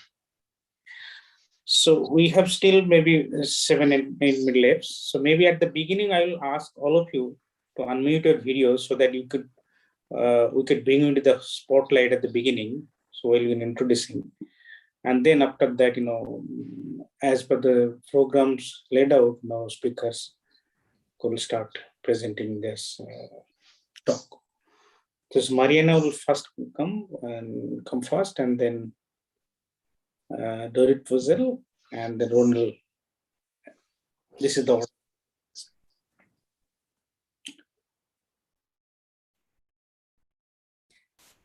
Yeah, I'll just say hi to Mariana. Mariana, you're here? Yes, thank you very much this for is the Pami. Yes, invitation. hi. So I was corresponding with you by email. Yeah. Yes, it was a pleasure. Thank you. Yeah, thank you so much for joining us. Yeah. Very nice to see you. Yes. Look forward to your paper. Yeah. And Dori, hello Dori, this is Pami. Hi, let me just stop my video. Yeah, okay. Hello. All right, hello. Yeah, hi. Hi. Thank you so much for joining us and participating. Pleasure. Thank you for the invitation. Oh, Just a warning that my internet connection is a bit unstable, so I might have to switch the camera off if okay, that's fine. Starts wobbling. Yeah, that's fine. Absolutely. Yeah. But I'll try and keep it on for as long as possible. Yeah. Okay. All right. Great. Thanks. Great to see you. Yes. Thank you. Okay. All right. And Ronald is here. Yeah. Ronald. Yes, I'm here. Hi. Yeah. Hi, Ronald. Hi. Yeah. This is Pami. Yeah. Hi. Pleased to meet you after the emails, Pami. Thank you for the invitation. Yeah. No. It's our pleasure. So thank you for joining us and making this event more interesting and productive. Hello. Yes. Very nice to see you. Yes. Great. All the best for the session. Yeah. Okay. Yeah.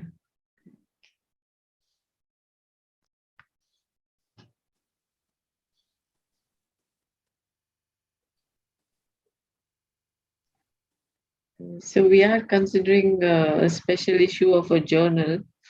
So if all of you can see, if you are interested in submitting your work there, we can talk about it after the conference. Yeah.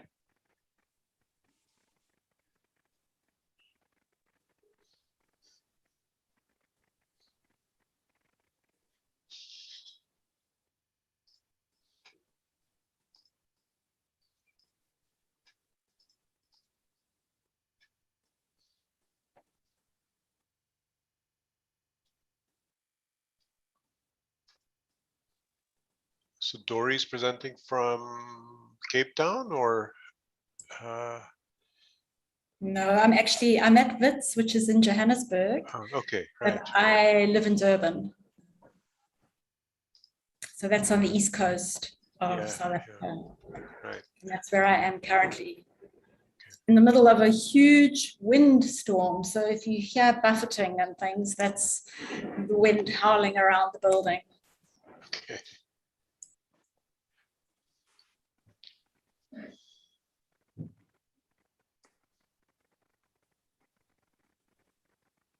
I went to South Africa many years ago, about 20, maybe 23, 24 years ago.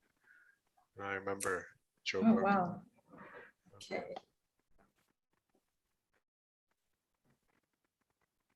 What, did you come for a holiday or did you come for work? Yeah, I came for a holiday. I came for a friend's wedding, actually, who got married in Cape Town. It was a South African guy marrying a Japanese girl.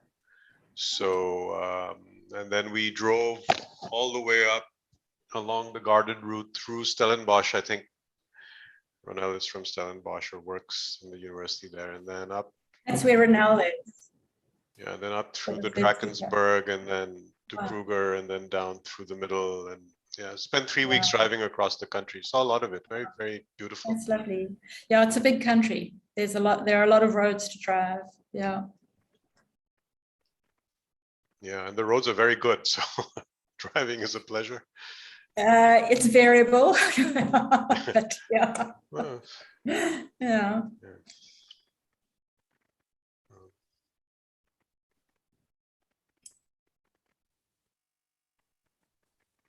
And Mariana, you're in Sao Paulo, or? Yes, in Sao Paulo. Yeah, right. Sao Paulo capital. Yeah.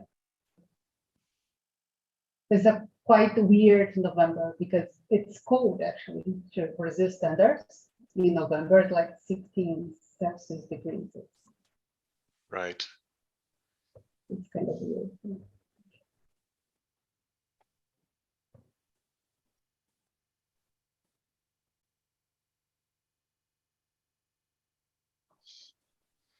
But I also have problems with the internet connection sometimes. So I was hearing Dari says that, if eventually I turn off the camera, I don't think it would be necessary, but sometimes the internet changes a lot. So I usually switch off the camera when that happens. But the internet is somehow always unstable in Brazil, even in São Paulo. So I think it's fine now. Just like today. So how are you managing the teaching and other things at the university? Is it through online, or is it still online, still going teaching and other things at the university, at your university? Is it going online, or? We're all online and have been online since March, the end of March 2020.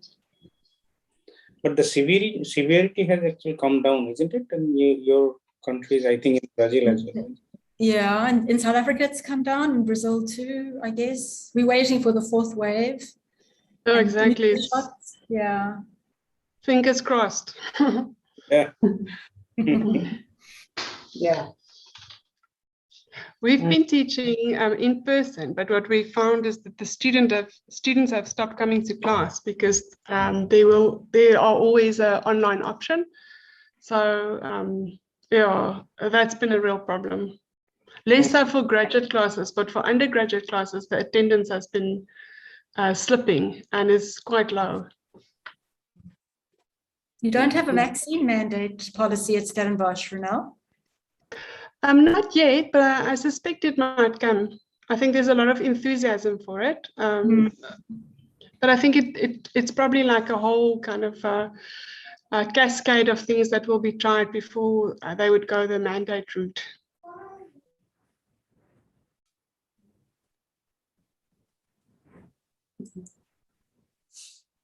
So what fraction of the South African population is now vaccinated? Is it more or less? It's around, I think it was 30% last time I looked. 30% both doses. I'm not clear on that. I think I have this data here somewhere in my presentation. Michael presented it, but don't forget. It's I think 60% of the elderly have had at least one shot. Basically, they've reached a threshold. There's a lot of vaccine hesitancy in South Africa as elsewhere. Right. So there was very quick take up initially, and now it's plateaued. And is it Covishield, or what's the vaccine that's been given? Johnson & Johnson to medical people in the health industry, and Pfizer to most other people. I see. Okay, Chetan, I think let's start. When you've taken the picture with all the speakers, yeah. It's in the live. I think it should be done later on also. Yeah. Yeah. Okay. Okay. Let me welcome you all to this last sessions of this conference. The schedule chair, the Professor Surendra Kumar, is down with fever and a bit of throat infection. Hope everything will be all right.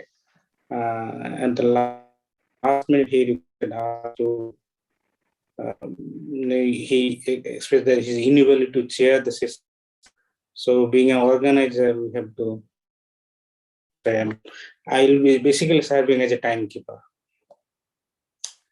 So in this, although this has been a long day, and this is going to be the last session, but this session is going to be extremely important because all we are passing to a tough time, and we were definitely talking about various kind of losses, but of course with some kind of non-anecdotal evidences, hardcore evidences, this set of speakers is going to give us some indication, kind of extent of losses that we are actually suffering at this stage. The three distinguished speakers is going to present, and they're going to bring country experiences to some extent. I don't want to introduce them because the profile is already there, and you could also Google. They are all established scholars in this field. Due to the shortage of time, I don't introduce them, but of course, their presentation will speak for themselves. So the order of presentation is already there. The Mariana Jensen, she works in the Pontifical Catholic University of Sao Paulo. Thanks for accepting our invitations. And of course, I would also thank to Bruno, who is actually helping us finding some of the speakers. So he has actually helped us to find you. Then Professor Dorit Fuzel, she is working in the University of Witwatersrand, South Africa. She has also distinguished careers in health and labor-related issues. And again, I need to thank Sir Lawrence. Professor Lawrence has helped us to find you in the panel. And Ronald Bauga, Professor Ronald Bauga from Stellenbosch University. She has also distinguished career, and she works in the field of health, labor, and particularly on the issues of economic development. So I don't want to take much of your time. So the way I introduce you, and you can start making the presentation. First, Marianne, so floor is yours. So of course, you know the rule. I mean, you have roughly around 20-25 minutes. After that, you know, there will be Q&A, and those who are listening, you can always post your questions. After the presentation, the speakers are going to answer your questions. Of course, if you find some time at the end, we could also wrap up for 5 minutes or so. Okay, so Mariana. Perfect. Thank you very much. I'm just going to share my presentation. And well, obviously, first of all, I would like to thank for the invitation. It's a huge pleasure to have the opportunity to be part of this conference and to have the opportunity to talk about Brazil regarding some of the effects of COVID-19 pandemic. And I decided to do a specific approach regarding health economics, which is my main field of research. But speaking more precisely about some sort of analysis of how the pandemic-19 could reinforce, and by reinforcing socioeconomic inequalities already existing in Brazil, and how this is connected with previous inequality issues that we already had before the pandemic. So it's not something that the pandemic has created, but it's certainly something that has been reinforced by the pandemic, and also connected with some of the characteristics of our own healthcare system, and how the healthcare system has at some level helped in order to face the pandemic, but has very important limits, especially regarding its funding system. And just to briefly explain the logic of this research, I came from a perspective not so much of health economics, but much more in the sense of political economy of health, which means that I'm mainly concerned in trying to bring up how political and economical domains interact and end up by shaping individual and population health outcomes. And in this regard, basically looking for the population health outcomes and brought us some very important examples of how that ended up happening in Brazil as a whole, but mainly using the city of São Paulo as a main example. And the focus is in the relationship between inequality and health in the face of COVID-19 pandemic. And I mainly have done this as a form of literature evidence review, a more general perspective, because I thought it would be more interesting, especially since I imagine that you are not as familiarized with the health system in Brazil and some specific aspects of Brazilian inequality aspects. So where this research came from? First of all, of a perspective that although COVID-19 pandemic has done quite a strong effect all over the world, it's quite clear that Brazil has stand out, and the Brazilian government has performed quite poorly regarding COVID-19 situation. So I only pick some examples of BRICS countries and some others, but clearly Brazil has so far accumulated an enormous amount of cases regarding COVID-19, and we know that even this huge number of cases is not the true one because it's quite subestimated, but mainly a huge amount of death caused by the COVID-19 pandemic. Not only as a total number, yesterday we already reached 610,000 people that have died over the pandemic, but even if we consider deaths by per million inhabitants. So from this perspective, it's quite obviously that Brazil has faced an enormous impact because of COVID-19 pandemic. And it's quite sure that we could have quite different perspectives of why that happened. What are the main characteristics of the country that have helped in economical, political, and social aspects to have such a bad outcome? But I would mainly focus in inequality issues, right?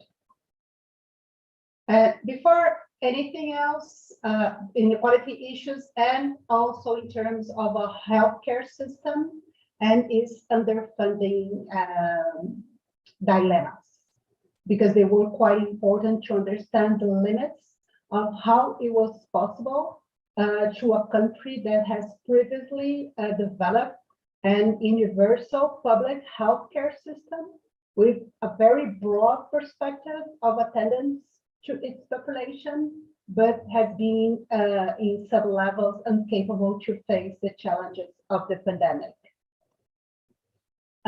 This is some general aspects of Brazil that I'm quite sure that you're all aware of it, but I thought it could be quite briefly interesting to highlight. We all know that Brazil is an important economy in terms of capital flows and less in terms of war trade, with an important history of industrial productive, but agribusiness has been the main focus in the last years. And just a brief note, hearing the previous presentation about air pollution is quite interesting because we have a different perspective in Brazil since agribusiness and burning has been the main source of air pollution in Brazil for the last decades. So it's a different issue.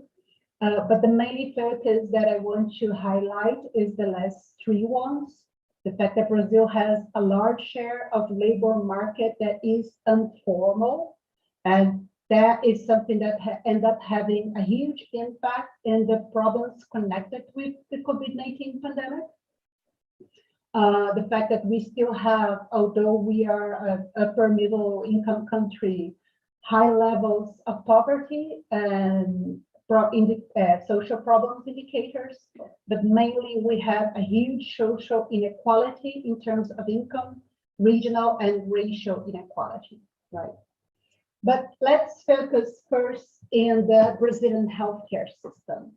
And there's one aspect that I think is quite important to understand in order to this presentation make sense, right?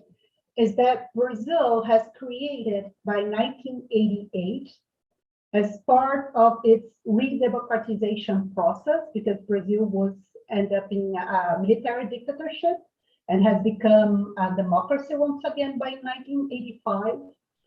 We create a public universal healthcare system. The idea is that we were supposed to have a healthcare system that would be completely free of charge in terms of using, right? There would be funding by taxes by the general population, and that would be, it would guarantee healthcare access to everyone, right? It was quite an ambitious healthcare system structure, quite inspired by the national health system, by the British national health system, and with the perspective that we could, by creating a public universal healthcare system, guarantee healthcare access to everyone. Because previously from that, Brazil would have a very unequal healthcare access. People with more money could pay for it out of pocket or through private health insurance. Some people would have access to private health insurance through their jobs. But once again, considering that the majority of workers in Brazil are in the informal labor market, they could not have access to private health insurance.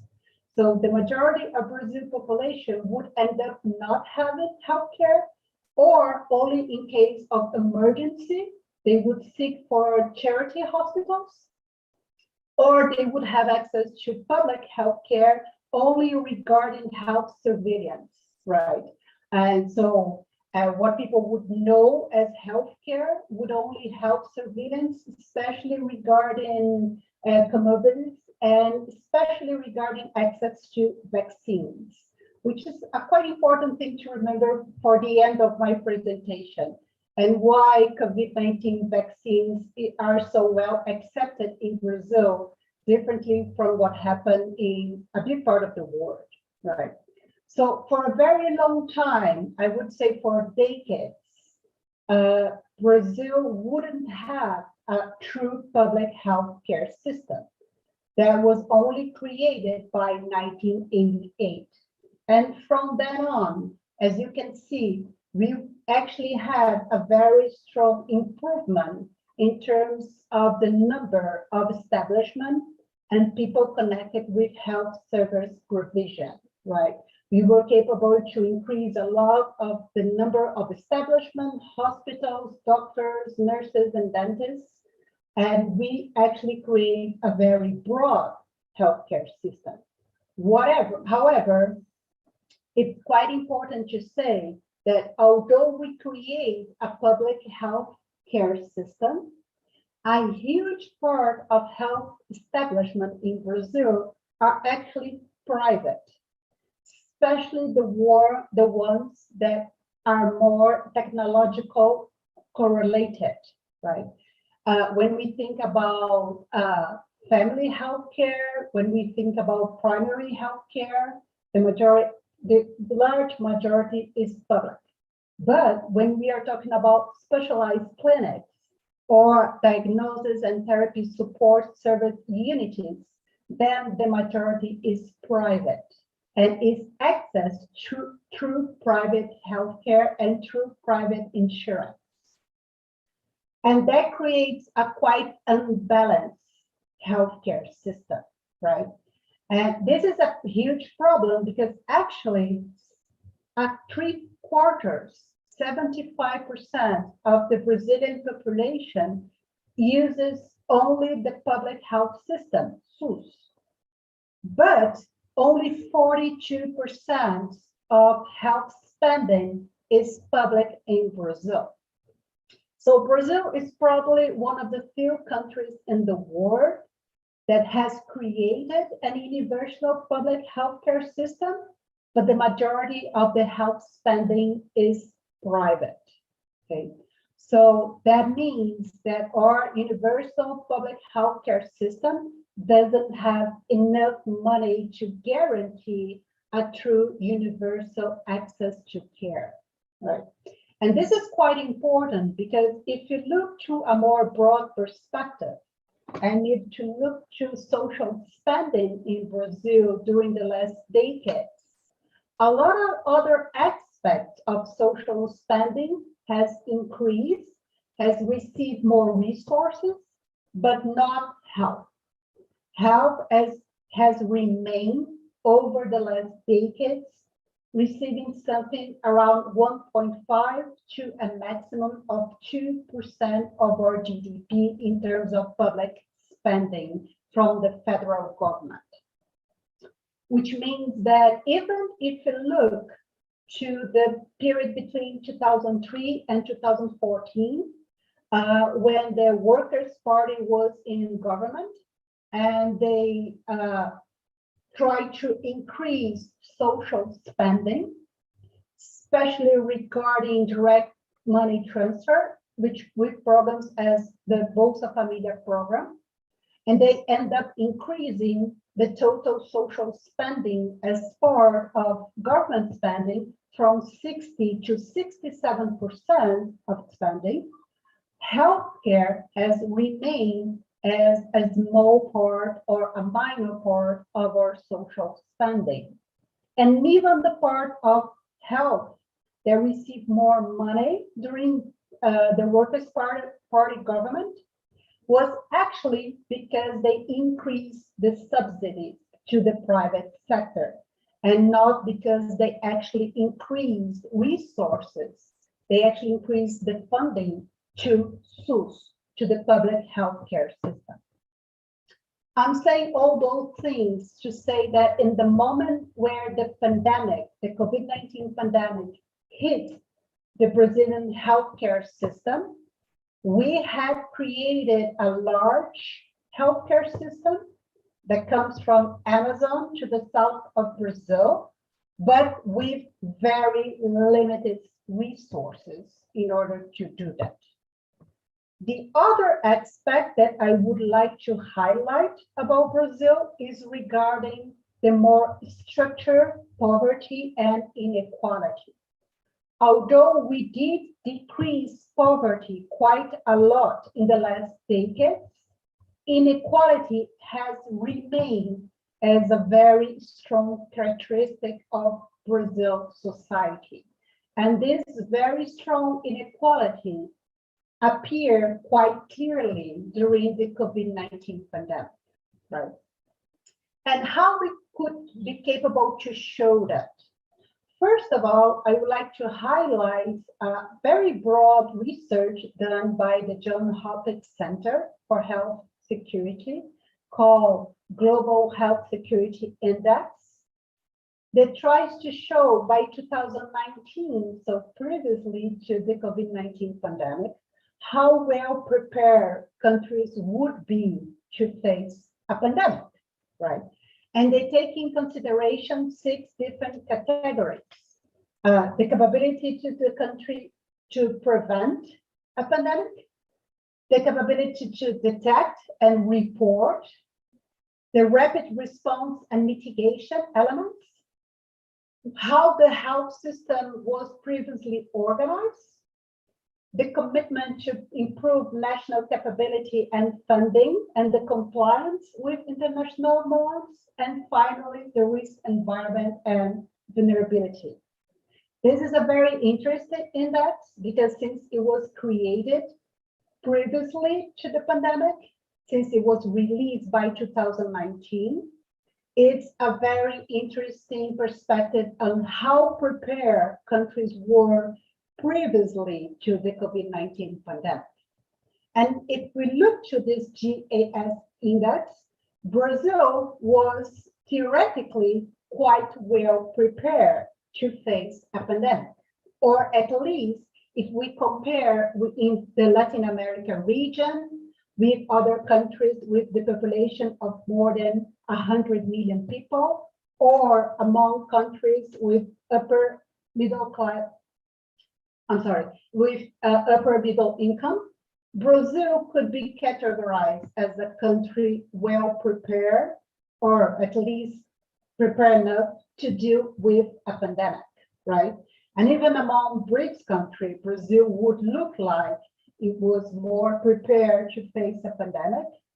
And one of the aspects that were quite important was in terms of surveillance, rapid response and mitigation, and or health system prevention mechanisms.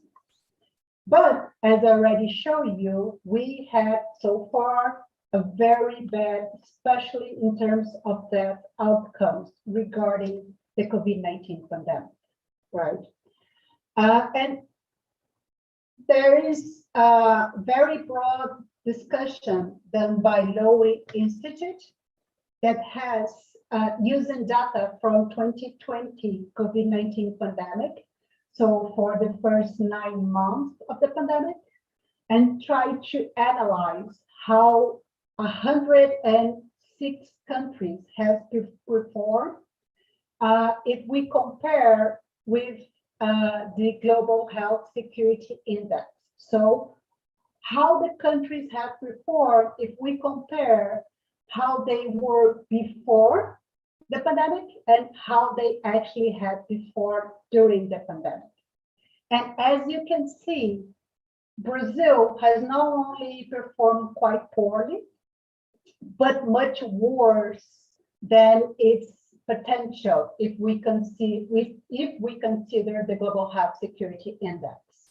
If we pick data from 2020, actually the only country that would have performed even worse than Brazil would have been United States, right? And the question is why Brazil had such a bad outcome, right? What are the main factors that can help us to understand our poorly performance? And although I do believe that we have very different aspects that can help us to understand that, inequality is a very important one, right? So if we look to different states of Brazil, and if we compare the previously characteristics of Brazilian regions, we can say that what happened in Brazil is that inequality and social economic vulnerabilities were more important to understand COVID-19 death than what happened in many other countries where COVID-19 would be mainly explained in terms of death outcomes because of age and previously health problems. In the case of Brazilian states, as you can see on those maps, the states that had previously bigger health risk factors that were the ones in the south and southeast of Brazil with the biggest concentration of elderly people were not the ones where we had a biggest amount of death per resident. What ended up happening in Brazil is that in north of Brazil, a little less in northeast, but mainly in the north and the center part of Brazil, where we didn't have so many people with previously risk factors, those were the regions where more people had died because of COVID-19, and mainly connected with two factors. First of all, social economic vulnerabilities, and second of all, healthcare access. Here showing in terms of ECU beds, but it would be in totally terms of access to healthcare in terms of medicines, and so on, right? And I'm going to talk quite briefly about this, why people have died more in the north of Brazil, right?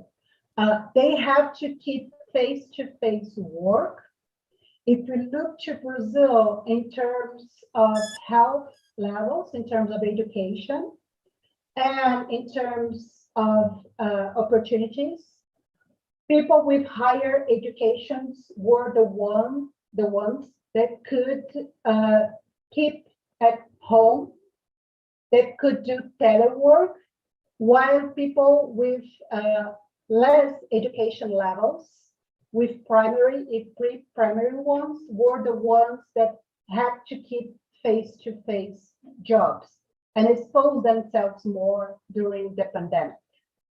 And now I'm going to use my example, my specific example, that is the city of São Paulo. Even if we look to the city of São Paulo, that is the richest city in Brazil, the inequality outcome still stands. What I mean by this is that in the poorest regions in São Paulo, there are the ones that have the least amount of elderly people. Those are the regions where people die the most from COVID-19. And why that happened? Because they had a greater exposure for working conditions, not only because they need to go face-to-face to work, but they need to use crowded transport, because they have more crowded housing and poor sanitary conditions. So it's very hard to tell someone that they need to keep their hands clean if they don't even have access to clean water.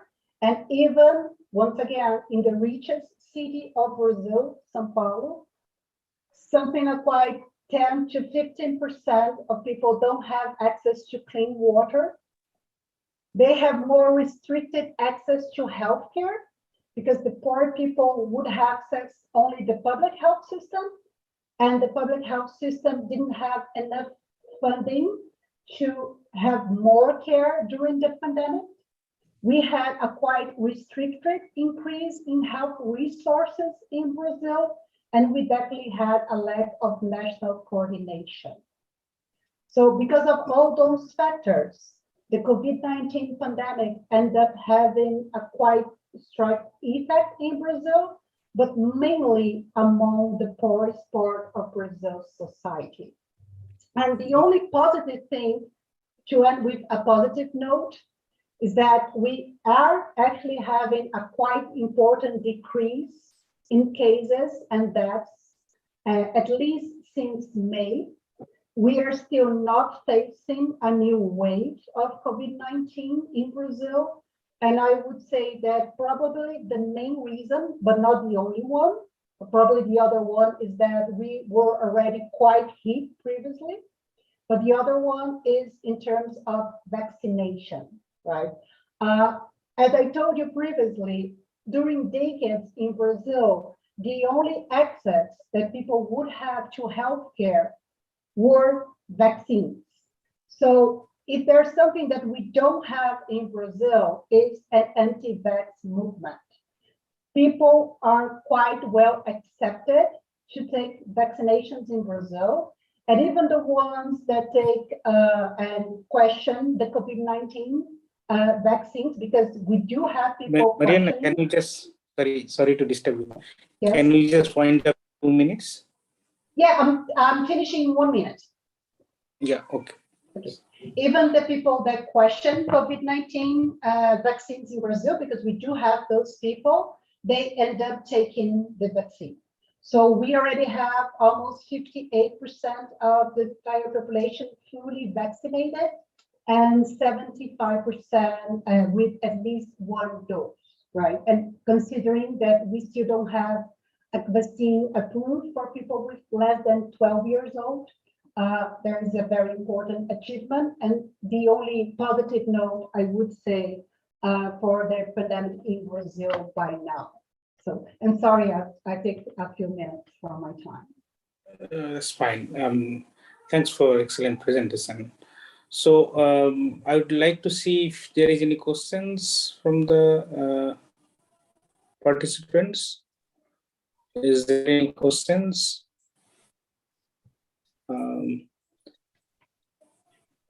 Okay, I'll ask everyone if you have any questions. Maybe while others are speaking, you can also drop questions. For the speakers, you can do that. But of course, while we are speaking, at sometimes I was realizing we might be speaking for India as well. I mean, because Indian case is so similar. Okay, that's excellent presentation. Yeah, maybe in the last 5 minutes we can come back and do some kind of. Okay, thanks. So the next presentation will be made by Professor Dorrit Fozel from University of Witwatersrand, South Africa. So Dorrit, now this is yours. Please go ahead. Thank you very much. Thank you. So good morning, good afternoon, good evening, colleagues. It's very nice to be here. The paper I am talking about concerns the effects of job loss on mental health during the COVID-19 lockdown. And the COVID-19 lockdown really offers, as terrible as it was, it offers a unique opportunity for us to explore the causal impact of job loss and mental health. Let me start by just giving some context. There's a very large literature that explores the implications of job loss or unemployment on psychological well-being. There have been a number of systematic reviews. I've listed some of them on this slide. And what studies typically find is that unemployment or job loss is associated with elevated symptoms of depression, stress, and anxiety. And studies come to this conclusion by drawing comparisons between the mental well-being of people who are employed and people who are unemployed.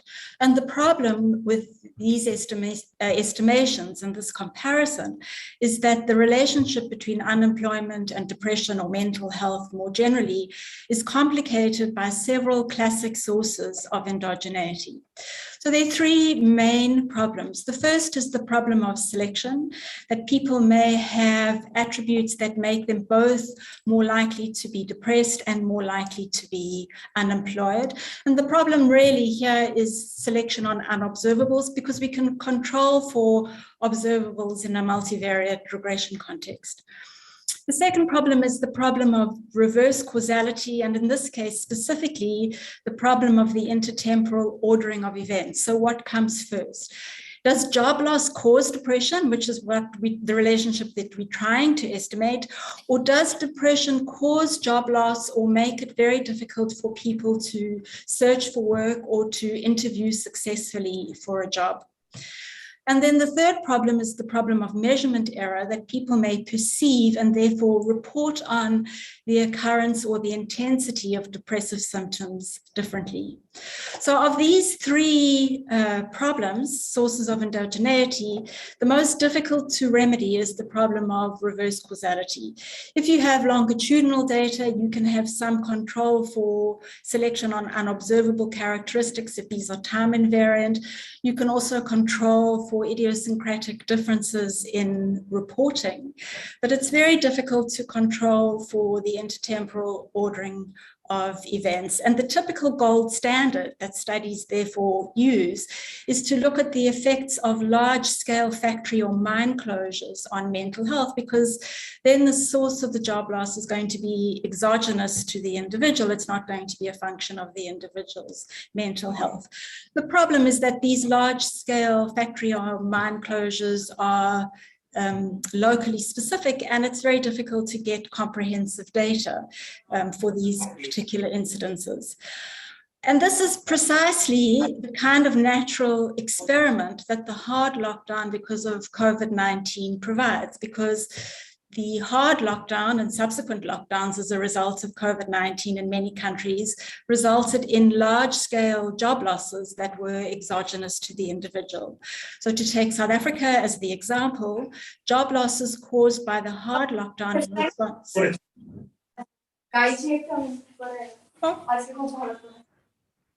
Sorry. Okay, so job losses caused by the hard lockdown in South Africa in response to COVID-19 amounted to between 2.2 and 2 million jobs from February 2020 to April 2020. In addition to providing a unique natural experiment, the effects of the lockdown following COVID-19 also provide us with some unique labor market effects, because particularly during the hard lockdown, most economic activity was suspended, but in anticipation that at least some activity would resume. And as a result, we can distinguish not only people who lost their jobs, but also people who we've termed as being on job furlough, in the sense that they were not working, they weren't being paid, but they had the expectation that they would return to work when the lockdown was over. And then, of course, we can identify people who are on paid leave, in the sense that they're not working, but they reported being paid. And then we can identify people who were working, who were employed and being paid. And in addition to all of this, the insights that we can get from the hard lockdown on job loss and mental health, if we just think about the distinctive characteristics of South Africa. South Africa is a country with very high and sustained rates of unemployment.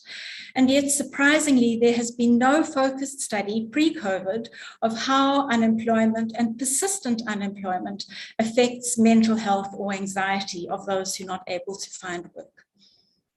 So the data for the study come from two waves of a survey called the NIDS-CRAM survey. NIDS-CRAM stands for the National Income Dynamics Survey, Coronavirus Rapid Response Survey. This survey offers several advantages over other international surveys that have collected data on mental health during COVID-19. And that's because the sample for NIDS-CRAM was drawn from a pre-existing sample of a survey that had been conducted in 2017. And so because the sample was drawn from a pre-existing sample, data could be collected through telephonic interviews rather than through online surveys, which reduces problems associated with non-random access to the internet, which is a big problem in South Africa given our large digital divide. Also, it was possible to use batch sampling so that there could be a continual adjustment for non-response. And then because the sample was drawn from a survey that had been conducted in 2017, and in fact, there were earlier waves as well, going back to 2008, you can draw in historical data for the study. So of course, in spite of all these advantages, there are also some disadvantages because the survey was conducted during COVID-19 and it was conducted telephonically. The surveys were only 20 minutes and there's not much that you can collect in 20 minutes. So the surveys are not nearly as rich as the predecessor, the National Income Dynamics Study. Okay, so the sample, well, the data that are collected derive largely from NIDS-CRAM Wave 1 as well as from NIDS-CRAM Wave 2. NIDS-CRAM Wave 1 collected data on individual activity during April 2020, and that corresponds to the hard lockdown. NIDS Wave 2 collected data on individual activity during June, where the hard lockdown had been I've lost the word, had been lifted and we had moved to slightly easier conditions where many people had returned to work. Unfortunately, data on depressive symptoms was not collected in Wave 1, but it was collected in Wave 2. Because it's a very short survey, it's a very short set of questions on mental health. It's the 2-question patient health questionnaire where adults were asked over the previous 2 weeks, did you have little interest or pleasure in doing things? And had you been feeling down, depressed or hopeless? Where the response options, which are scored from 0 to 3, were not at all, several days, more than half the days, and nearly every day. Although data on depression was not asked in NIDS-CRAM Wave 1, so we don't have longitudinal data at the start of the hard lockdown to the lifting of the hard lockdown to what was called alert level 4. We do have historical data from NIDS 2017 survey, and because this was an in-person household survey, there's much more extensive module on depression asked in the 10-question Center for Epidemiological Studies Short Depression Scale, or the CESD-10, where all adults were asked whether during the past week, so a different reference period, have you felt happy, lonely, fearful, depressed, hopeful about the future, etc. What's very important for our study is that the PHQ and the CESD-10 have both been validated as reliable screening measures for depression in South Africa. Our dependent variable is the PHQ-2, which ranges from 0 to 6, and the CESD-10, which ranges from 0 to 30, is included as a covariate to offer some control for propensity for depression, so some historical measure of depression, as well as some control for idiosyncratic differences in how people perceive and report on depression. Consistent with other studies that have analyzed microdata for South Africa on mental health, we focus on a continuum of distress rather than imposing a threshold and analyzing depression as a binary variable. Okay, so the sample for the study is all adults who reported being employed before lockdown, so before the hard lockdown was implemented, which is all adults who were employed in February 2020. And the first wave of NITS-CRAM collected this retrospective data, asking people if they had been working in February 2020. So we have almost complete information on 2,213 adults in waves 1 and 2. They're just two variables on which we have some missing data, but I'll flag that when I get to that. Okay, so the main variables of interest are the activity status variables, which are shown here. The omitted category in the regressions are individuals who were not employed in wave 1 or not employed in wave 2. And so you can see that as a result of the hard lockdown implemented during April, almost 30% of all adults who had been employed in February were no longer employed in April. Only 41% were currently working during wave 1, actually working and being paid. A further 17% were on paid leave, and approximately 12% were what we have labeled here as furloughed, in other words, not working, not earning, but hoping that you have a job to return to. By the time of June, the data collected in wave 2, the share of all adults who were working had increased quite considerably to almost 57%. But this is because the share in paid leave had fallen from 17 to about 6%, and the share furloughed had fallen from almost 12% to about 5%. So that the share who were not employed in wave 2 actually increased slightly to about 32%. So in addition to the main activity status variables, we also control for a range of other covariates that have been found to moderate the relationship between job loss and depressive symptoms. As I mentioned, we include a historical score of depression provided by the CESD-10 collected in 2017 to offer some control for unobservable characteristics and reporting biases. We include a range of demographic characteristics, recognizing that the survey has a limited amount of information that was collected. So we have a quadratic in age, whether the respondent is female partnered, whether they have tertiary education, whether they are Black African, which is the majority population in South Africa, as opposed to non-African, and whether they report a chronic health condition. We control for the geography of where the individual lives and some household characteristics. So if the individual lives in an urban area, the type of dwelling that they live in, if it's formal or informal, and if they live in a household with children younger than 17. We also include some controls for economic resources, specifically if a social grant is received, so some form of social assistance, specifically a child support grant, which is a social grant paid to the caregivers of children, or an older person's grant, which is basically a social pension. We don't control for income because that's going to be endogenous to the individual's activity status.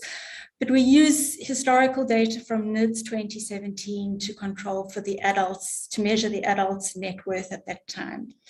And then we include one variable about COVID-19 specifically, which is individuals' beliefs on whether or not a COVID infection can be avoided.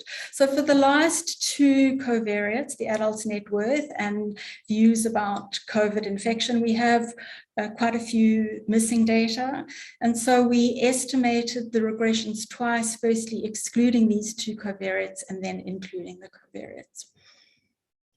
So the model, we estimated ordered logit regressions, but we rescaled the PHQ-2, which had ranged from 0 to 6. We rescaled it from 0 to 4 to satisfy the parallel odds or parallel regression, the proportional odds or parallel regression assumption that the same relationship exists between all categories of the ordinal scale. Okay, and here are our regression results. So I'm just showing the activity status variables for now. I'll show the covariates later. As I said, we estimated the regressions twice. The difference is that the second and the fourth regressions include the covariates of the log of wealth and beliefs about a COVID infection. So what you can see in both regressions 1 and 2 is that there is a sizable, significant relationship, negative relationship between being employed and depressive symptoms. Individuals who retained employment in waves 1 and in wave 2 reported significantly lower depressive symptoms than individuals who lost their jobs. And if we look quickly just at the marginal effects, you can see that individuals who were employed in wave 1 were 5% more likely to report no depressive symptoms compared to individuals who had lost their job. And if they were employed in wave 2, they were a further 6% more likely to report no depressive symptoms. In other words, this is telling us that the effects of job loss on mental health are cumulative. But what regressions 3 and 4 show us is that not all types of activity status of employment are protective of mental health. And in particular, being furloughed, in other words, not working, not being paid, but having a job that you think you can return to, that offers no protection against the individual's, for the individual's mental health. So what really matters is working and particularly being paid. And you can see this in the marginal effects, just using regression 4. So this is the full regression that includes COVID infection information and the log of wealth, that there's no significant relationship between being furloughed and mental health. So people who were furloughed were as likely as people who lost their jobs to report higher depressive symptoms. And people who were on paid leave in wave 2, which is when the depression module was conducted, were 11% more likely than people who had lost their jobs to report no depressive symptoms. So we tested the robustness of these results in various ways. We converted the depression measures, the PHQ-2 and the CESD-10, to binary variables using the common thresholds that are adopted for these variables, for these scales. And then we estimated a logit regression. We estimated the regressions without the historical depression score, in other words, without the CESD-10 score as a covariate. And we normalized the PHQ-2 and CESD-10 scores and estimated OLS regressions. And our results remained robust in all these different specifications. So our main findings with respect to the activity status variables was, among a sample of adults who were employed before the hard lockdown, which was referred to in South Africa as Alert Level 5, which occurred in April 2020, we found that adults who retained employment during the hard COVID lockdown reported significantly lower depression scores on average than adults who lost employment. We found that the benefits of employment also accumulated over time, as employment in each wave resulted in significantly lower depression scores. But when we disaggregated among the employed, we found that there were no benefits to being furloughed. In other words, there's no benefit to thinking you have a job to return to if you're not currently working and not earning an income. So what about the other covariates? Well, we largely found results that were consistent with other studies that have analyzed microdata on mental health. So for example, we found that depression scores increased non-linearly with age, that they were significantly higher amongst adults living in an urban area, and they were significantly higher amongst adults who reported a chronic health condition. This is all consistent with what other studies for South Africa have found. But the one difference is that we found that Africans report significantly lower depression scores than non-Africans. And this is in contrast to all the other studies that have estimated the correlates of depression in South Africa, where they have found that Africans actually report significantly higher levels of depression than non-Africans on average. So one possible explanation for this unexpected finding is that it reflects what we could think of as a stealing effect amongst Africans, who likely have experienced much more past adversity than non-Africans, and who may therefore have acquired more resilience in dealing with negative events. So, in the early days of COVID-19, the pandemic was sometimes presented as the great equalizer, in that people who traveled and who are therefore likely to have had higher socioeconomic status were initially more likely to be infected. Well, the development of the pandemic has shown that COVID-19, in fact, is not concentrated amongst those with higher socioeconomic status, and as Mariana's presentation has clearly demonstrated. But it is also not a pandemic that is confined only to the poor or the disadvantaged. And so it is possible that the lockdown exposed non-Africans to far greater economic shocks on average than they were likely to have experienced previously, which is why during the period of COVID, when the depression module was conducted, non-Africans reported significantly higher depressive symptoms than Africans. And then finally, to conclude, just 3 further points, just to recognize that the severity of depressive symptoms may be underestimated using the PHQ-2. It's only a 2-question scale derived from a 2-question scale, so it's not very sensitive to variation in depressive symptoms, particularly at the tails of the distribution. And then the findings are a reminder that the health consequences of COVID-19 and the lockdown are not confined to physical health, but include mental health.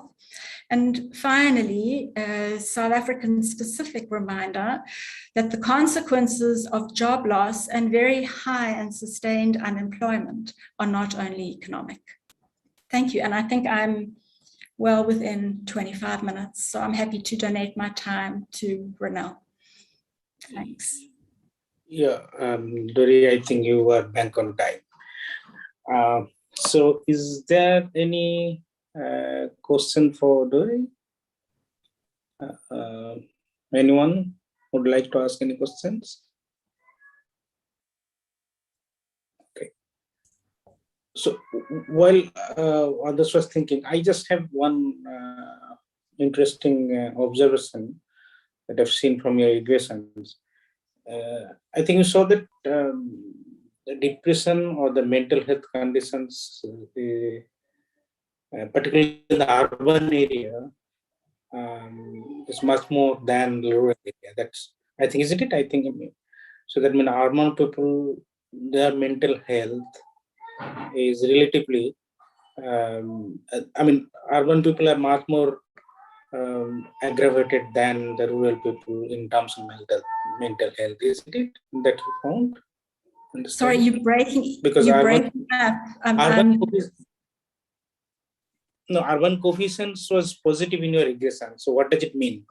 Means that the urban people are having greater mental or the depressions than the people. Yes. I mean, what could be plausible effect explanation? Because maybe in let's say if we talk about the Indian context, because those who were working in informal sector, particularly in the rural area, their work is also being highly affected because they are much more vulnerable. And of course now the they used to interact with the rural area for marketing, urban area for marketing, heavily rely on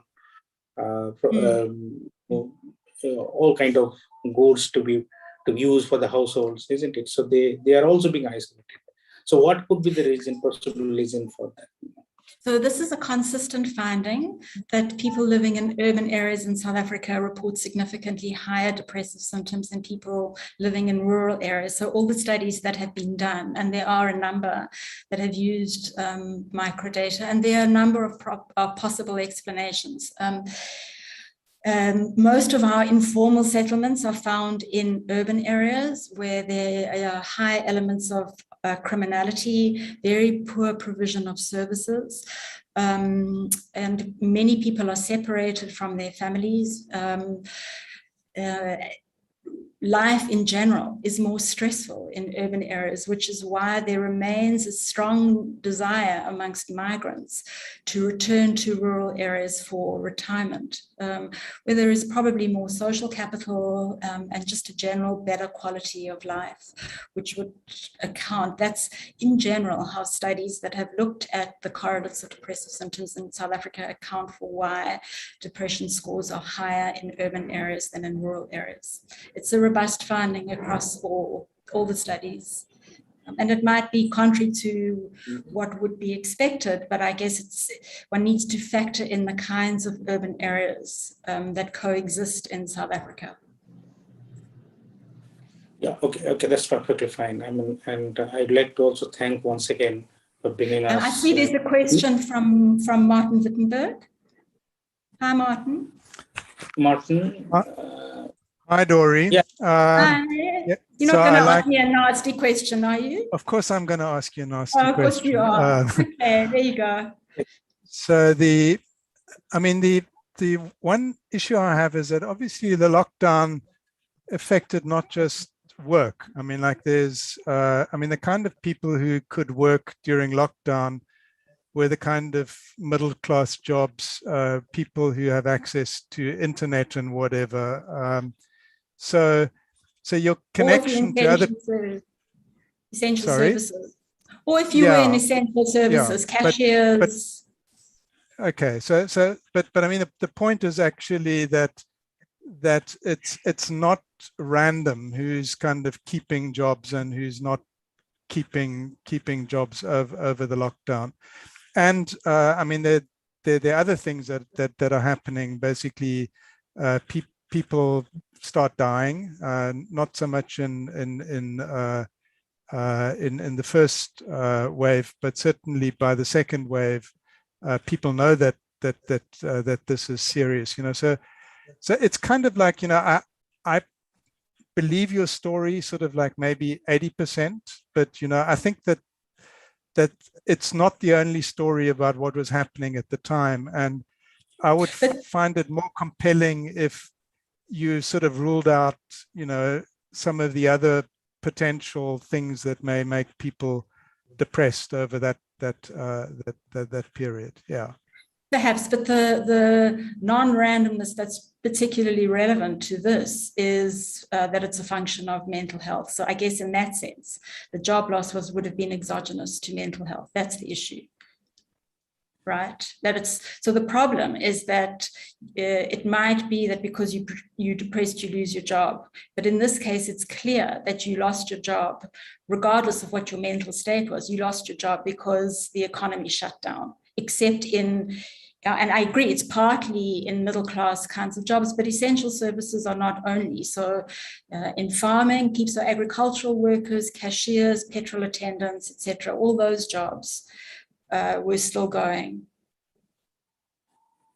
But you're not really controlling for that, are you? I mean, it's kind of no, like, I'm not and I guess, can't really do that because you don't know. Yeah. I mean, that's the limited information that you have. Yeah. So you're right that it might be that there are other effects that are correlated with whether you kept a job or you lost a job. But certainly it's not going to be mental health that's going to be correlated with those things. That's not the source of the endogeneity. So maybe And we can give a pause, Martin. I'll also take you back because you have also question for Mariana as well. So maybe at the end we could also ask you to raise the questions. So I think now for the time being, I mean, thank you. So we have 30 minutes. So I'd like to thank definitely Dori for excellent presentation and bringing us another dimension of the impact of the COVID. Of course, this was equally important. So now the next speaker is Ronald Baga from the University of Stellenbosch. So floor is yours.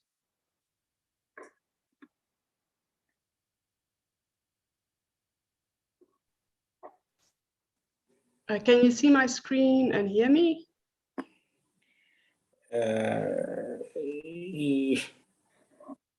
Yes. Okay, great.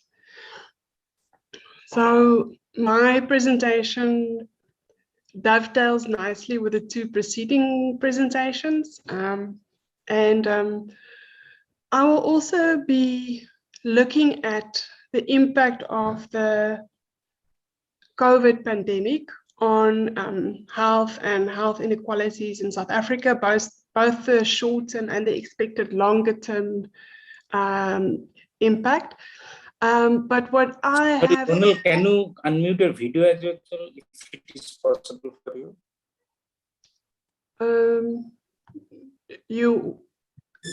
Yeah, okay, perfect. Yeah.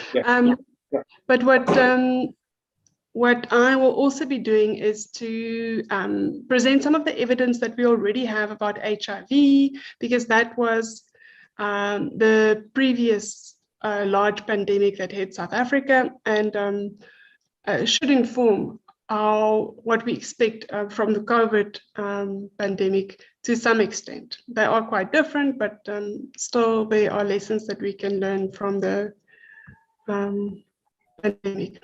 So to just on a global level, I give some historical perspective to what has happened to us over the past 18 months.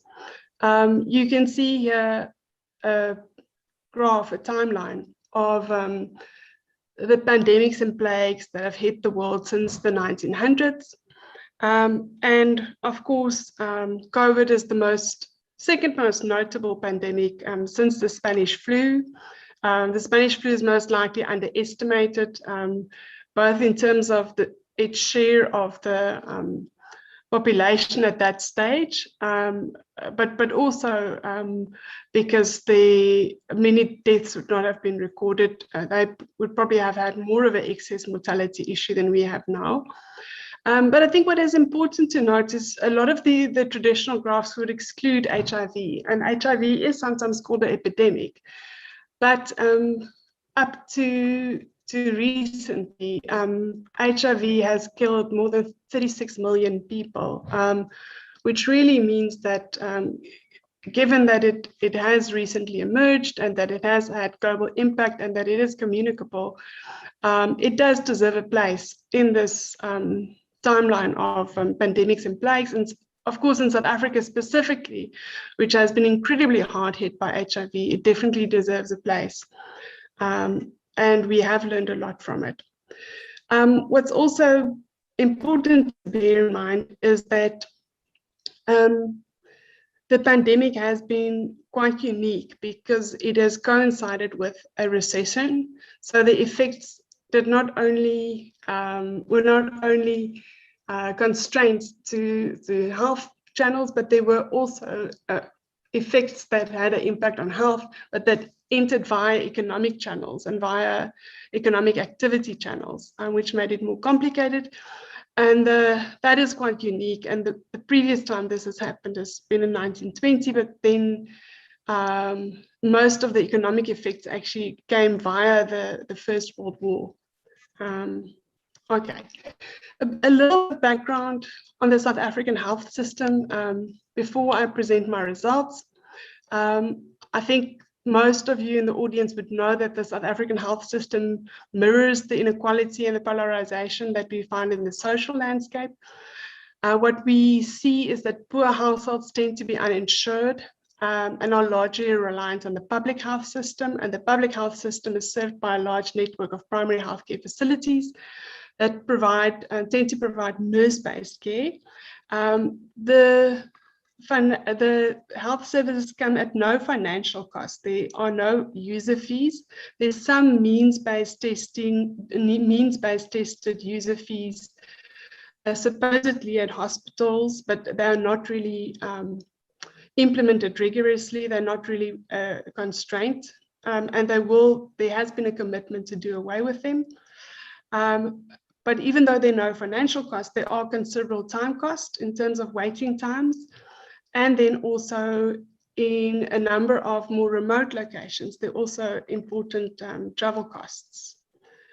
Then on the other side, we have the private system, predominantly accessed by the approximately 1 in 6 South Africans that are insured. For this group, for the insured, primary care entry would typically be a GP practice. There's some utilization, it should be noted, of private GP practices by the uninsured. And private care constitutes approximately 1/5 of the uninsured's healthcare utilization, and that is also amongst the very poorest households. And the most important point to note maybe is just that the resource allocation inequalities across the private and public divide are stark. The private sector serves less than 1/3 of the population, but has the majority of medical specialists and doctors. And then I want to move to the HIV experience. Here, I will draw from one study that was not done by me, and then 2 studies that I've been involved with and some new work. And the work that will follow, the COVID work, is mostly new work, exploratory work, and then there's one co-authored working paper that I also draw on. Some context in terms of the HIV pandemic and how it hit South Africa. This is the work by other authors that are referred to, the MRC team who do a lot of the burden of disease work in South Africa. And what I want to highlight here is the red line in both of these graphs, both the number of deaths graphs and the age standardized death rate graph. For me, the important thing here to inform the other graphs that I'll be showing you is that the apex of the deaths occurred around 2005, 2006. And then also just for those of you who are not familiar with the South African context, to show sort of how hard South Africa was hit by HIV, that it actually outnumbered HIV and tuberculosis. After a short period of time, it outnumbered all other causes of death.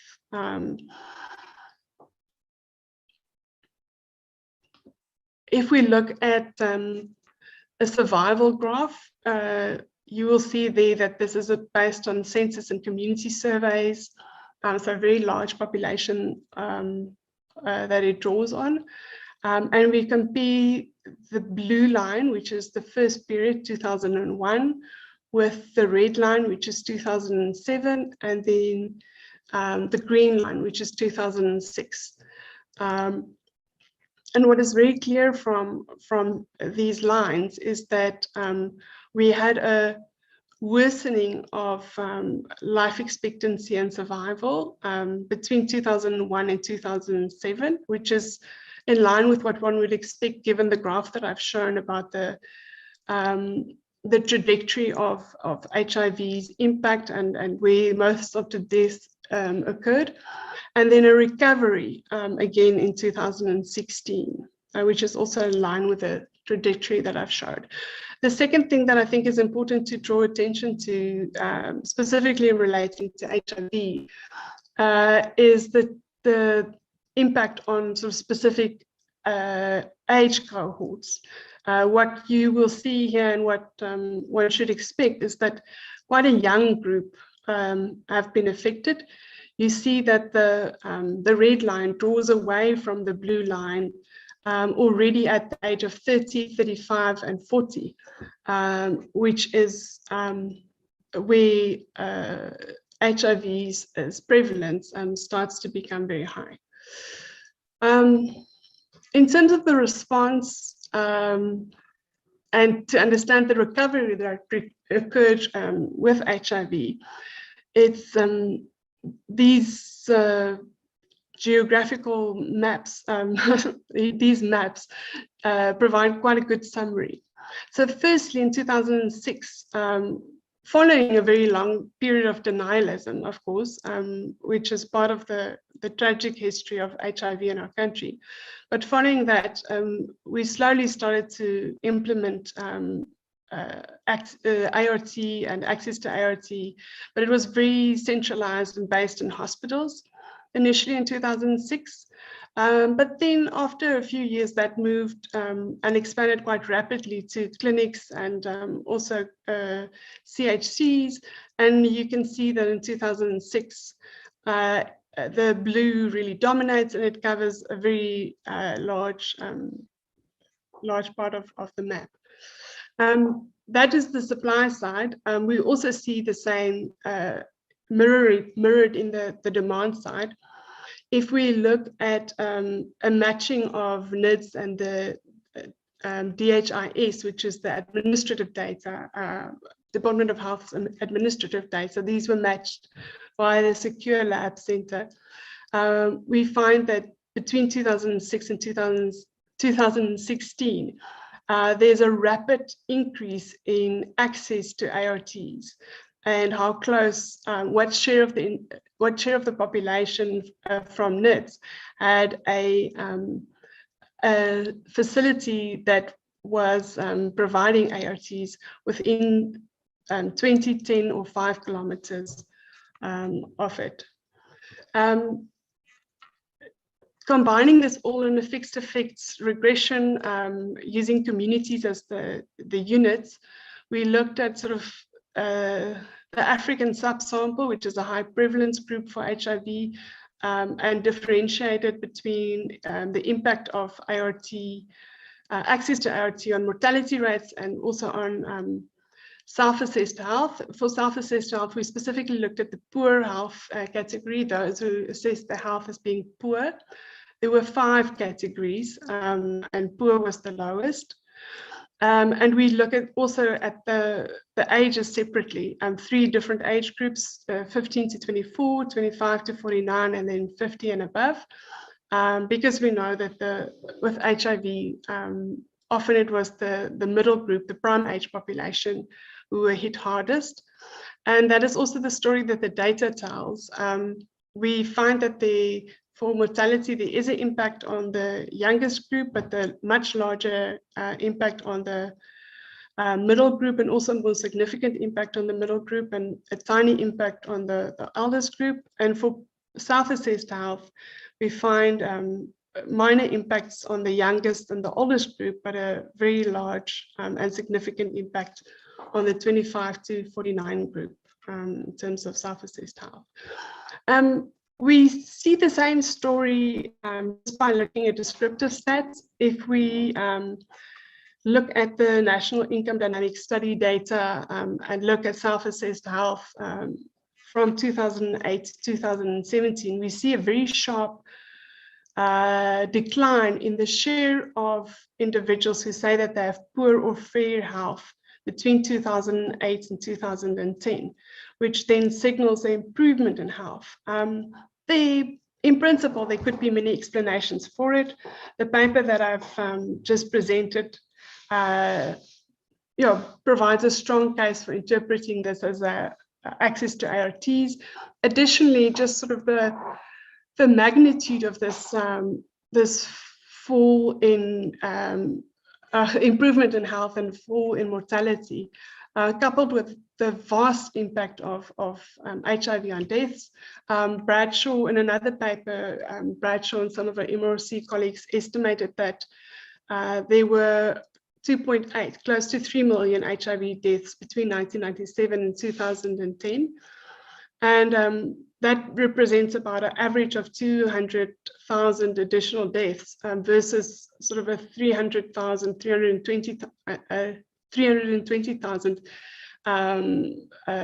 annual deaths that occurred in 2017. So off that base, compared to that, we can see that it's a very large impact that HIV has had.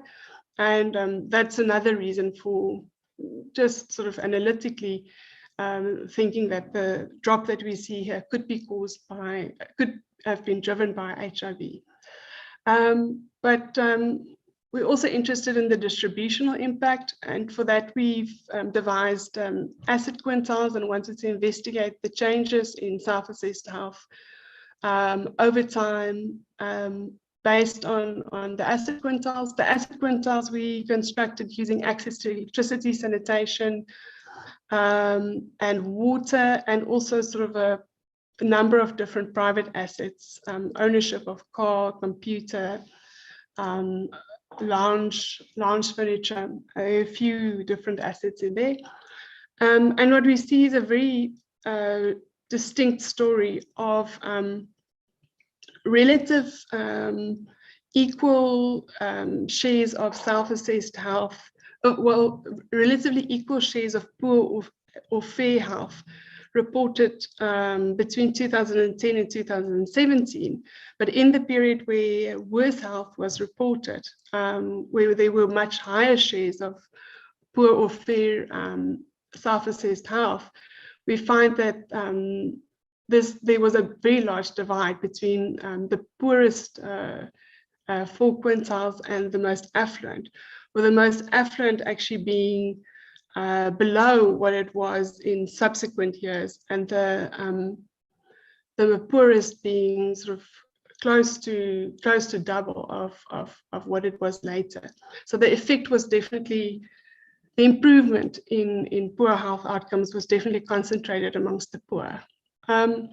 To try and understand this a little bit better, this is just a start really. We used a linear probability model regression with one for all those whose health was poor or fair in 2008, and not in 2010, and 0 for all others, to try and understand who is the subgroup who had this big jump in their self-assessed health.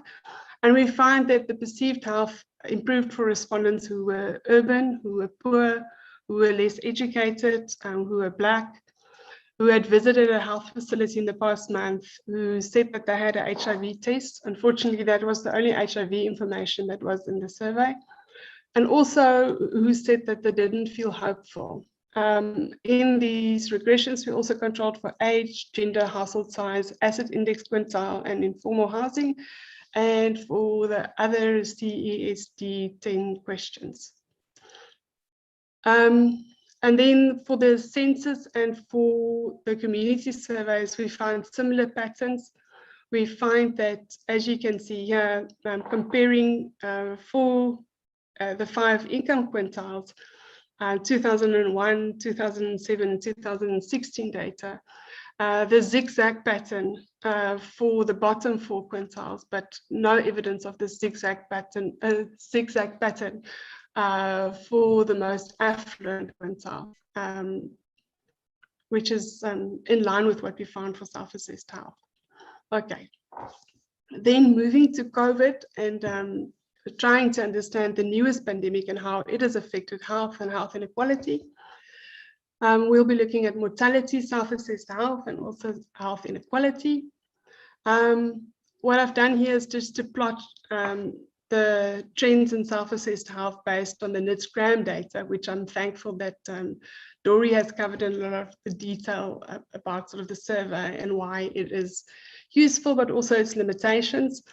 And what we see here is almost the mirror image of what we saw in 2008 to 2010. We see between 2017 and 2021 a very sharp increase in the share of the population reporting poor or fair health. and actually much, much steeper. What I should be very clear about is this is the NITS-gram subsample. So you would see that if you compare the two 2017s on either side of the blue line, there is a difference between self-assessed health as evaluated by the full sample and the subsample.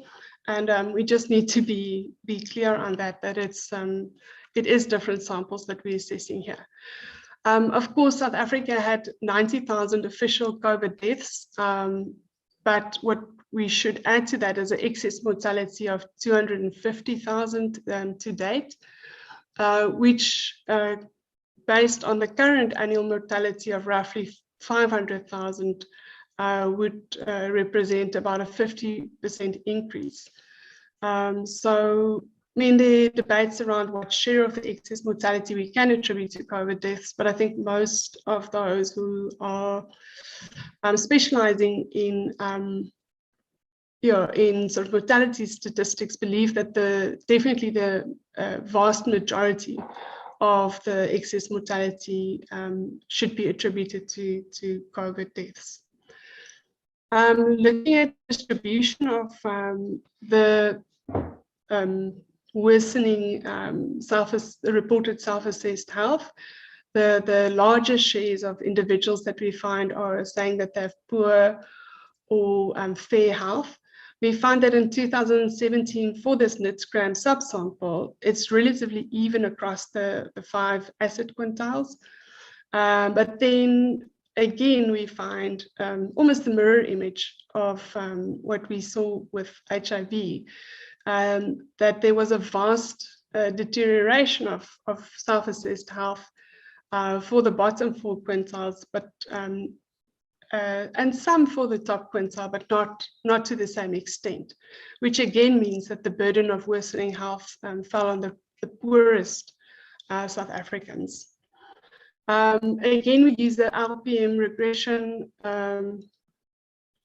to try and understand who the subgroup is, what kind of characteristics was correlated with belonging to the subgroup. And we find that perceived health worsened for respondents who were Black, who were hungry, who were not living in informal housing, who were from a large household, who were suffering from HIV, TB, lung conditions, heart conditions, diabetes. It was a combined question asking whether you suffered from any of these.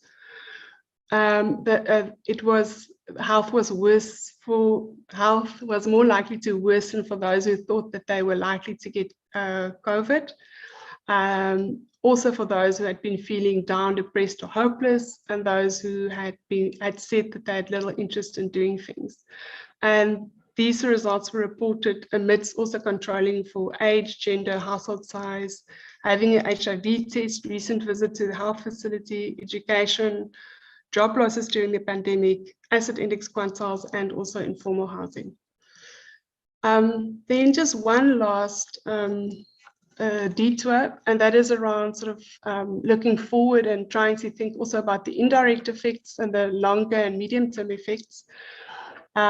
This conceptual framework provided a map for the pathways that we considered.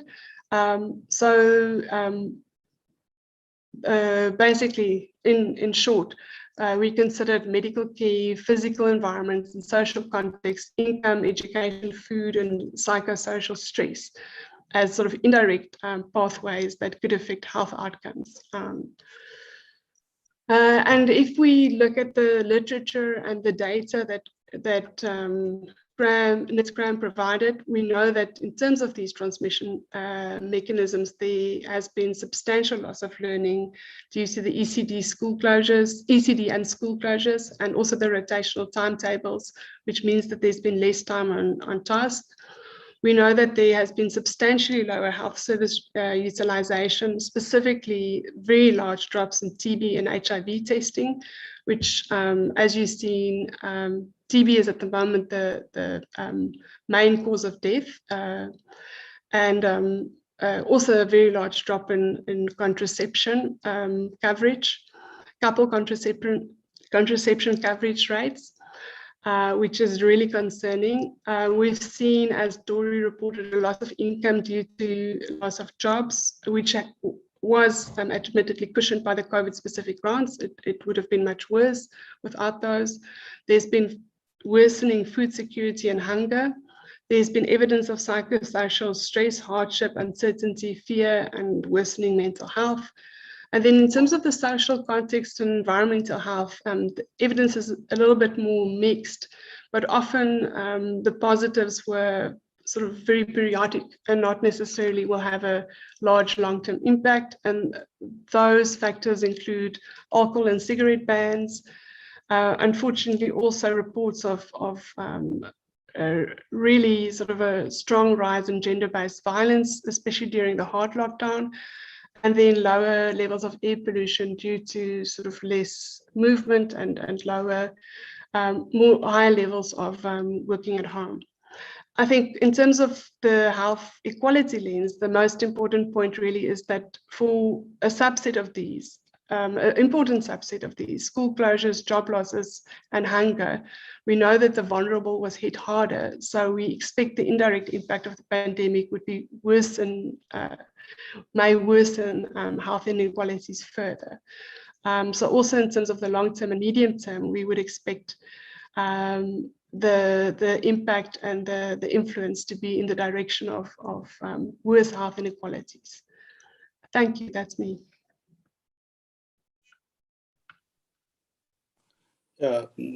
Thanks, Ronald, for the excellent presentation, detailed and excellent presentation. So the questions now, is there any questions for Ronald? Okay, I may ask Dory and Mariana to also unmute videos. So I think Solil or Aru. Yes, I have some questions. Okay, you can ask. Yeah, we have some time. Yes, maybe. Yes. Madam, one thing. How the awareness campaigning was going on there, as India from grassroots level, we are getting just getting the grassroots level campaigning and very much aware the people are now spontaneously going to taking the vaccine. But what about your condition? What is the condition in your area? What is not actually clear to me? Would it be possible to clear it? And the second question is how tuberculosis and HIV and the COVID-19 with sugar patients who are affected with the COVID-19 virus, how you are treating these patients who are actually tuberculosis, sugar, and COVID-19? Thank you, madam. So I think this question is for the Ronald, I guess. I can briefly answer. The vaccine rollout started late, and given the impact of COVID, both socially and economically, I think there was a lot of frustration with the late start to vaccine rollout. But there's been a good effort since. But as Dory said, what has been fueling sort of the increases in the vaccines has been sort of the broadening and the widening of eligibility. But they've now sort of exhausted the capacity to do that. Even 12-year-olds are now eligible. And there's substantial effort that would now be required, both in terms of physical access, because the system is driven by sort of electronic registrations, and there's a lot of evidence to show that this has missed a lot of the more remote and sort of less computer literate, less sort of internet savvy segments of the population. Yeah. And yeah, so I think that substantial effort now is required to make sure that we ramp up vaccinations. In terms of HIV and COVID-19, a big part of our incredibly careful and early reaction to COVID was based on a worry that our 7.7 million HIV people living with HIV might be particularly vulnerable to the virus. There was then a lot of indecision and uncertainty around to what extent HIV patients are particularly vulnerable. But they are now included in the list of vulnerable patients. I think it's generally seen that a patient that is on ART and that is completely well managed might of course be a much lower risk than a patient who is not compliant or who is at the later stages of HIV. I hope that answers your question.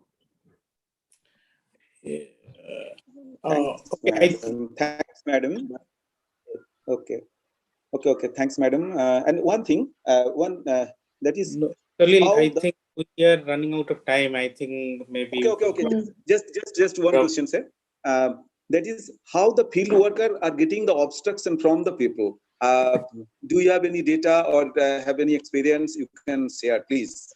Because I'm a field worker and I'm traveling all the parts with getting the obstruction. The people are throwing their obstruction. What kind of obstruction you are getting there? To you mean in terms of vaccinations? Yes, not only vaccination and the other part that COVID is actually not a COVID, this type of class. Well, I can speak only about sort of what we tracked in the survey. And there we actually found that in terms of COVID, the self-reported answers in terms of beliefs in COVID was pretty positive. There was not widespread doubts about whether COVID exists. And also we found very few individuals, when we asked whether they changed their behavior, very few individuals said they changed their behavior to sort of superstitious things like drinking garlic or, those types of things. With vaccinations, we've seen some hesitancy, but it's improved a lot. But there remains sort of a core group who are still not accepting vaccines, and that's a worry. Yeah. Thanks. Okay, I think we're running out of time, but there are two hands. I think Lawrence and Basapa Kamble. Maybe Lawrence and Basapa, can you quickly ask questions? We can take 2 more minutes. Yeah, sir. Yeah, thanks. Yes, sir. My question is to Marina, madam. Hello.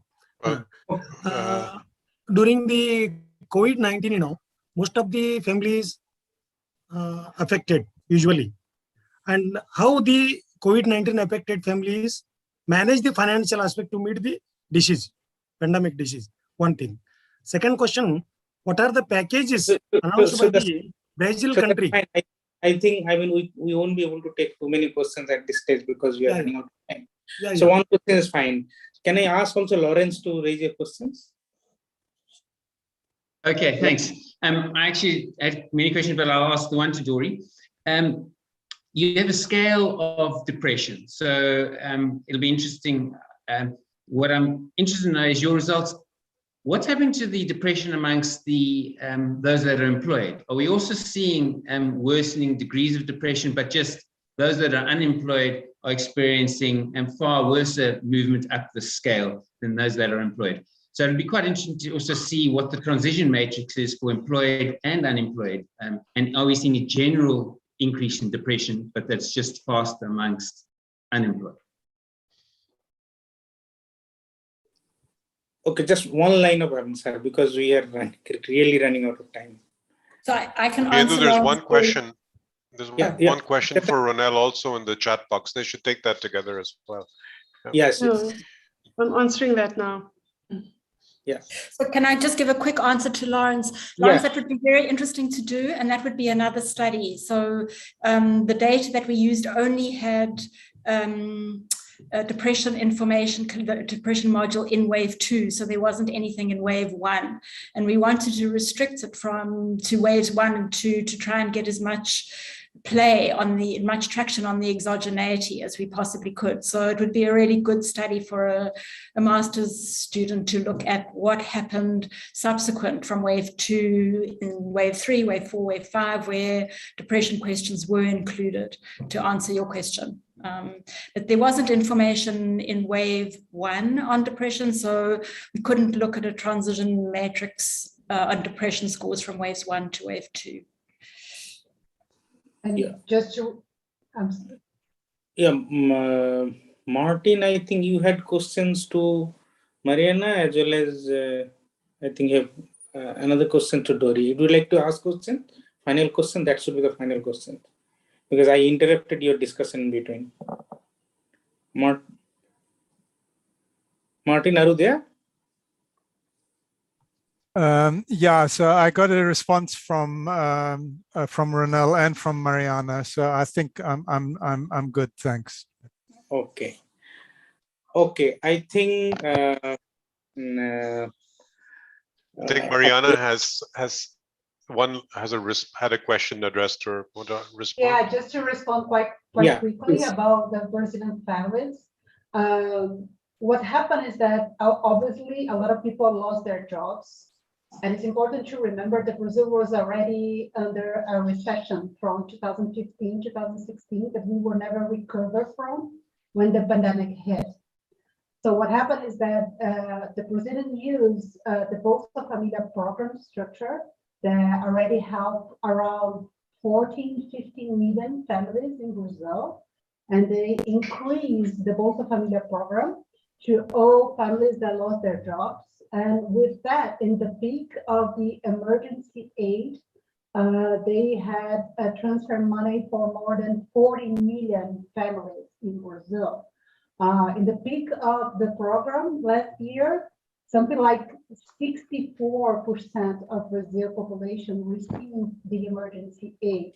So it was a huge amount of money. And this is one of the reasons why probably healthcare didn't receive as much resource as we would need, because the government prioritized health care. Instead of healthcare, they prioritize the minimum income that people need to keep surviving and buy stuff.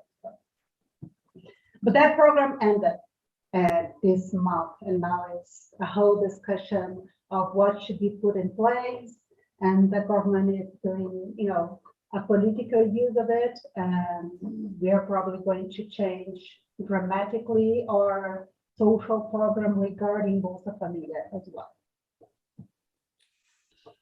Okay, is there any final response from Dory or Ronald? Okay, done? Okay, so I'd like to thank all of you for excellent presentation. Three of you brought three different dimensions of the problem, particularly affecting emerging and developing countries. So these three dimensions are definitely important. And so on behalf of the organization, of course, I'd like to thank finally for accepting our invitations and presenting very interesting presentations. So thank you very much once again.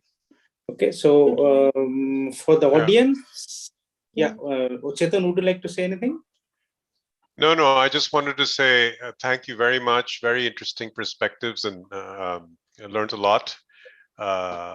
So thank you very much for presenting, and hopefully see you all in India at some point at the Delhi School or the ISI. You're all invited. So thank you. Yeah, we hope we'll keep in touch, since we are in some kind of process.